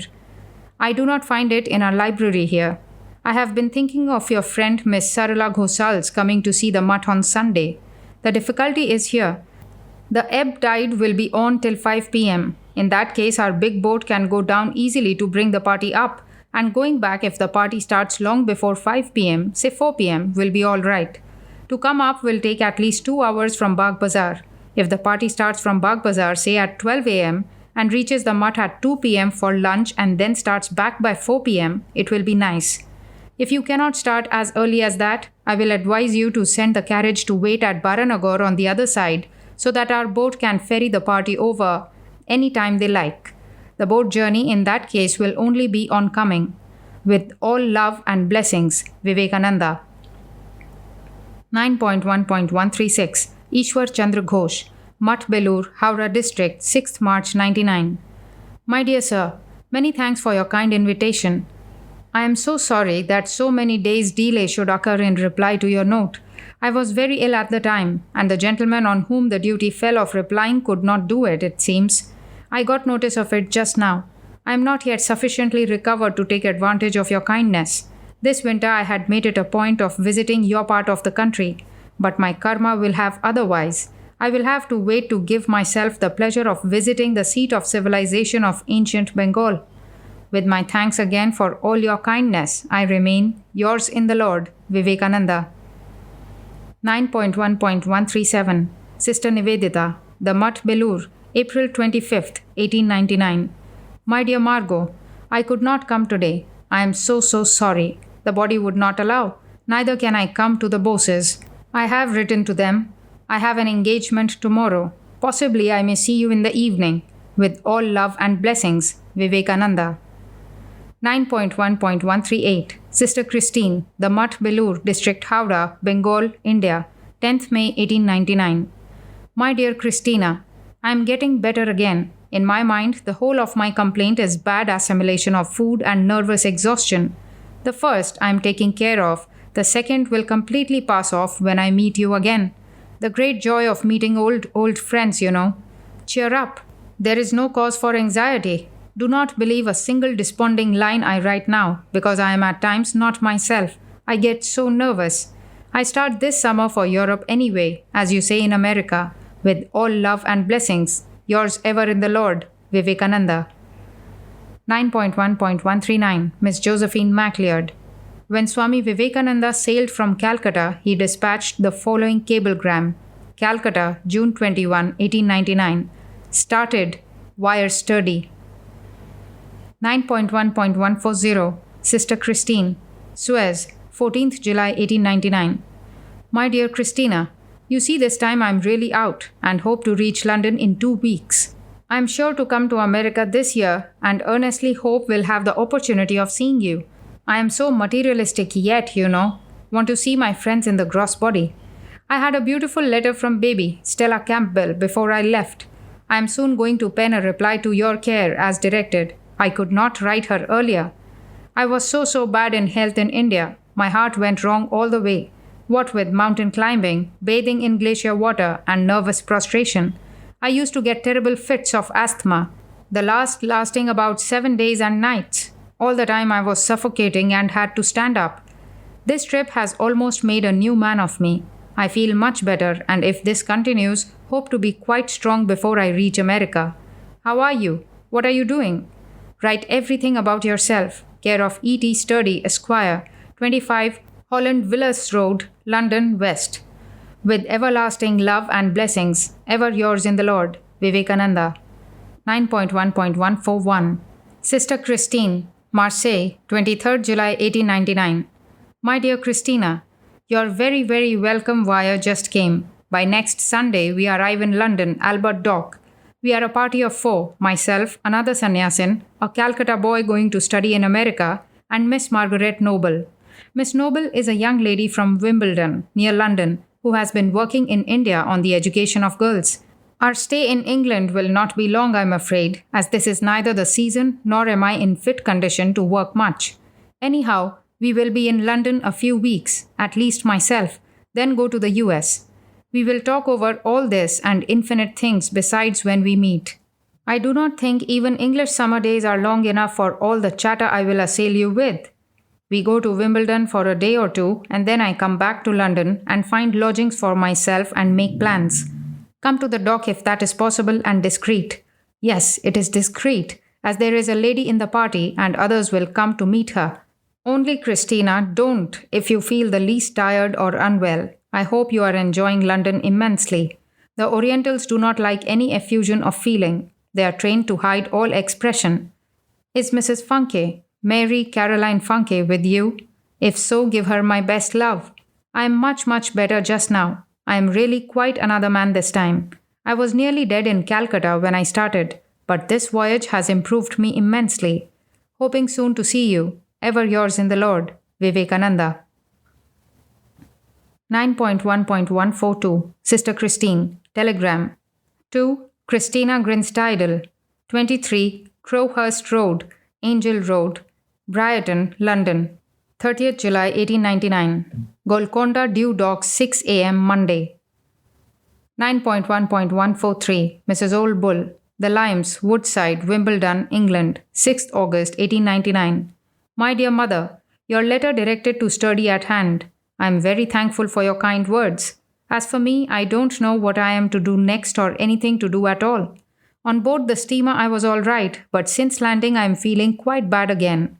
As to mental worry, there has been enough of late. The aunt whom you saw had a deep-laid plan to cheat me, and she and her people contrived to sell me a house for 6,000 rupees or 400 pounds, and I bought it for my mother in good faith. Then they would not give me possession, hoping that I would not go to court for the shame of taking forcible possession as a sannyasin. I do not think I have spent even 1 rupee from what you and others gave me for the work.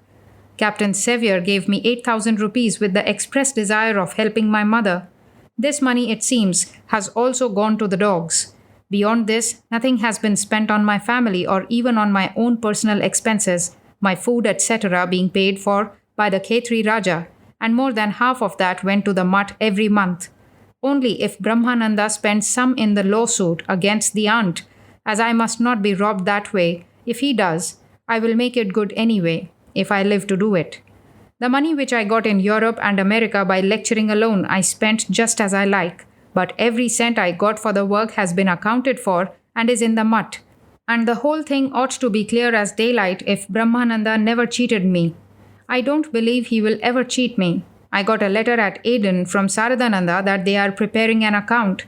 I have not received any yet. I have no plans yet, nor care to make any. Neither do I wish to work. Let the mother find other workers. I have my burden enough already. Ever your devoted son, Vivekananda. 9.1.144 Miss Isabel McKinley, Ridgely Manor, Stone Ridge, New York, 31st August 99. My dear Isabel, many thanks for your kind note. I will be so glad to see you. Miss MacLeod is going to write you to stop a day and a night here on your way to the West. My love to the Holy Family in Chicago, and hope surely to be able to come West and have great fun. So you are in Greenacre at last. Is this the first year you have been there? How do you like the place? You have seen Miss Farmer, of course. Kindly convey her my kindest regards and to all the rest of my friends there. Ever yours affectionately, Vivekananda. 9.1.145 Sister Christine, Ridgely Manor, 20th September 1899. Dear Christina, I am much better, thank you. Hitherto, excepting 3 days, there has not been any wet weather to speak of here. Miss Margaret Noble came yesterday, and we are having a jolly good time. I am very sorry to say I am growing fat again. That is bad. I will eat less and grow thin once more. You are again at work, so do I find. Only with a little variation of the old occupation. Better rest than mere idling. Do you like my new poem? Miss Noble thinks it is nice, but that is her way with everything I do. So you also say. I will now send my writings to missionary papers to get a fierce criticism. With all love to you and Mrs. Funke. Ever yours affectionately, Vivekananda. 9.1.146 Mrs. G. W. Hale, Ridgely Manor, 5th October 1899. My dear Mother Church, many thanks for your kind words. I am so glad you are working on as ever. I am glad because the wave of optimism has not caught you yet. It is all very well to say everything is right, but that is apt to degenerate into a sort of laissez-faire. I believe with you that the world is evil, made more hideous with a few dashes of good.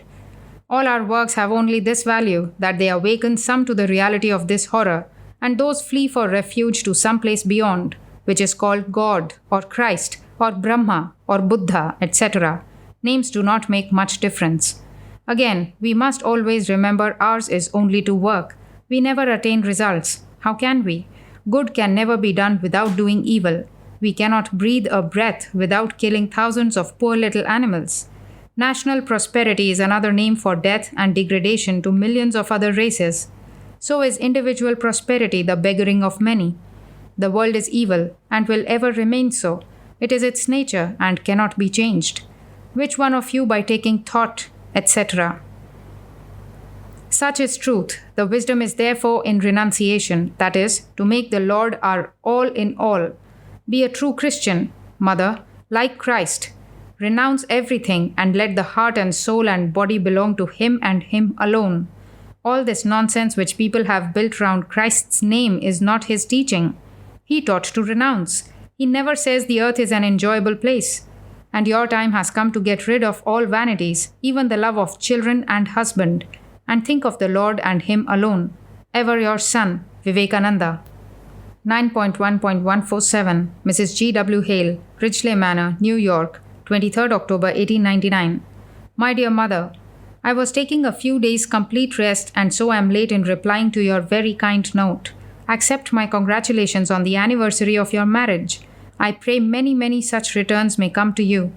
I am sure my previous letter was colored by the state of my body, as indeed is the whole of existence to us. Yet, mother, there is more pain than pleasure in life. If not, why do I remember you and your children almost every day of my life and not many others? Happiness is liked so much because it is so rare, is it not? 50% of our life is mere lethargy, envy. Of the rest, 40% is pain. Only 10 happiness, and this for the exceptionally fortunate. We are oft times mixing up this state of envy with pleasure. It is rather a negative state, whilst both pleasure and pain are nearer positive, though not positive. Pleasure and pain are both feeling, not willing. They are only processes which convey to the mind excitements or motives of action. The real positive action is the willing or impulse to work of the mind, begun when the sensation has been taken in, pleasure and pain. Thus the real is neither pleasure nor pain. It has no connection with either, quite different from either. The barking of the dog awakens his master to guard against a thief or receive his dearest friend. It does not follow, therefore, that the dog and his master are of the same nature or have any degree of kinship. The feelings of pleasure or pain similarly awaken the soul to activity without any kinship at all. The soul is beyond pain, beyond pleasure, sufficient in its own nature, and no hell can punish it, nor any heaven can bless it. So far philosophy. I am coming soon to Chicago and hope to say Lord bless you to you and your children. All love as usual to my Christian relatives, scientific or quacks. Vivekananda. 9.1.148 Sister Christine, care of F. H. Leggett, Esquire, Ridgely Manor, Stone Ridge, Ulster Company, New York, 25th October 1899. Dear Christina, what is the matter with you? Write me a line to tell me how you are and what you are doing now. I am tired of this place and will come down to New York for a few days soon. I start thence for Chicago and if you like will stop at Detroit on my way to How Do You Do. I am much better, indeed quite a different man, though not completely cured. For that, time is necessary. Yours, Vivekananda. 9.1.149 Sister Christine, Ridgely Manor, 30th October 1899.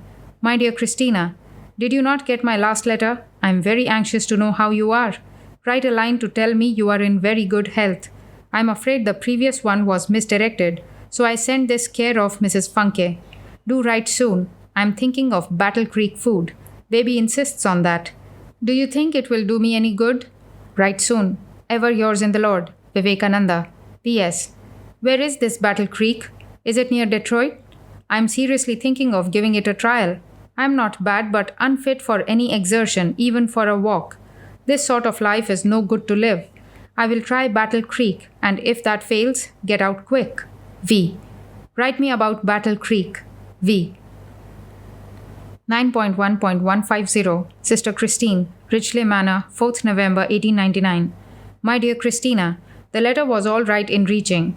It was only my nervousness. I am sure you will understand and excuse this. I eagerly expect to see you in Cambridge.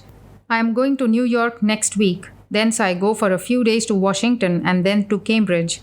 Do come, and mind you, I must learn German. I am determined to be a French and German scholar. French, I think I can manage with the help of a dictionary. If I can do that much German in a month, I will be so glad. It naturally takes time for a letter to reach from here. We have one delivery and one posting a day. With all love, ever yours in the Lord, Vivekananda. My eternal love and blessings to Mrs. Funke. 9.1.151 Sister Christine, 21 West 34th Street, New York, 10th November 1899. My dear Christina, I received your letter just now. I am now in New York. Dr. Egbert Guernsey analyzed my urine yesterday and there was no sugar or albumin in it. So my kidneys are all right, at least at present. The heart is only nervous, requires calming, some cheerful company and good loving friends and quiet. The only difficulty is the dyspepsia, and that is the evil. For instance, I am all right in the morning and can walk miles, but in the evening it is impossible to walk after a meal. The gas, that depends entirely upon food, does it not? I ought to try the Battle Creek food. If I come to Detroit, there will be quiet and Battle Creek food for me. But if you come to Cambridge with all the instructions of the Battle Creek food, I will have it prepared there, or between you and me, we will cook it. I am a good hand at that. You don't know a thing about cooking. Well, you may help in cleaning the plates, etc. I always get money when I need it badly. Mother always sees to that. So no danger on that head. I am not in the least danger of life, the doctors agree, only if this dyspepsia goes away. And that is food, food, food, and no worry. Oh, what a worry I have had. Say we go somewhere else and make a little party and keep house ourselves. In Cambridge, Mrs. Bull has a quiet separate place, her studio house. You can have rooms there. I wish you to know Mrs. Bull. She is a saint, a real saint, if ever there was one. Wait for my next letter. I will write today again, or tomorrow after seeing Mrs. Bull. Ever yours in the Lord, Vivekananda. 9.1.152 Sister Christine, care of Dr. E. Guernsey, 180 West 59th Street, New York, 12th November 1899. Christina, Mrs. Bull has gone to Boston without seeing me. I am with the Guernseys, all today laid up with colds. Oh, these nasty colds. The doctor here declares my case as entirely one of nervous exhaustion. Even the dyspepsia is entirely nervous. I will be a few days yet here, and then I don't know where I go. I have a great mind to try health food. As for you, write unreservedly where you would like me to be. If you think it best for me to come to Detroit, write or wire on receipt of this. I will come immediately. Only difficulty is now the dyspepsia. With love to Mrs. Funke. Ever yours with blessings, Vivekananda. P.S. If Cambridge is best, say that immediately. V. 9.1.153 Mrs. Old Bull, 180 West 59, care of E. Guernsey, M.D., 12th November 1899. Dear Mrs. Bull, I am laid up with a bad cold. The clothes are not ready. They will be next week. I don't know what my next step will be. Dr. Guernsey is very kind. Several doctors have examined me and none could detect any organic disease. Even the kidney complications for the present have disappeared. Well, the whole thing is then dyspepsia. I want ever so much to try Battle Creek food. There is a restaurant which cooks only Battle Creek food. Do you think it should be best for me to try it just now? If so, I go to Detroit. In that case, send me my terracotta, thick cashmere coat. Ever yours in the Lord, Vivekananda. Had 3 treatments already from Helmer. Going to take some next week. None can do anything for this wind. That is why dieting should be tried at any cost. V. 9.1.154 Sister Christine, 21 West 34th Street, New York, 21st November 1899. My dear Christina, circumstances have so fallen that I have to start for California tomorrow. It is for my physical benefit too. As the doctor says, I had better be off where the severe winter of the north cannot reach. Well, thus my plans are made and marred. Anyway, come over to Cambridge when you feel like it. Mrs. Bull will only be too happy to do anything for you she can. I hope to stop in Detroit on my way back. The Lord's will, as we say. Ever yours in the Lord, Vivekananda. 9.1.155 Mrs. Old Bull, Chicago, 30th November 1899. My dear Dhira Mata, I am going to leave this place tonight. They have given me a new trunk, a big one. The Maspero book is with me, only the second volume. The first volume must be in Boston. Kindly send it care of Joe Miss Josephine MacLeod. They have been very kind. Madam Emma Carve came to see me day before yesterday. She is a great woman. I have nothing to write here except that Margot, Sister Nivedita, is doing very well, except some people were complaining last night that she frightened them with her assertion that Swami cannot make mistakes. Hope things are going on with you very well. This is in haste. I write in length from California. Ever your son, Vivekananda. My love to Mrs. Olia Vaughan. 9.1.156 Mrs. G. W. Hale, The California Limited, Santa Fe Route, 1st December 1899. My dear mother, excuse this scrawl as the train is dancing. I passed a good night and hope to have a good time all through. With all love for the sisters and Mr. Clarence Woolley and Bud and Father Pope. With love, Vivekananda. 9.1.157 Sister Nivedita, The California Limited, Santa Fe Route, December 2nd, 1899. My dear Margot, 2 nights are past. Today the third will come. If it proves as pleasant and somnolent as the last 2, I shall rejoice. The scenery today I am passing through is much like the neighborhood of Delhi, the beginning of a big desert, bleak hills, scanty thorny shrubs, very little water. The little streams are frozen, but during the middle of the day it is hot. Must be illegible, I presume, in summer. I send this to the care of Mrs. Adams, as I don't know your address. The Chicago work will not give you much, I'm sure, except in education in the methods here, which I am sure will work out soon. With all love and blessings, Vivekananda. 9.1.158 Mrs. G. W. Hale, Los Angeles, 6 December 1899. My dear mother, a few lines to say my safe arrival, and I am going to resume my usual work of lecturing here. I am much better than I was in Chicago and hope soon to become well again. I cannot tell you how I enjoyed once more the little visit with my American mothers and sisters. Harriet has scored a triumph really. I am charmed with Mr. Woolley. Only hope Mary will be equally fortunate. It gives me a new lease of life to see people happy. May they all be happy. Ever with love, your son, Vivekananda. 9.1.159 Sister Christine, 921 West, 21st Street, Los Angeles, 9th December 1899. My dear Christina, after all it is good for me, and good for those I love, that I should come here. Here at last in California. One of our poets says, where is Banaras, where is Kashmir, where Khorasan, where Gujarat? O Tulsi, thus, man's past karma drags him on. And I am here. After all, it is best, isn't it? Are you going to Boston? I am afraid you are not.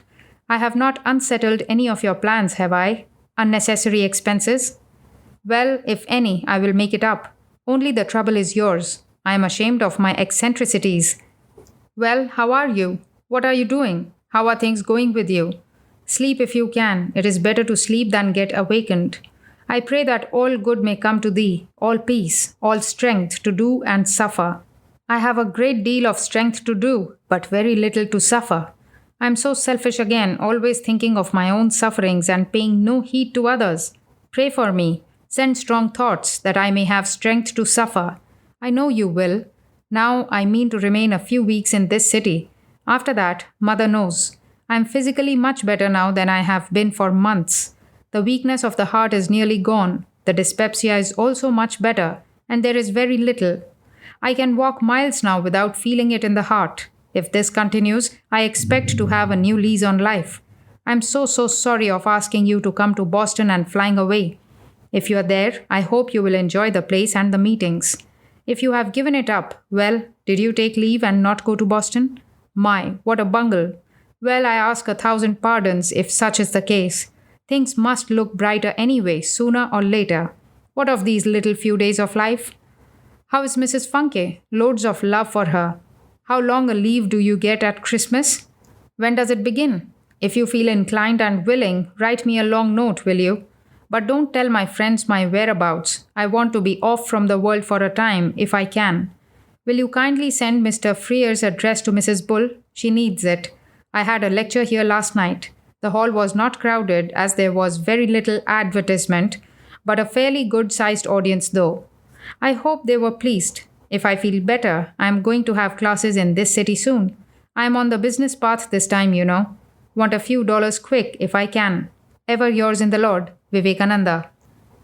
9.1.160 Swami Brahmananda. Swami Vivekananda sent the following cablegram to his brother monk, postmarked December 13, 1899. Perfectly cured. Bless all, Vivekananda. 9.1.161 Sister Christine. 921 West 21st Street, Los Angeles, 27th December 1899. Dear Christina, so you are awake and can't go to sleep anymore. Good. Keep awake, wide awake. It was good I came here, for in the first place I am cured. What do you think of this? Able to walk, and every day walk 3 miles after a heavy dinner. Good, isn't it? I am making money fast. $25 a day now. Soon I will work more and get $50 a day. In San Francisco, I hope to do still better, where I go in 2 or 3 weeks. Good again, better, say I, as I am going to keep the money all to myself and not squander it any more. And then I will buy a little place in the Himalayas, a whole hill, about say 6,000 feet high, with a grand view of the eternal snows. There must be springs and a tiny lake, cedars, the Himalayan cedar forests, and flowers everywhere. I will have a little cottage in the middle, my vegetable gardens, which I will work myself, and my books, and see the face of man only once in a great while. And the world may go to ruin round about my years, I would not care. I will have done with all my work, secular or spiritual, and retire. My, how restless I have been all my life. Born nomad. I don't know, this is the present vision. The future is to come yet. Curious, all my dreams about my own happiness are, as it were, bound to come to nothing, but about others' well-being, they as a rule prove true. I'm so glad you are happy and peaceful under Mrs. Bull's hospitable roof. She is a great, great woman. One whom to see is a pilgrimage. No snow here, exactly like northern India in winter. Some days even warmer, cool in the morning and evening, in the middle of the day, warm in the sun, hot. The roses are about us, gardens everywhere, and the beautiful palms. But I like the snow, crisp, crackling under the feet, white, white, white, all round white. I don't think I have anything with the kidneys or the heart. The whole thing was about indigestion, and it is now nearly cured. A month more, and I will be strong like a lion and hardy like a mule. The poor English are getting it hot from the Boers. Mourning in every home in England, and still the war goes on. Such is human folly. How long will it take for man to become civilized? Will wars ever cease? Mother knows. The new year is sure to bring about a great change. Pray some good may come to India. I send you all joy, all love, all success for the new year and many, many more to come. So you did well, you think, by coming to Mrs. Bull. I'm glad. I wanted you to know Mrs. Bull thoroughly. Remain there as long as you can. It will do you good, I'm sure. Take heart and be of cheer, for next year is sure to bring many joys and 100 blessings. Yours truly, Vivekananda. 9.1.162 Sister Nivedita, Los Angeles, early February 1900. Dear Margot, you have the Gopala. Add the Savitri story to that. I send you 4 more herewith. They ought to make a nice volume. Work on them a bit, will you? If you get a publisher in Chicago, all right. If not, Mr. Leggett promised to publish them some time ago. Yours, Vivekananda. P.S. The preliminary parts should be struck off. 9.1.163 Miss Josephine MacLeod, 1231 Pine Street, San Francisco, March 2nd, 1900. Dear Joe, your note enclosing 2 from France and 3 from India just received. I have had general good news and am happy. Financially, I have got $300 in Los Angeles. About Mrs. Bowler, she has about $100 odd in cash. Mrs. Hendrick and she have not paid up as yet. That money, $300 in all, is with her. She will send it to me whenever I write. Reverend Benjamin Fay Mills, a very popular Unitarian preacher in Oakland, invited me from here and paid the fare to San Francisco. I have spoken twice in Oakland to 1,500 people each time. Last time I got from collection $30. I am going to have classes at 50 cents admission each. San Francisco had one lecture the other night, February 23, at 50 cents each. It paid its expenses. This Monday, Sunday, I am going to speak free. After that, a class. I went to see Mrs. Hurst. She was not at home. I left a card. So with Professor Leconte. Mary Hale writes that you wrote her of my coming any day to the East. I don't know. Here I have a large following, ready, made by my books. Will get some money, not much. St. Francis Legate may put the money in the bank for me, but can that be done without my signature? And I'm here. It is good if it can be done. Did you see any possibility of my books being sold for good to any publisher? The French invitation is all right, but it seems impossible to write any decent paper on the subject we chose. Because if I have to lecture and make money, very little time will be left for anything else. Again, I cannot find any books Sanskrit here. So let me try to make a little money if I can and go to France all the same. But send them no paper. No scholarly work can be done in this haphazard and hurried fashion. It means time and study. Shall I write to Mr. Gerald Noble an acknowledgement and thanks? Write to me fully on these subjects if you can before you leave for Europe. My health is going on the same way. The gas is there more or less and this city is all climbing uphill. That tires me much. With all love, yours affectionately, Vivekananda. P.S. Did anybody else respond to Mrs. Legate's call? 9.1.164 Sister Christine, 1719 Turk Street, San Francisco, California, 12th March 1900. Dear Christina, just now received a letter from you through New York. I the other day wrote you once, care of Mrs. Funke, as I was not sure which of your addresses in my notebook was the correct one. Mental telepathy or foolishness, what is it? By this time you must have got mine. There is nothing particular about me, except things are going on at the same rate. Very little money making, a good deal of work, and moving about. I leave here in April and come to Chicago for a few days, then to Detroit, and then through New York go to England. I hope you are all right. I am very calm and peaceful mentally, and hope to remain so for the rest of my life. How are Mrs. Funke and the rest of our friends? With all love, Vivekananda. 9.1.165 Sister Christine, 1719 Turk Street, San Francisco, April 9, 1900. Hello, what's the matter with you? Gone to sleep? Have not had any news of you for a long time. I'm getting better every day, and one of these days, say in a few weeks, I'm coming straight to say how do you do. Well, I will be here 2 weeks more, then to a place called Stockton, thence to the east. I may stop a few days in Chicago. I may not. Beginning of May, I come for sure to Detroit. I will of course write to you. How is life going on with you? Grinding as usual? Any improvements? Write a chatty letter if you feel like. I am dying to get news. Ever yours in the truth, Vivekananda. 9.1.166 Sister Nivedita, care of Dr. Logan, 770 Oak Street, San Francisco, California, 17th May 1900. Dear Margot, I'm sorry I cannot come to Chicago yet for a few days. The doctor, Dr. Logan, says I must not undertake a journey till completely strong. He is bent on making me strong. My stomach is very, very good and nerves fine. I'm getting on. A few days more and I will be all right. I received your letter with the enclosed. If you leave for New York soon, take my mail with you. I am coming to New York direct. If you leave New York before I leave, put my mail in a cover and deposit with Turyananda and tell him to keep it for me and not to open it on any account, nor any one of my Indian letters. Turyananda will take charge. Also see that my clothes and books are at the Vedanta Society's rooms in New York. I will write you more soon an introduction to Mrs. Huntington. This affair should be private. With love and blessings, Vivekananda. P.S.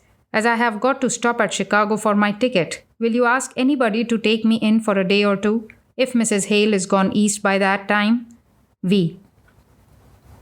9.1.167 Sister Nivedita, 770 Oak Street, San Francisco, California, 18th May 1900. Dear Margot, enclosed find the letter of introduction to Mrs. Huntington. Make your school a fact with one stroke of her pen. May mother make her do it. I'm afraid I will have to go direct to New York, as by that time the Hales will be off. I cannot start for 2 weeks at least yet. Give the Hales my love. With love and blessings, yours, Vivekananda. P.S. I received your letter including Yumps, Miss Josephine MacLeod's. V. 9.1.168 Mrs. Old Bull in London, San Francisco, 18 May 1900. My dear mother, many thanks for Joe's, Miss Josephine MacLeod's, and your letters. I have again a bad relapse, and am struggling out of it. This time I am perfectly certain that with me all diseases are nervous. I want rest for 2-3 years, and not the least bit of work between. I will take rest with the Seviers in the Himalayas. Mrs. James Henry Sevier gave me 6,000 rupees for family. This was distributed between my cousin, aunt, etc. The 5,000 rupees for buying the house was borrowed from the Mutt funds. Do not stop the remittance you sent to my cousin, whatever Saradananda may say to the contrary. Of course, I do not know what he says. I have long given up the idea of a little house on the Ganges, as I have not the money. But I have got some in Calcutta and some with the legates, and if you give 1,000 more, that will be a fund for my own personal expenses, as you know I never took much money, as well as for my mother. Kindly write to Saradananda to give up the little house plan. I am not going to write any more for weeks yet, till I completely recover. I hope to get over it in a few weeks from now. It was a terrible relapse. I am with a doctor friend, Dr. Milburn H. Logan, and he is taking every care of me. Tell Joe that going amongst different people with a message also does not belong to the sannyasin. For a sannyasin, there is quiet and retirement, scarcely seeing the face of man. I am now ripe for that, physically at least. If I don't go into retirement, nature will force me to it. Many thanks that temporal things have been so well arranged by you. With all love to Joe and yourself, your son, Vivekananda. 9.1.169 Sister Christine, care of Dr. Logan, 770 Oak Street, San Francisco, California, 19th May 1900. Dear Christina, how are you? When is your vacation to commence? I am still in California. Hope to start for the East in 2 or 3 weeks more. Write me all about yourself and how things are going on. How is Mrs. Funke? And the other friends? Yours as ever, Vivekananda. 9.1.170 Swami Abhedananda, 770 Oak Street, San Francisco, California, care of Dr. Logan, MD, May 19, 1900. My dear Abhedananda, I am very, very glad to hear about the new home of the Vedanta Society. As things stand, I will have to come to New York direct from here, without stoppage, but it will be 2 or 3 weeks yet, I'm afraid. Things are coming up so fast that I cannot but change my plans and stop a few more days. I am trying my best to get one of you for a flying visit to this coast. It is a great country for Vedanta. Get all my books and clothes, etc. in your home. I am coming soon. My love to Mrs. Crane. Is she still living on beefsteak and hot water? Miss Sarah Ellen Waldo and Mrs. Colston write about the publication of a new edition of Karma Yoga. I have written to Miss Waldo all about it. The money in hand from the sale of books ought to be spent, of course. Do you see my books and clothes all safe there? They were with Mrs. Bull in Boston. With all love, Vivekananda. 9.1.171 Sister Christine, Vedanta Society, 102 East, 58th Street, New York, 9th June 1900. Dear Christina, I could not write more, as the last few weeks of my stay in California was one more relapse and great suffering.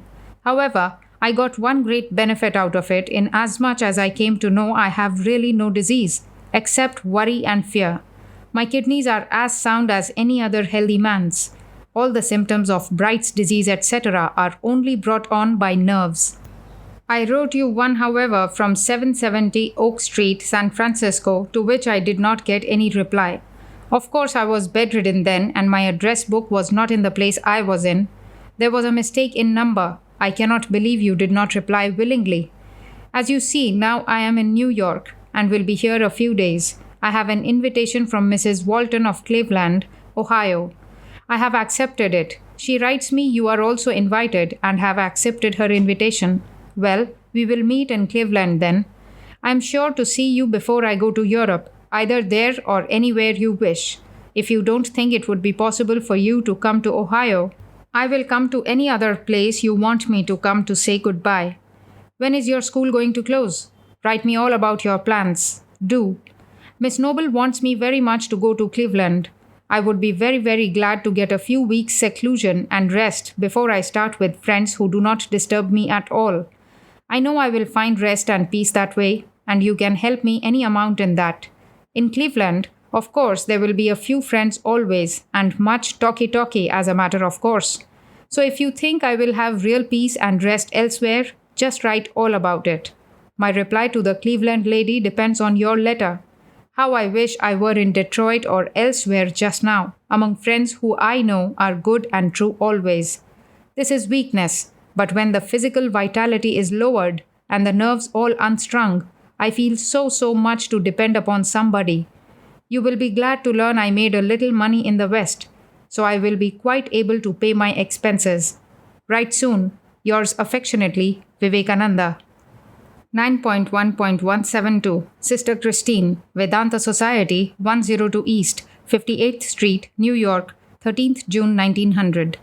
Dear Christina, there is no cause for any anxiety. As I wrote, I am healthier than ever. Moreover, all the past fear of kidney troubles has passed away. Worry is the only disease I have, and I am conquering it fast. I will be here a week or two, and then I come to Detroit. If things so happen that I cannot come, I will sure send for you. Anyway, I am not going to leave this country before seeing you. Sure, I must see you first, and then go to Europe. Things are looking cheerful once more, and good luck, like ill, also comes in bunches.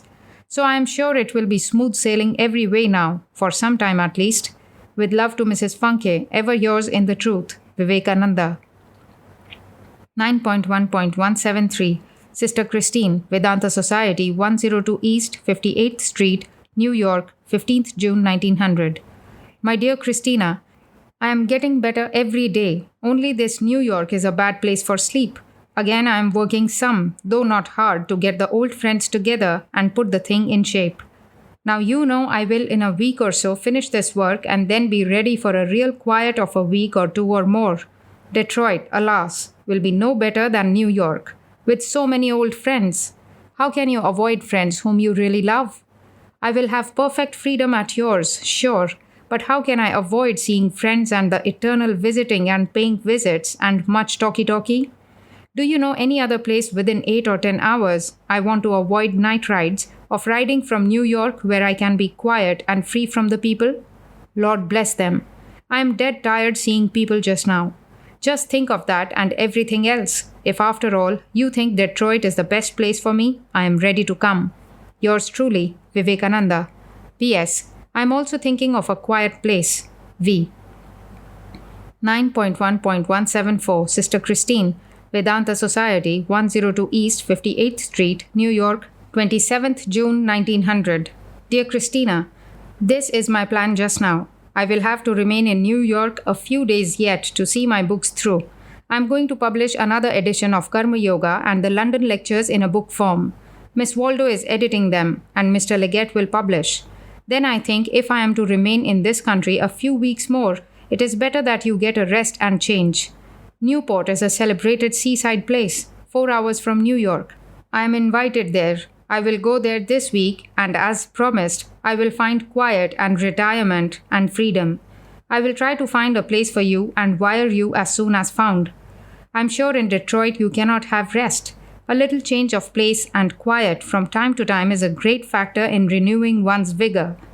Well, if you think that you would have better rest and quiet in Detroit, drop a line and I come. It is only 17 hours from New York to Detroit, and I am quite strong to undertake it. I'm free to go already, only I really want you to take a good long rest for some weeks at least. Don't be afraid of expenses. Mother has amply provided that and will provide, so long I am unselfish. Think over all the pros and cons and write at your earliest convenience. I'm going to Newport anyway, just to see what it looks like. I will write you all about it as soon as I'm there. Ever yours in the Lord, Vivekananda. 9.1.175 Mrs. Alice Shanti Hansbrough, The Vedanta Society, 102 East 58th Street, New York, end of June 1900. Dear Mrs. Hansbrough, I have not written you a line since you left San Francisco. I'm well and things are going on well with me. I'm in New York once more, where they have got now a home for the society and their headquarters. I and the other Swamis also live there.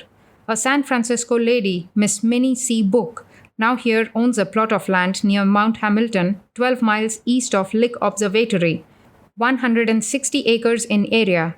She is going to make us a present of it. It would be nice for a summer gathering for us in California. If friends like to go there now, I will send them the written authority. Will you write to Mrs. Aspinall and Miss Bell, etc. about it? I am rather desirous it should be occupied this summer as soon as possible. There is only a log cabin on the land. For the rest, they must have tents. I am sorry I cannot spare a Swami yet. With all love to you and Mrs. Carrie Med Wyckoff and the baby of the family, ever yours in the truth, Vivekananda. P.S.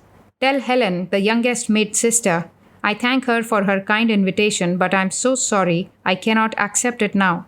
After all, you three sisters have become a part of my mind forever. What about the club? V. 9.1.176 Sister Christine. On July 3, 1900, before departing for Detroit with Swami Turiyananda and Miss Minnie Book, Swami Vivekananda dispatched a telegram. Postmarked New York, July 3, 1900. Started reach tomorrow, Wednesday, 2 p.m. Come station Wabash. Swami Vivekananda. 9.1.177 Mrs. Alice Shanti Hansbrough. 102 East, 58th Street, New York. 3rd July, 1900.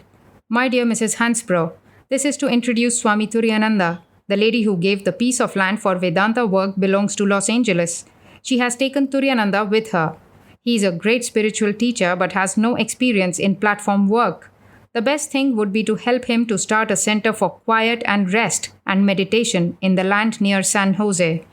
With all love to the Holy Trinity, ever yours in the Lord, Vivekananda. 9.1.178 Swami Abhedananda, 102 East, 58th Street, New York, 24th July 1900. Dear Abhedananda, I would have gladly remained here, but saste kisti mat. Got a fine berth, one room all to myself on a fine vessel. As soon as August comes, it will be a terrible bhida, crowd, as the companies are reducing prices. Things are going quite all right. Mr. Johnson has returned to their house, and all the rooms are full except 2. You write to Mrs. Crane whether you want to get them or not. You need not feel the least anxiety about the New York work. It will go as a marriage bull next season. Give my love to Mrs. Mary B. Colston and explain to her the circumstances. With all love, Vivekananda. 9.1.179 Sister Christine. Aboard the Paquebot La Champagne. Friday morning, 9 a.m., 3rd August 1900. Dear Christina, it is foggy this morning. We are in the channel. Expect to reach Le Havre at 12 a.m. noon. It has been a very bad voyage, rolling and raining and dark nearly all the time. Terrible rolling all through. Only last night I had good sleep. On other occasions the rolling makes me sleep well, but this time I don't know what was the matter. The mind was so whirling. Anyway, I'm well and soon to reach land. Hope to reach Paris this evening. I send this to Detroit, expecting you there. With all love and blessings, Vivekananda. 9.1.180 Mrs. Frances Leggett. Swami Vivekananda sent the following telegram on Friday, August 3, 1900, when the SS Champagne, which he had boarded in New York on July 26, docked at Le Havre, France. Postmarked Friday, August 3, 1900. Arrive à 8 à Saint-Lazare. Vivekananda. Translation. I arrive at 8 o'clock p.m. Saint Lazare. Vivekananda. 9.1.181 Sister Christine. 6. Place des États-Unis. 14th August 1900. Dear Christine, your letter from New York reached just now. You must have got mine from France directed to 528 Congress. Well, it was a dreary funeral-like time. Just think what it is to a morbid man like me. I'm going to the exposition, etc., trying to pass time. Had a lecture here. Père Hyacinthe, the celebrated clergyman here, seems to like me much. Well, what? Nothing. Only you are so good, and I am a morbid fool. That is all about it. But mother, she knows best. I have served her through weal or woe. Thy will be done. Well, I have news of my lost brother, Mahendranath Datta. He is a great traveller, that is good. So you see, the cloud is lifting slowly. My love to your mother and sister and to Mrs. Funke. With love, Vivekananda. 9.1.182 Sister Nivedita. 6 Place des États-Unis, Paris, 23rd August 1900. Dear Nivedita, the manuscript accounts of the Mutt just reached. It is delightful reading. I am so pleased with it.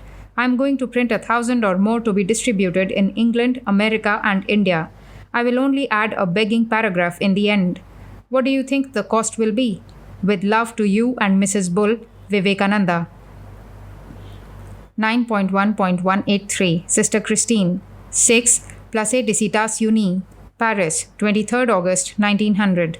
Dear Christine, what is the matter with you? Are you ill? Unhappy?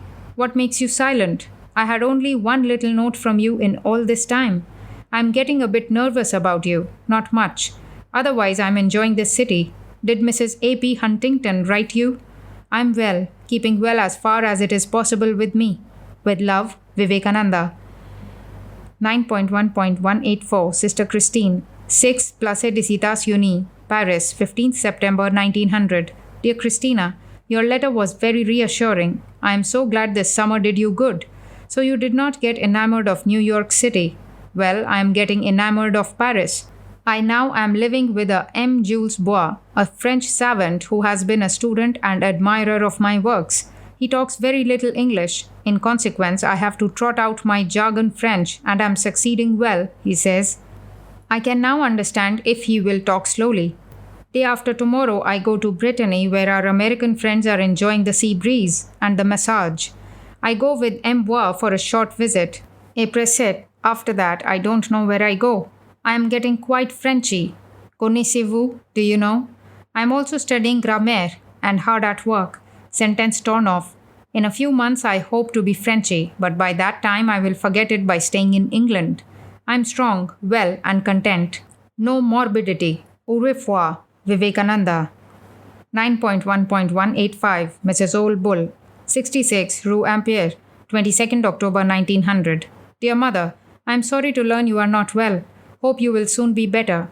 Things seem to turn out better for me. Mr. Maxim of the gun fame is very much interested in me, and he wants to put in his book on China and the Chinese something about my work in America.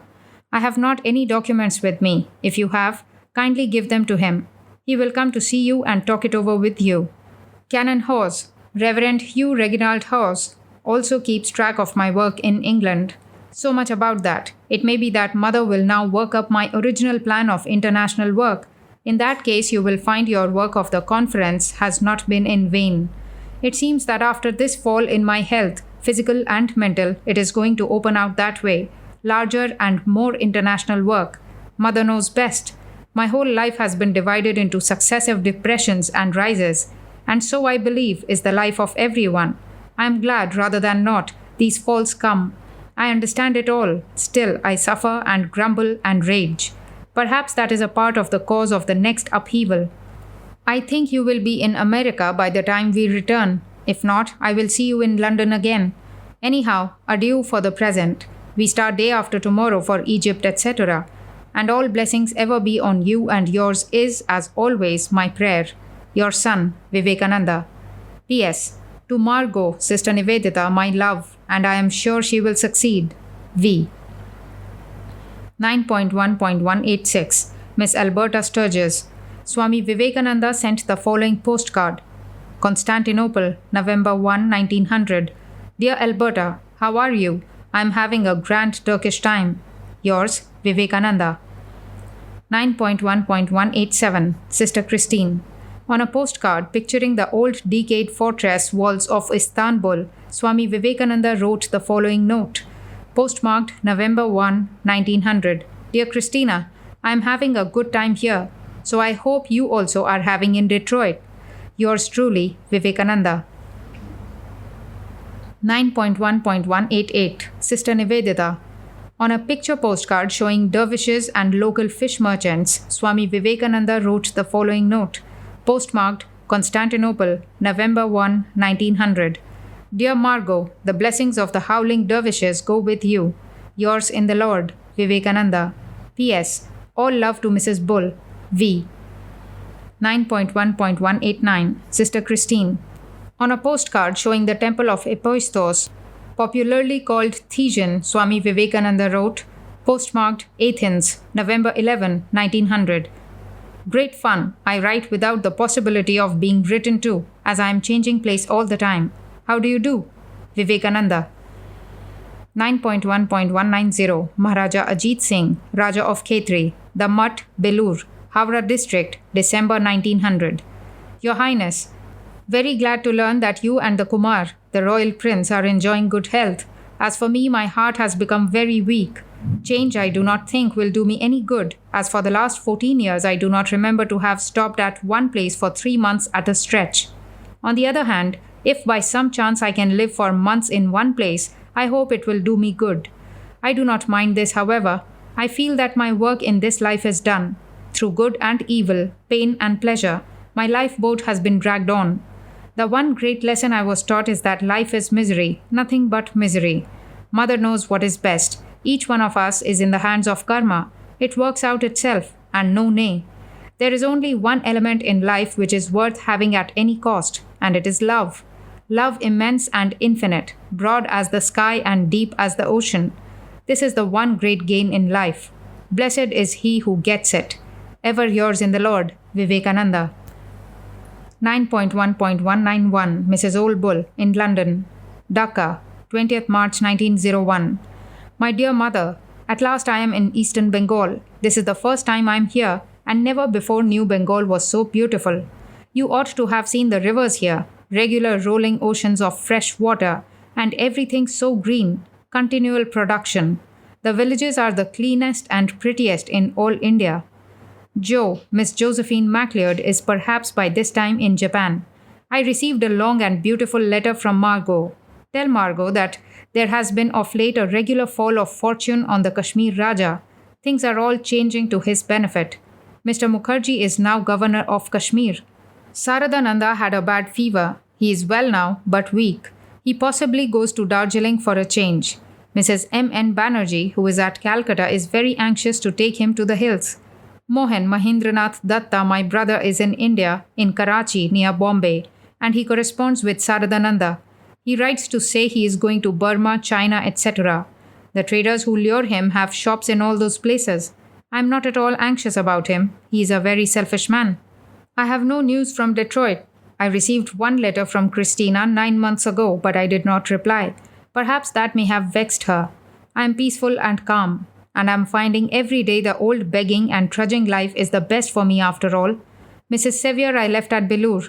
She is the guest of Mrs. Banerjee, who has rented Nilambar Mukherjee's house on the river, the old Mutt. She goes very soon to Europe.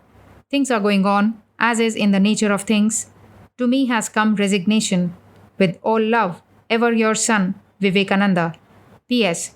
All blessings on Margot's work. Mother is leading, I'm sure. V. 9.1.192 Ramesh Chandra Datta, The Mutt, P.O., Belur, District Howrah, Bengal, 4th April 1901. Dear Sir, I am so very glad to learn from a person of your authority of the good work Sister Nivedita is doing in England. I join in earnest prayer with the hopes you entertain of her future services to India by her pen. I have not the least desire that she should leave her present field of utility and come over to India. I am under a deep debt of gratitude to you, sir, for your befriending my child, and hope you will never cease to advise her as to the length of her stay in England and the line of work she ought to undertake. Her book on Kali has been very popular in India. The debt our motherland already owes you is immense, and we are anxiously awaiting the new book of yours. May all blessings ever attend you and yours is the constant prayer of yours humbly, Vivekananda. 9.1.193 Sister Nivedita, The Mutt, Belur, Howrah District, Bengal, 4th April 1901. Dear Margot, a letter came just now from Mr. R. Dutt, Ramesh Datta, praising you and your work in England very much, and asking me to wish you to stop longer in England. It requires no imagination to learn that I am overjoyed at all the news about you Mr. Dutt so kindly sends. Of course, you stay as long as you think you are working well. Yum, Miss Josephine MacLeod had some talk about you with Mother, Holy Mother Sarada Devi, and she desired you to come over. Of course, it was only her love and anxiety to see you, that was all. But poor Yum has been much too serious for once, and hence all these letters. However, I am glad it should happen, as I learned so much about your work from Mr. Dutt, who can't be accused of a relative's blind love. I have written to Mrs. Bull already about this matter. I am now at last in Dhaka and had some lectures here. I depart for Chandranath tomorrow, near Chittagong, the farthest eastern extremity of Bengal. My mother, aunt, cousin, another cousin's widow, and 9 boys are with me. They all send you love. I had just now a few lines from Mrs. Bull, also a letter from Mr. Sturdy. As it would be almost impossible for me to write for some days now, I ask you to thank Mrs. Bull for me for her letter, and tell her kindly that I have just now a long letter from Miss Christina Grinstadel of Detroit. She mentions a beautiful letter from Mrs. Bull. Sturdy writes about the publication of any further edition of Raja Yoga by Longmans. I leave that consideration with Mrs. Bull. She may talk over the matter with Sturdy and do what she thinks proper. Please give Sturdy my best love, and tell him I am on the march and will take time to reply to his letter. In the meanwhile, the business will be looked after by Mrs. Bull. With everlasting love and blessings, Vivekananda. 9.1.194 Sister Christine, The Mutt, Belur, Howrah District, Bengal, April 4, 1901. Dear Christine, the subsequent proceedings have been so much interesting, and the interest has been growing so rapidly of late that one could scarcely utter a word. I am glad to learn of Mrs. Old Bull's sweet letter to you. She is an angel. You are peaceful and happy. Good. I am growing towards it too. I am en route to Chandranath on pilgrimage. I have been anxiously awaiting a letter from you, and it seemed it would never come. I am sure to be happy. Can't help thinking so. After so much struggle, the result must come. Things take their own course. It is I who am to brighten up, I find, and I am trying my best. And you can help me by writing nice letters now and then, will you? Margot, Sister Nivedita, is doing splendid work in England with Mrs. Bull's backing. Things are going on nicely. I am sleeping better and the general health is not bad. With everlasting love and blessings, Vivekananda. P.S. Please inquire of Miss Sarah Ellen Waldo about the publication of Karma and Jnana Yogas and write. 9.1.195 Letter of Introduction. Guwahati, April 17, 1901. I have great pleasure in certifying the great amiability and helpfulness of the brothers Shivakanta and Lakshmikanta, Pandas of Sri Kamakhya Peetham. They are men who help most and are satisfied with the least. I can unhesitatingly recommend them to the Hindu public visiting this most holy shrine. Swami Vivekananda. 9.1.196 Sister Christine, The Mutt, Belur, Howrah District, Bengal, 13th May 1901. Dear Christine, I arrived in the Mutt yesterday. This morning came your short note. You must have got my letters by this time, and I hope this will give you a taste of how sometimes silence is gold. I have beautiful letters from everywhere this morning, and am quite happy. I paid a long visit of 2 months to Assam and different parts of eastern Bengal. For combined mountain and water scenery, this part of the country is unrivaled. Either I am to go to Europe this summer and thence to the US, or you come over to India. Things are all getting ready to that end. Mother knows her ways. For one thing, I am calm, very calm, and hope to keep a hold on this state for a long time. And you are my best help to keep this poise, are you not? I will write more in my next, just now these few lines, and 100 pardons I beg for their scantiness. Yet silence tells more sometimes than all the speech in the world. With all love and blessings, ever yours in the Lord, Vivekananda. 9.1.197 Mrs. Old Bull, The Mutt, Belur, 13th May 1901. Dear Mother, I reached Calcutta yesterday. This morning arrived your letter containing 3 checks for my cousin. They shall reach her regularly. I have not had any letter from Jo, Miss Josephine MacLeod from Japan, but several I find awaiting me from on-board steamer. She also sends me a newspaper cutting to be sent to Professor Geddes. I enclose it in this letter and expect you to write it to Professor Geddes. Saradananda has been 3 weeks in Darjeeling, where he has improved greatly. I wish he will remain some time longer there. Mr. Banerjee is the kindest of hosts. Mrs. Sevier is in London at 2 Mysore Mansions, Canfield Gardens, London, Northwest. You are right, my experiences are bringing about calmness, great calmness.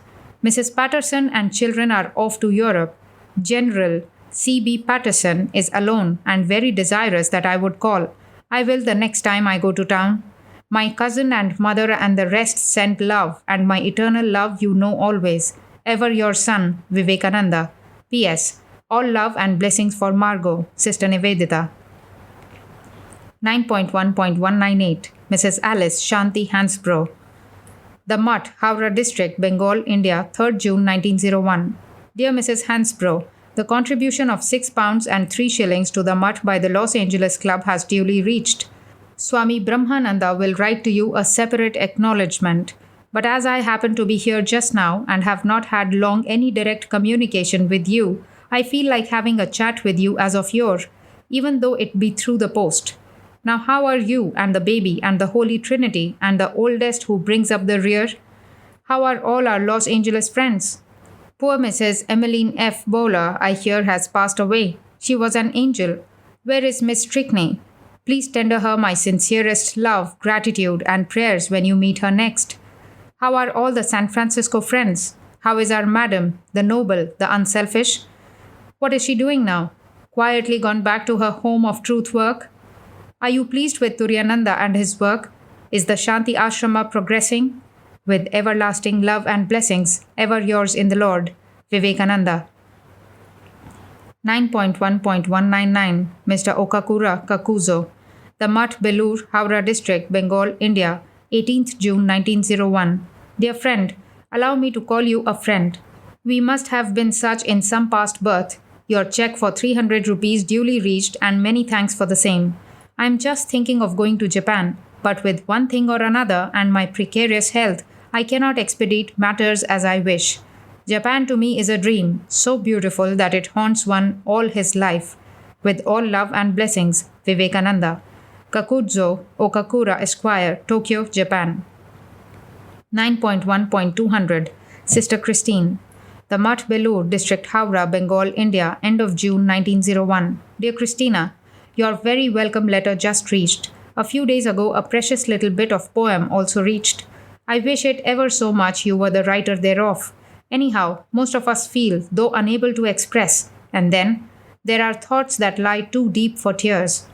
Regularity in anything is not in my line of life, but that need not make you irregular. I pray you to drop a few lines every now and then.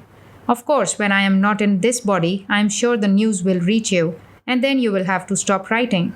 Miss MacLeod wishes me to join her in Japan, but I am not sure.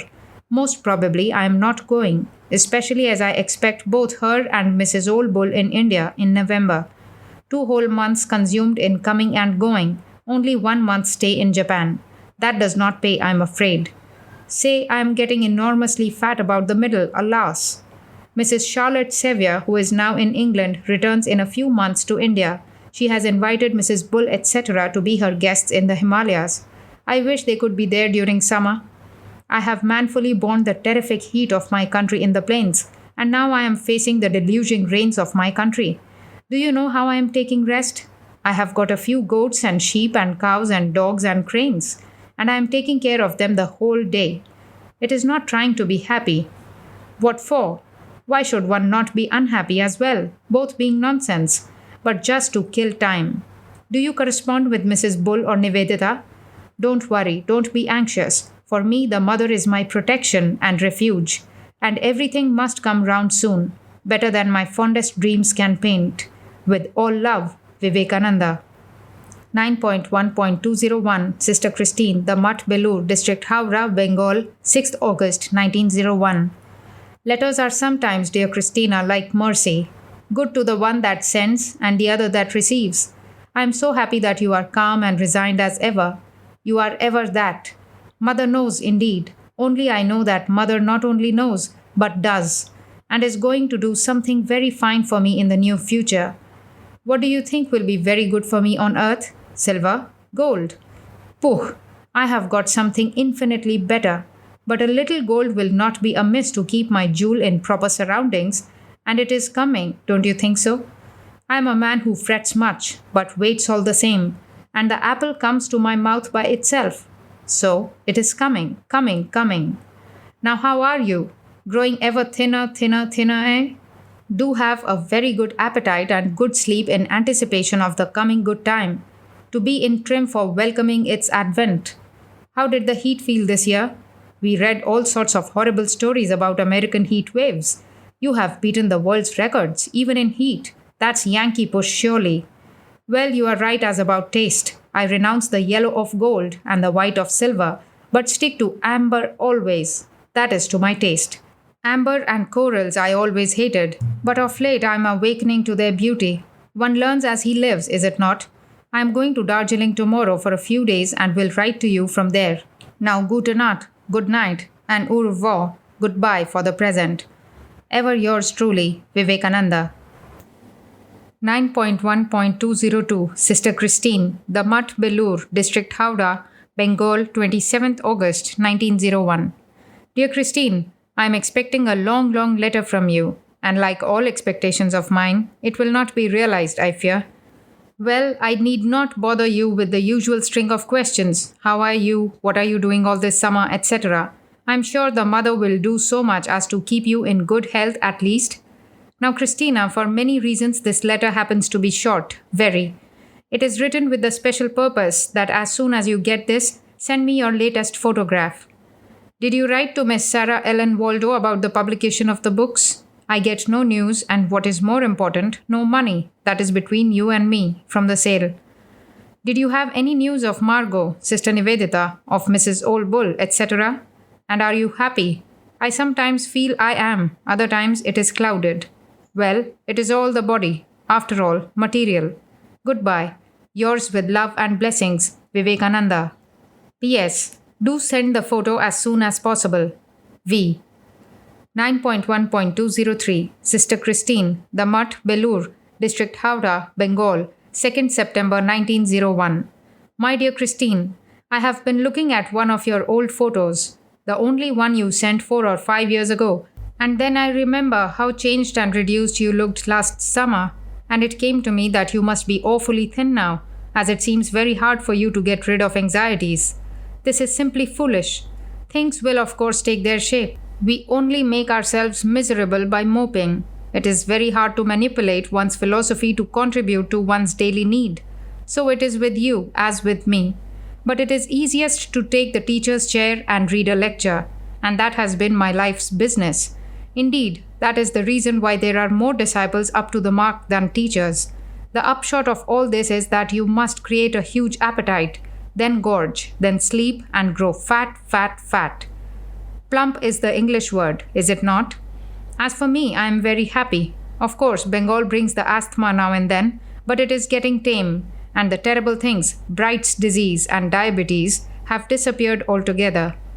Life in any dry climate will stop the asthma completely, I'm sure. I get reduced, of course, during a fit, but then it takes me no time to lay on a few layers of fat. I have a lot of cows, goats, a few sheep, dogs, geese, ducks, one tame gazelle, and very soon I am going to have some milk buffaloes.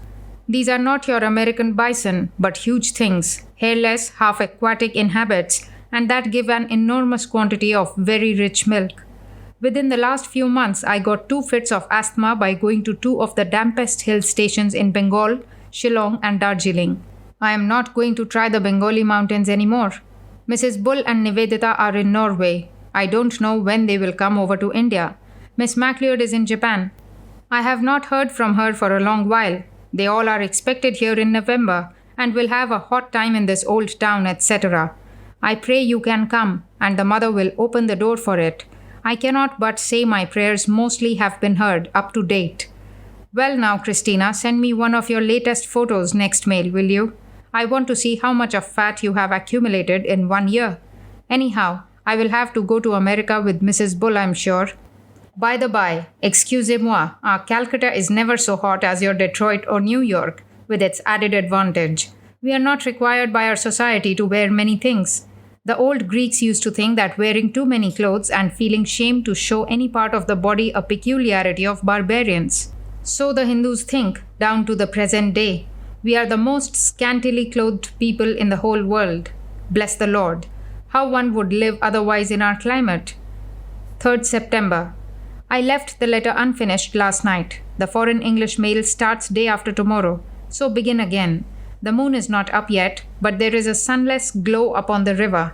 Our mighty Ganges, she is indeed mighty now during the rains, is splashing against the walls of the house. Numerous tiny boats are flitting up and down in the dark.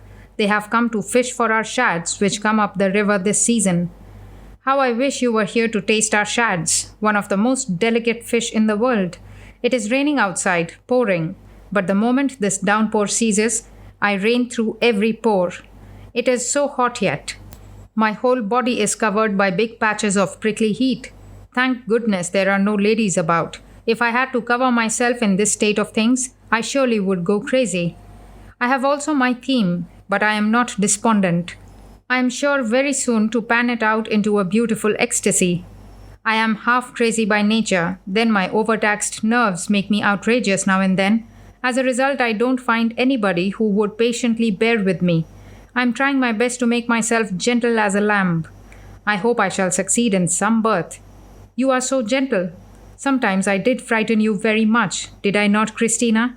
I wish I were as gentle as you are. Mother knows which is best. I would not take any supper tonight, as I ate rather heartily of the aforesaid shad. Then I have to think on my theme. And some subjects I think best in bed because the whole is made clear to me in dream. Therefore I am going to bed, and gute Nacht, bonsoir, etc., etc. No, it is now about 10 a.m. in Detroit. Therefore, a very happy day to you. May all good realities reach you today while I am expecting dreams. Ever yours with love and blessings, Vivekananda. 9.1.204 Sister Christine, The Mutt, Belur, District Howrah, Bengal, 25th September 1901. Dear Christine, I could not write you last mail. Excuse. But I have been expecting one from you for a long time. Hope one will come this mail. I'm just thinking of going over to Japan, as Miss Josephine MacLeod is so insistent. Perhaps something will be done, who knows? From Japan, of course, a peep into America seems inevitable. Not much news of Mrs. Old Bull or Margot, Sister Nivedita. Margot is rested, well and strong. She will come to India someday, perhaps. I'm soon expecting Mrs. Charlotte Sevier, though. Her work is needing her. Her beautiful home in the Himalayan forests is a temptation, especially now when a huge tiger is roaming in her compound and killed a horse, a buffalo, and her pair of mastiffs in broad daylight. A number of bears are playing havoc with her vegetable garden, and lots of porcupines are doing mischief everywhere. She went out of the way to buy land in a forest. She and her husband liked it so much. There is not much to write this week. Words only tire one, except one which is inexhaustible, infinite. So goodbye till next week. Ever with love and blessings, Vivekananda. P.S. Just now comes a telegram from Miss MacLeod and a letter also. She is so insistent that I am thinking of going over to Japan. In that case, we cross over to America this winter and thence to England. Yours, V. 9.1.205 Sister Christine, The Mutt, Belur, District Howrah, Bengal, 8th October 1901. Dear Christina, yours of September 9 came to hand yesterday. I congratulate you on your successful visit to the Huron Lake. A few more of them, according to your letter, will force you to sympathize with our condition. Oh, the gasping and the melting and the puffing and all the rest of them. However, nothing in the world like a plump, ripe fruit. I had to give up my trip to Japan. Firstly, because I am not in a working trim yet.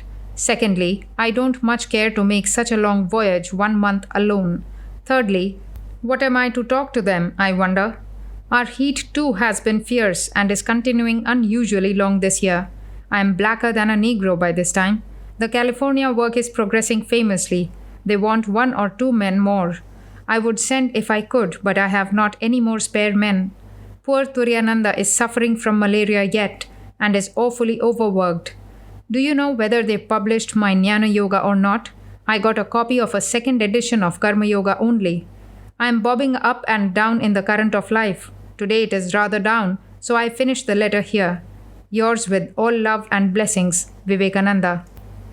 9.1.206 Sister Christine, The Mutt, Belur, District Howrah, Bengal, 14th October 1901.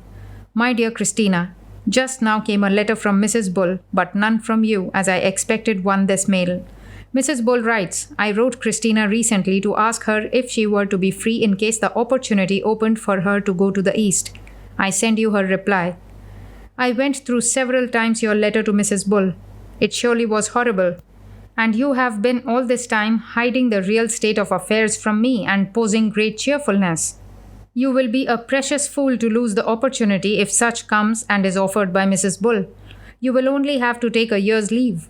The rest will all be arranged by Mrs. Bull, including, I'm sure, all your anxiety for those you will have to leave behind in Detroit. You have been good, too good to be human, and you are so still. But it is no use making oneself unnecessarily miserable. Mother's will. Surely, if the chance comes, and it has got to come, I know. I would not write you about my health, for after all this hide and seek, even though it was for my good, I think you have not much of a right to know the truth about my health. But to some things you have eternal rights, and amongst others, to my eternal love and blessings. Vivekananda. 9.1.207 Sister Nivedita, The Mutt, P.O., Belur, Havra, 12th November 1901. My dear Margot, since the Durga Puja I have been very ill, and so could not reply to your letter earlier. We had a grand puja here of Durga, lasting nearly 4 days, but alas, I was down with fever all the time. We had a grand image, and a huge puja it was. Then we had the Lakshmi Puja following close, and then night before yesterday we had the Kali Puja. It is always after midnight, this puja. I'm better now, and we will find a house for you as soon as you come. I'm so glad you are accompanying Mrs. Old Bull. She requires all care, and she always thinks of herself the last. Joe, Miss Josephine MacLeod, is coming to India shortly, at Christmas time with some Japanese friends. I'm expected to meet her in Madras. I'm going off to the NWP, Northwestern Provinces, etc. soon, as Bengal is malarious, now that the rains are over. Mrs. Bull has been a mother to us all, and any time and service spent for her is as nothing to what she has been doing for us all. Remain with her as long as she wants you. The work can wait well. Mother sees to her work. We needn't be anxious. By the by, Miss Henrietta Muller is here in Calcutta. She wrote a letter to Akhandananda, with whom she has been in regular correspondence, care of the Mutt. So I sent some flowers and fruits and a letter of welcome to her hotel. I have not had a reply yet. Mrs. Charlotte Sevier, I expect, has already started. Swarupananda had his heart weakened by the constant uphill and downhill. He is here and improving. Things are going on well with us, slowly but surely. The boys of late have been very active, and it is work only that tells and nothing else. Yours with all love and blessings, Vivekananda. 9.1.208 Sister Christine, The Mutt, P.O., Belur, Havra, 12th November 1901. Dear Christina, the morning's mail brought me a photograph from Detroit. I thank the sender very much for promptness. Well, I liked it much. But the old one is the profile view, this the front. Then again, the phenomenal fat seems to be only imaginary on somebody's part. In a way, I am more used to the old one, and as such, I cannot slight an old friend. So let me say both are good. The one is an evolution of the other, for the better. I expected a line, but it has not arrived yet. It may tomorrow. We have a proverb here. 1 river is equal to 40 miles. There is only a river between Calcutta and our Mutt. And yet, such a roundabout way for the mail. Sometimes it comes dribbling for days. Mrs. Old Bull and Nivedita must have started for the US by this time. Nivedita is sure to see you in Detroit. Mrs. Bull is anxious to induce you to join her Indian party via Japan. If you can take leave for some months, do come. Mother will arrange anyhow. I need not trouble myself. Mrs. Sevier has started already, it seems, alone. We had grand pujas, worships here in our Mutt this year. The biggest of our pujas is the Mother worship, lasting nearly 4 days and nights. We brought a clay image of Mother with 10 hands, standing with 1 foot on a lion, the other on a demon. Her 2 daughters, the goddess of wealth and the goddess of learning and music, on either side on lotuses. Beneath, her 2 sons, the god of war and that of wisdom. Thousands of people were entertained, but I could not see the puja, alas. I was down with high fever all the time. Day before yesterday, however, came the puja of Kali. We had an image too and sacrificed a goat and burned a lot of fireworks. This night every Hindu home is illuminated and the boys go crazy over fireworks. There are of course several cases of severe burns in the hospitals. We had less fireworks but more puja, recitation of mantras, offering of flowers, food and songs. It lasted only 1 night. I am expected to leave Calcutta and Bengal in a few days, as this country becomes very malarious this month after the rains. It is pleasant and cool now, and the North Himalayan wind is blowing. We have fenced in a lot of our grounds to protect our vegetables from our cows and goats and sheep. The other day, one of my a portion excised, but the mother was either so wicked or a portion excised that she would not look at her young. I tried to keep them alive on cow's milk, but the poor things died in the night. 2 of my ducks are sitting on their eggs. As this is their first time and the male does not help them a bit, I am trying my best to keep up their strength by good feeding. We cannot keep chickens here. They are forbidden to us. With all love, Vivekananda. 9.1.209 Sister Christine, The Mutt, P.O. Belur, Howrah, 25th November 1901. Dear Christine, it seems your bottle of nerve tonic did not do you much good. Your assurances to the contrary. It must have been a curious error. I must have been down with fever or asthma or something else at that time. Still 1,000 pardons. This was my first, and it will be my last offense. Your letter that went to Miss Josephine MacLeod has not come back yet. Perhaps Miss MacLeod is bringing the letter with her, as she is coming over to India from Japan herself, accompanied by her Japanese converts, male of course, as she is a lady missionary. Well, well, I so wish things would so arrange themselves that I could see you once more. Mother knows. By the by, my right eye is failing me badly.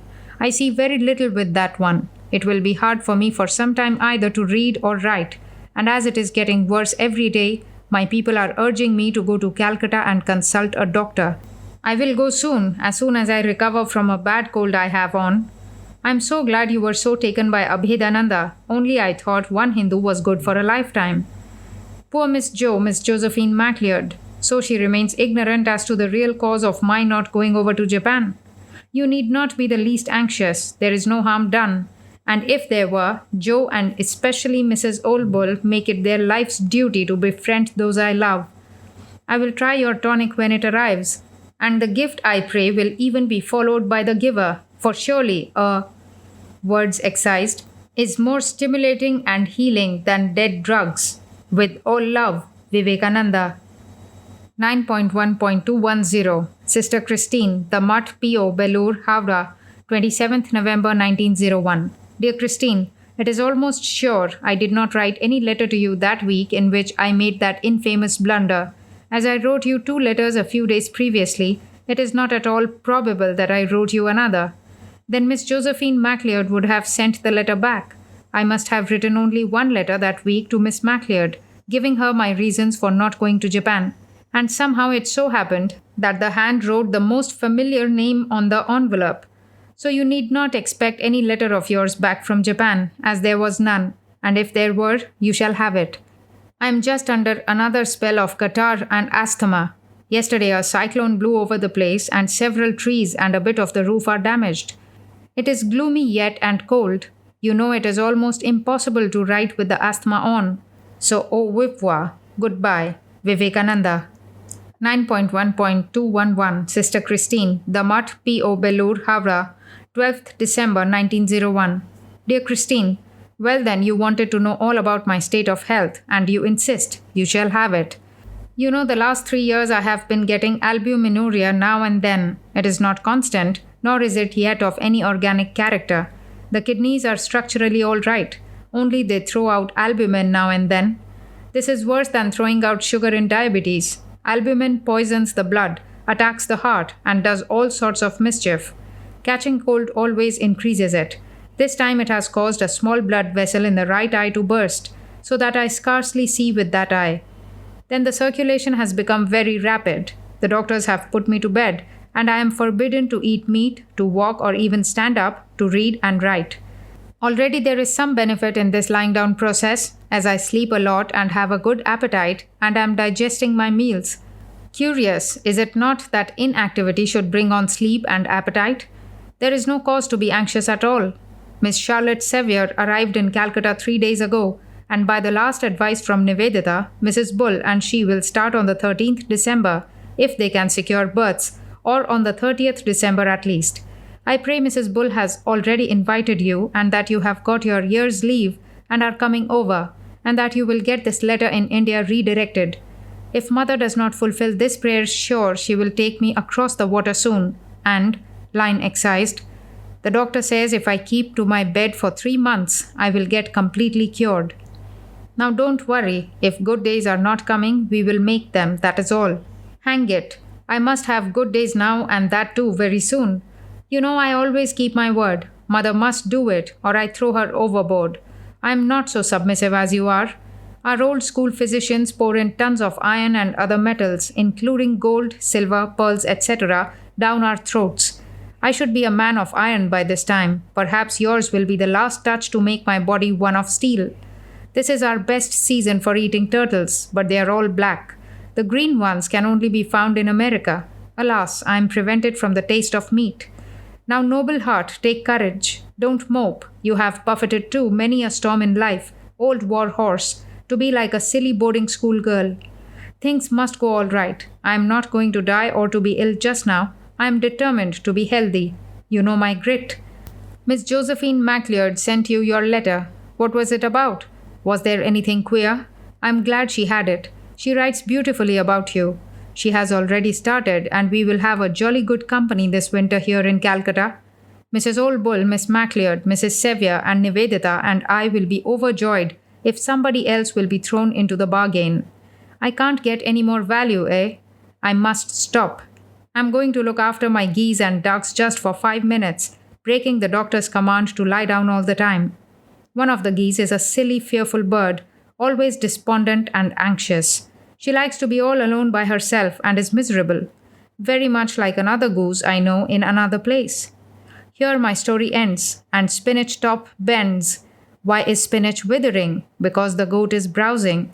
Why is the goat browsing? Because no grass is growing. Why no grass is growing? The gardener is not watering.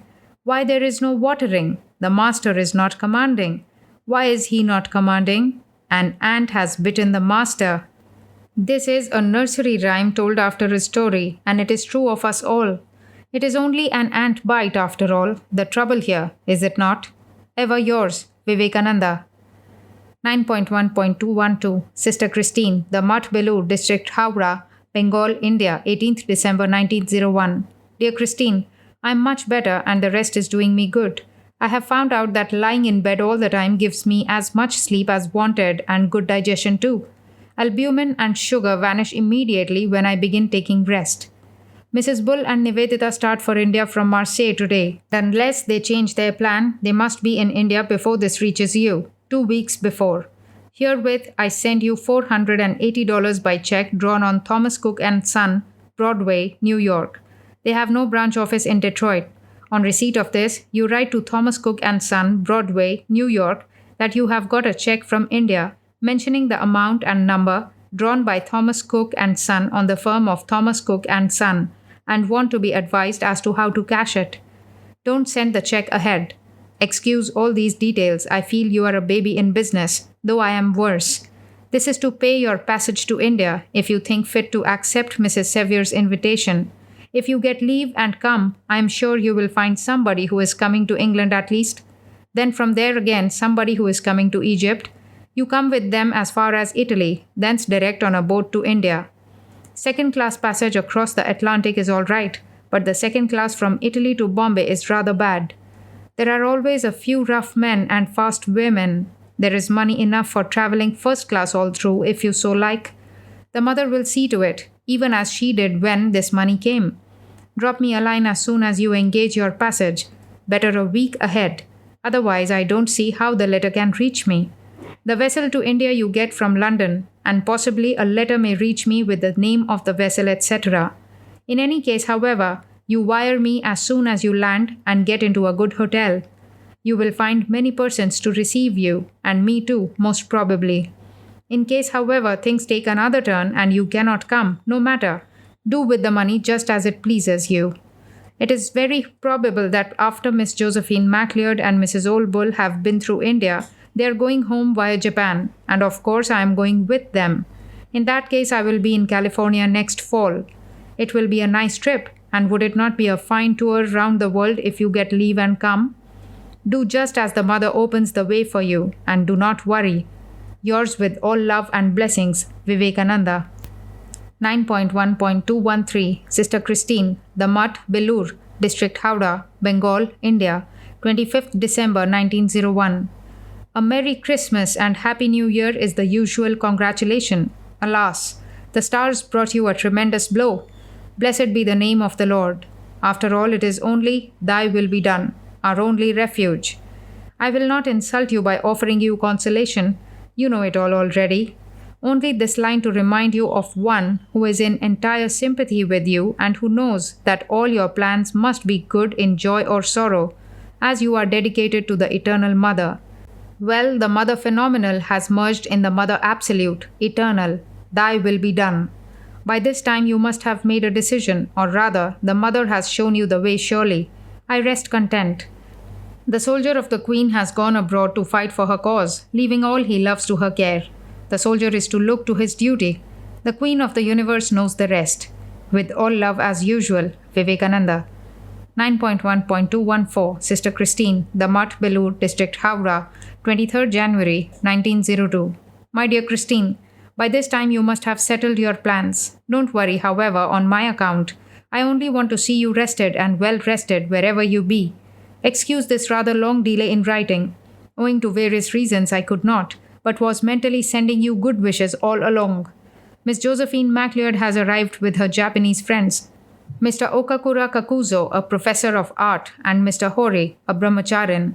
The latter has come to India to study Sanskrit and English. The former came to see India, the motherland of Japanese culture and art. Well, Mrs. Old Bull and Nivedita are also expected in a few days. As it seems now, this whole party is going to Japan, minus Nivedita. She remains here to work. Now I am going to try my hand in Japan and, if possible, in China. Oh, how I wish you were coming with Nivedita to make one of the party to Japan. Yet, do not put yourself to unnecessary trouble for that. There is Japan and there is the US, after all, where we meet. You will only break yourself in trying to hustle up. No hurry, no worry. I am rather anxious in not hearing from you for weeks. I pray you are not ill anyway. To Mother have I given you over. She protects her own, ever and ever. I have no fear. With all love and blessings, Vivekananda. 9.1.215 Miss Josephine MacLeod, Gopal Lal Villa, Banaras Cantonment, 7th February 1902. My dear Joe, we have safely reached Banaras, and Mr. Okakura Kakuzo has already done Banaras.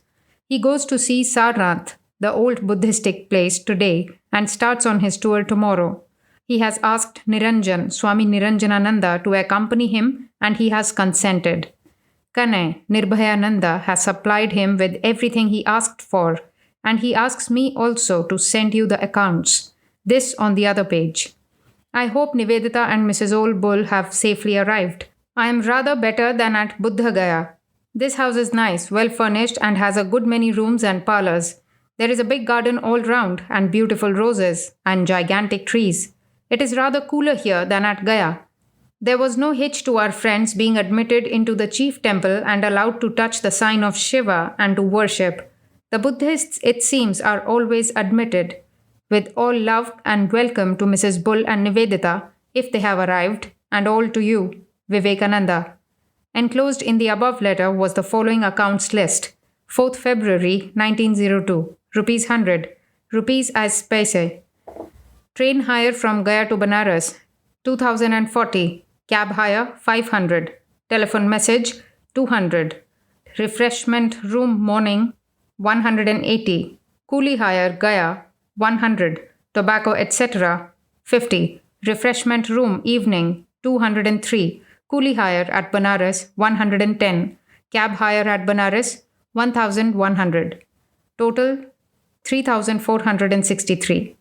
5th February, paid to medicine for Mr. K. Okakura, 180.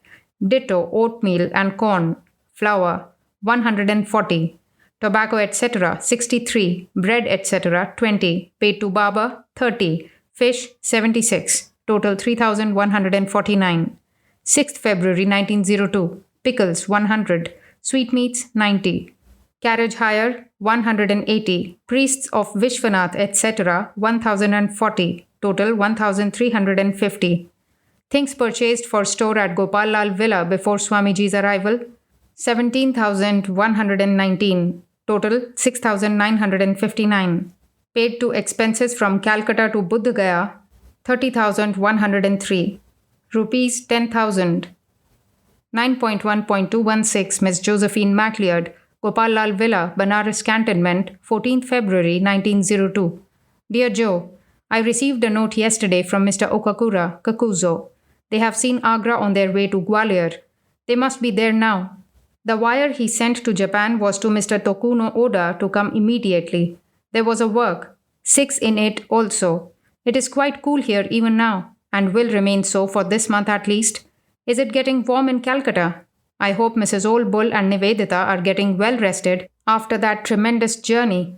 I am so. The boys all send love. Ever yours with love and blessings, Vivekananda. 9.1.217 Mrs. Alice Shanti Hansbrough. Banaras, 14th February 1902. My dear Mrs. Hansbrough, I am eternally indebted to you for what you did for me in the past and infinitely more now for what you are doing for Turyananda. A gloom came over the mutt when news reached Calcutta of his severe illness. Now I hope he has recovered completely, and I will be so glad to get the news from you. It seems the American climate does not suit him. In that case, it will be better for him to come over to India whenever he thinks fit. In all probability, I am going to Japan in a month or two. Ramakrishnananda accompanies me. Turyananda may come over to Japan and I go to America. Mother knows best, however, and we obey. I am just now in Banaras for a few days. All letters should, however, be addressed to the Belur Mutt. Kindly convey my best love to Turyananda and to yourself, the Holy Family and the other friends. Ever yours in the Lord, Vivekananda. P.S. Let Turyananda take rest all the time now. He must not work at all till I reach Japan or America. 9.1.218 Sister Nivedita, Gopal Lal Villa, Banaras Cantonment, 4th March 1902. My dear Margot, it is night now and I can hardly sit up or write, yet still feel duty-bound to write to you this letter, fearing lest it becomes my last, it may put others to trouble. My condition is not at all serious, but it may become so any time, and I don't know what is meant by a low fever that almost never leaves me, and the difficulty of breathing. Well, I sent Christina Greenstidle £100 from Mrs. Charlotte Sevier for a travel to India, as she lost her mother at that time. Her last letter informs me that she sails on February 15th. In that case, her reaching India is very near. I expect, of course, some information as to the port and steamer next week. In case I pass away, which I would like very much to do in this city of Shiva, do you open her letters directed to me, receive the girl, and send her back home. If she has no money to go back, give her a passage, even if you have to beg. I have spent the little money I brought from Europe in feeding my mother and paying her debts. What little remains I cannot touch, as that is the expense for the pending lawsuit. In case I rally, I will inform you of the time of her arrival, and in that case you will have to see that she comes in safe to some station in Bareilly, where I will meet her, and she is to be the guest of Mrs. Charlotte Sevier. I am also going to take another chance in Almora. Ramakrishnananda came a few weeks before I came away, and the first thing he did was to lay down at my feet 400 rupees he had collected in so many years of hard work. It was the first time such a thing has happened in my life. I can scarcely suppress my tears. Oh, mother, mother, there is not all gratitude, all love, all manliness dead. And dear child, one is enough. One seed is enough to reforest the world. Well, that money is in deposit in the mutt. I never mean to touch a penny of that. When I asked Ramakrishnananda to give that money to his people, he replied he did not care a hang to give to anybody except me, and was only sorry he could scrape that little in 4 years. Well, if I pass away, see that 400 rupees is paid back, every rupee to him. Lord bless you and Ramakrishnananda. I am quite satisfied with my work. To have left 2 true souls is beyond the ambition of the greatest. Ever your loving father, Vivekananda. 9.1.219 Sister Christine, The Mutt Belur, District Howrah, Bengal, 30th March 1902.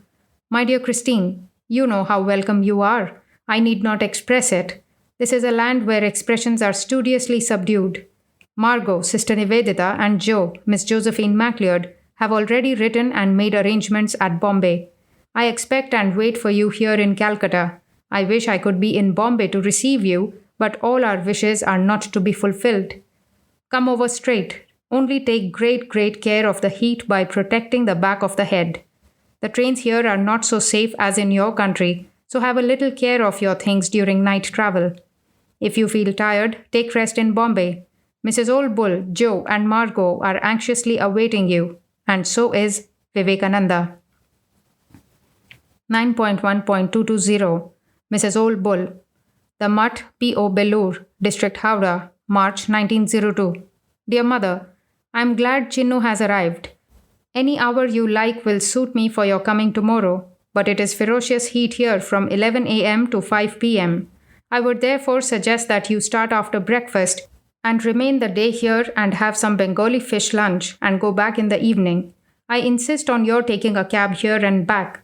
A cab to come and go costs quite as much or less than a boat, and there is no change of transportation.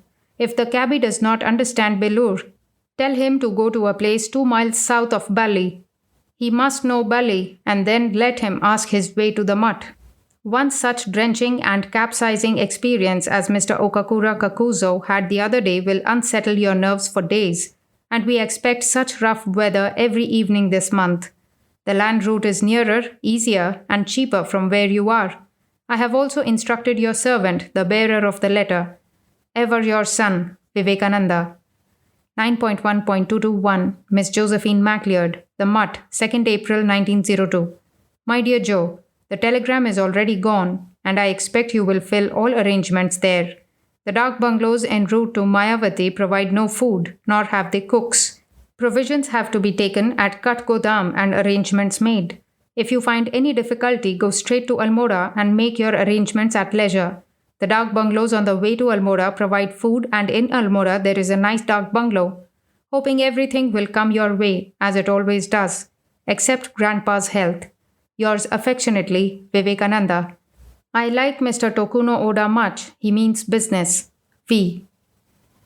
9.1.222 Sister Christine, The Mutt Belur, District Howrah, 15th May 1902.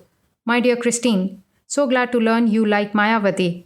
The heat here has come in earnest, and no rain. I drink very little water though. I have given up all idea of going to Mayavati or Almora. I bear the heat well, but the rains here are to be avoided. I will remove myself to somewhere else then. No news from Calcutta. I am in a hurry. Write me the details of whatever you see or feel there, about men and things. Yours with all love, Vivekananda. 9.1.223 Madame Emma Carve. This letter of condolence was written upon the death of Madame Carve's father and enclosed in a letter to Miss Josephine MacLeod, The Mutt, Belur, Howrah District, Bengal, India, the 15th May 1902. My dear Mademoiselle, with great sorrow I learn the sad bereavement that has come upon you. These blows must come upon us all. They are in the nature of things, yet they are so hard to bear. The force of association makes out of this unreal world a reality, and the longer the company, the more real seems the shadow. But the day comes when the unreal goes to the unreal, and ah, how sad to bear! Yet that which is real, the soul, is ever with us, omnipresent. Blessed is the person who has seen the real in this world of vanishing shadows. I hope, dear Mademoiselle, you have greatly improved in health since our last meeting in Egypt. May the Lord always shower his choicest blessings on you is the everlasting prayer of Vivekananda. 9.1.224 Sister Christine, The Mutt Belur, District Howrah, 27th May 1902. My dear Christine, I am sorry I could not visit the mountains this time. My health, though not improved as much as I had wished, is not bad. The liver has been benefited. That is a great gain. The rains will commence very soon in the hills, so it is useless for me to take all the trouble of that terrible route. I am so happy to learn the mountains are doing you good. Eat a lot, sleep as much as you can, and get plump. Stuff yourself till you get plump or you burst. So the place did not suit Mr. Okakura Kakuzo. Why? There must have been something to annoy him very much that he left the place so abruptly. Did he not like the scenery? Was it not sublime enough for him? Or the Japanese do not like the sublimity at all. They only like beauty. One of the boys writes that the little boy is getting disobedient, etc. Mrs. Sevier wants me to take him down. So I do. I have asked Sadananda and another monk whom I want for work here to go to Almora and wait for the monsoon, and when it breaks, to come down. If you feel you are becoming the least burdensome to Mrs. Sevier, write me immediately. It would be a sin to put further pressure on her. She does so much for me. However, she likes you very much and writes that you look beautiful in saris. I have just now 2 kids and 3 lambs added to the family. There was one more kid, but he got himself drowned in the yellowfish tank. How is Margot? Is she still there or gone away with Mr. Okakura? How is she pulling on with the boys? What do you do the whole day? How do you pass the day? Write me all details and frequently, but do not expect long letters from me often. Give my love to Mrs. Sevier, to Margot and the rest, and you may take a few spoonfuls if you like, with only this, Vivekananda. P.S. Have an eye on the little chap. The boys are already jealous of him. They did spoil another boy that way before. V. 9.1.225 Sister Christine, The Mutt, Belur, District Howrah, 14th June 1902. My dear Christine, your letters had to wait a few days as I was out of town in a village. Well, many thanks for all the information I got. Mr. Okakura Kakuzo has been to the Mutt, but I was away. He will be in Calcutta a few weeks more and then goes to Bombay. He intends taking a house near the city to learn intimately the customs of Bengalis. I am so glad to learn Margot's, Sister Nivedita's, intention to stop at Mayavati longer. She really requires good rest, and she had none in Europe, I'm sure of that. If she were amenable to my advice as of old, I would take away every book and every scrap of paper from her, make her walk some, eat a lot, and sleep a lot more. As to talking, I would have the merriest conversation all the while. I have a beautiful letter from Mrs. Sevier, and am so happy to learn that she loves you more and more. But plumpness is the criterion, mon ami, my friend, for all that. So there was a great flutter in our dovecote owing to my letters, but things must have assumed their old form by this time. The boy, my nephew, is going to be some time yet in the ashrama. Make him talk English with a good accent. Do. No foreign language can be learnt properly unless you talk in it from childhood. Mr. Bose is still there, I hope, and you must have liked him immensely. He is a man, a brick. Tender him my best regards, will you? Have you any water in the lakes now? Do you get the snows clearer? It has been raining all through this summer here. We had very few burning days, only a number of stuffy ones. Our rains also have nearly set in. In a week the deluge will commence in earnest. As for me, I am much stronger than before, and when 7 miles of jolting in a bullock cart and railway travel of 34 miles did not bring back the dropsy to the feet, I am sure it is not going to return. But anyway, it is the mutt that suits me best just now. With all love, Vivekananda. 9.1.226 Sister Christine, The Mutt, Belur, District Howrah, 15th June 1902. Dear Christine, just now received your note. I am quite easy in my mind so long as you live with Mrs. Charlotte Sevier at Mayavati. You know, anxiety is one thing I must avoid to recover. I will be very anxious if you are in Calcutta at Bagh Bazar. I am slowly recovering. Stay with Mrs. Sevier as long as you can. Don't come down with Margot, Sister Nivedita. With love, Vivekananda. 9.1.227 Sister Christine, The Mutt, Belur, District Howrah, 21st June 1902.